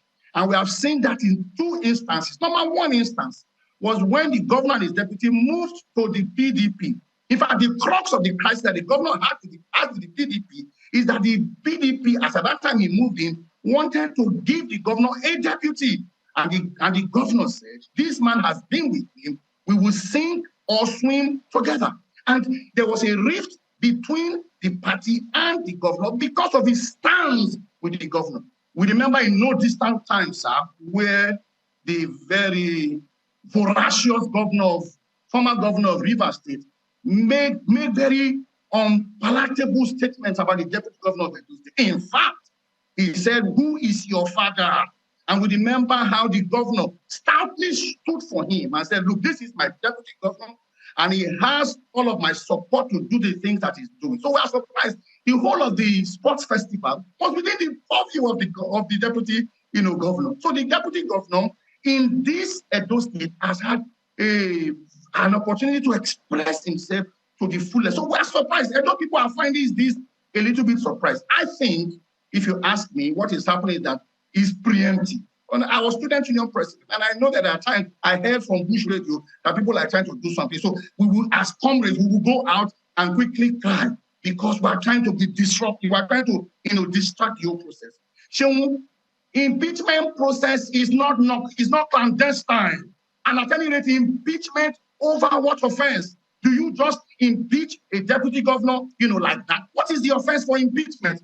Is the impeachment process a one-process thing? There's no impeachment notice before the House of Assembly. That's why I say let's not dwell on conjectures. Let's dwell on what the deputy governor has approached the court for. And what he has approached the court for, there's none of it that is evidential as far as we are concerned. Everybody has a right to aspire. Is it not even magnanimous of the governor that at that particular time he had offered the deputy governor a senatorial position? The deputy governor of Rivers State is in the Senate as we speak. All right, the governor is trying to be fair, and he's trying to say, as we speak, I am not even aware that my deputy governor wants to be governor, but supposedly wants to be governor. The immediate past governor of Edo State is an ESA command. The minister designate is an ESA command. The present deputy governor, Shuaibu, is an ESA command. There are several senatorial districts. Is it not fair on the part of the governor to say, you know what? So let us even concede. But do not agree that the man has expressed. All right. Is it not fair on the governor to say, let us look at some other senatorial districts? So, I'm not even too sure that the governor has informed his principal of his aspiration, which he has a right to. For him being in aspiring, he has no right to disrupt the system because these things are unknown to the Edo people. But let's clear, and I want to ask you two quick questions, and I'll allow Mr. Adaze to respond to some of the things that you've said. So it's a fact that Governor Baseki and Comrade Shuaibu are not in a friendly terms as we speak. Is that a fact? We got to know by the papers that came out from the court. We didn't know this because 2 weeks ago, the deputy governor was at ESCO meeting. The attendance of the ESCO meeting is available for the media at the appropriate time. Pictorials and videos of the ESCO meeting just a fortnight ago before the deputy governor traveled to America. A journey that his principal is not even aware of. But that's a discussion for another day. So we are not, it came to Edo people as a surprise. It is the deputy governor that is telling us that he has a rift with his principal. The Edo people do not know. So let me ask, I said I have 2 quick questions because I need Mr. Adaze to respond. Is it also true that there were a few incidents that have happened which a lot of those cabinet members, what I heard and what I gathered, the fact that, for example, a door in which Comrade Shuaibu has always come through, which now the deputy governor was blocked and it was told that that's exclusive for the governor. Are you aware of that instance? That there's some hostilities recently against the deputy governor. Is it possible? Well, this is what in philosophy and logic we call argumentum misericordia. That is the fallacy of hasty generalization, because you must provide evidence. We are in the information age where whatever you do is captured either by smartphone or some particular device. Anybody can imagine, anything, as long as there's no evidence to it that shows what the governor is claiming. I will conclude that what is happening is any blighton, woof, because as we speak now, the Edo people do not know that there's a rift. They, as far as they are concerned, the romance within the governor and his Reverend Martins, are you from the same local government with Mr. Obayagbo? Because it's just something that I need to check the dictionary. I'm an Edo man by birth and by inclination. We have a penchant for Candiloco, and we know book, know the carry last. All right, just a moment. Mr. Adaze, can you respond to some of the issues that have been raised about your friend, Comrade Shuaibu? I will quickly correct this impression. It gives this impression and it says we. Who is the we? First, he's not the Commissioner for Communication or Information. He's not the special advisor to the governor of media. And the governor has a very wide retinue, recently appointed the chief press secretary. A matter as important as this, you don't just bring somebody, because I'm sorry to say the word reverend, a lot of people say they are reverend. I mean, if you are an advisor to the governor, you can talk ex cathedra. I'm talking because I was in government. I've seen instances where the governor would tell his deputy to go and call me a commissioner. That is an abnormal. It is an anathema. The office of deputy governor is as good as the office of governor under section 186 of the Constitution because they were jointly elected. The qualifications are the same. The procedure for appointment is the same. The procedure for impeachment is the same. Is it also and true, as such, that the governor does not approve or does not give a tacit approval to Comrade Shuaibu's ambition of wanting to become governor, and that's where the trouble is. But again, the question is, in 2020, this was a man who stood by you even against... Is it true that he wanted his approval and he's not getting it? It's not a matter of his approval. The fact that he wanted him to go to the Senate was a distraction, right? Was to say, I'm not in support, right? Because he didn't tell you that. Is there any agreement between both men that is going to take over from him? No, there may not be any agreement because the right to aspire is free. Shuaibu is not a slave, he's a freeborn. He has a right to aspire. What happens thereafter is a different kettle of fish. And again, I take very serious exception for him to have said that it was without the governor's permission the deputy traveled abroad. He went on his official leave, his annual leave. The governor at times would travel for months. When the governor traveled recently, he was away for over a month. It was the deputy governor that was in charge. Though there was no official communication, the governor was away for 1 month on leave. So if the deputy governor is away on an official leave, which the governor is aware of, and he now claims that the governor is not aware, it shows there's a rift. And that's what he's denying. What do you think is the way out? Because we've seen both men behave like twin brothers. We've seen both men related very well. And it's looking like a deja vu. We've seen the squabble between former Governor Adams Oshiomhole and Mr. Obaseki. Both men were friends even before Governor Obaseki became governor, and they fell apart. Now it's happening again. What do you think in your mind is the way out? Have you never wondered that a day will come when Adaze and Wanta will sit here, not on the side of Obaseki? It is simple, not far-fetched. The governor does not know how to manage relationships. And for me, ingratitude is the bottom line. Because when you look at the history, in 2016, Oshiomhole supported him to be governor. He became governor. He fell out with Oshiomhole and every member of the APC, which of course culminated in his disqualification. Throughout this period, it's not that Oshiomhole offended Shuaibu, but Shuaibu was loyal to him. So if somebody who supported you to be governor the first time, the second time, now says, I'm interested in this office, which is not a monarchical system where you say it is by inheritance. If you have the power as governor, within the PDP, you can make that impossible. So he has a right to aspire, and you cannot now use impeachment as a tool to prevent him, because that is the oppression we fought against, and we're also going to fight against that same oppression now. Let me allow Reverend Olu Martins, your final thought. What do you think is the way out of this? These two men have been friends, and they say when two elephants fight, the grass suffer. The grass here might be the general people of Edo State and the governors in the state. What is the way out?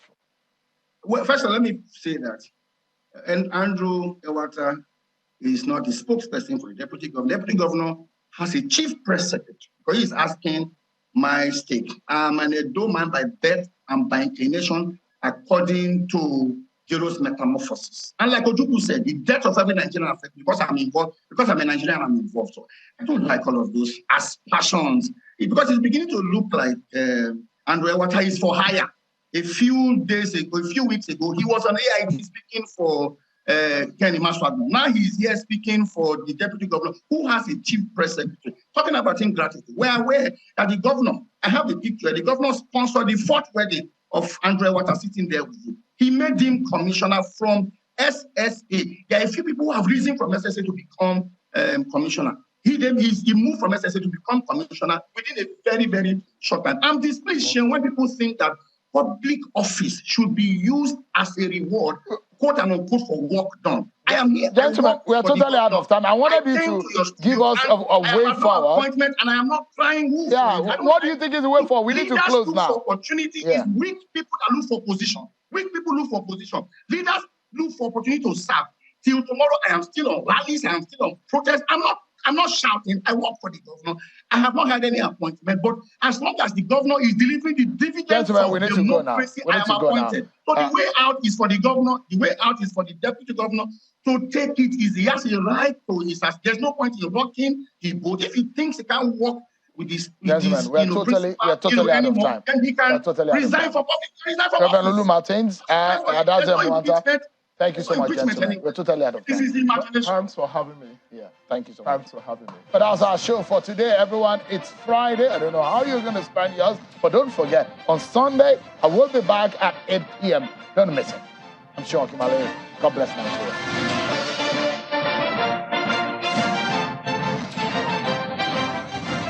The community of persons with disability is ready and able to serve at the national and subnational cabinets of governance at all levels. I am able to serve as a minister. I am able to serve as a commissioner. Me too. I can serve as special advisor or head of any parastatal. Government policies affect persons with disabilities, and it is fair that persons with disabilities have representation in governance to make contributions to wide-ranging policies that affect our community. We appeal to our political leaders to appoint persons with disability as minister, commissioners, and heads of parastatals. Able to Serve is brought to you by TAF Africa and funded by the MacArthur Foundation. For more information on the activities of TAF Africa, follow us on our social media handles. Visit our website on tafafrica.co. TAF Africa, Disability Inclusion Champion.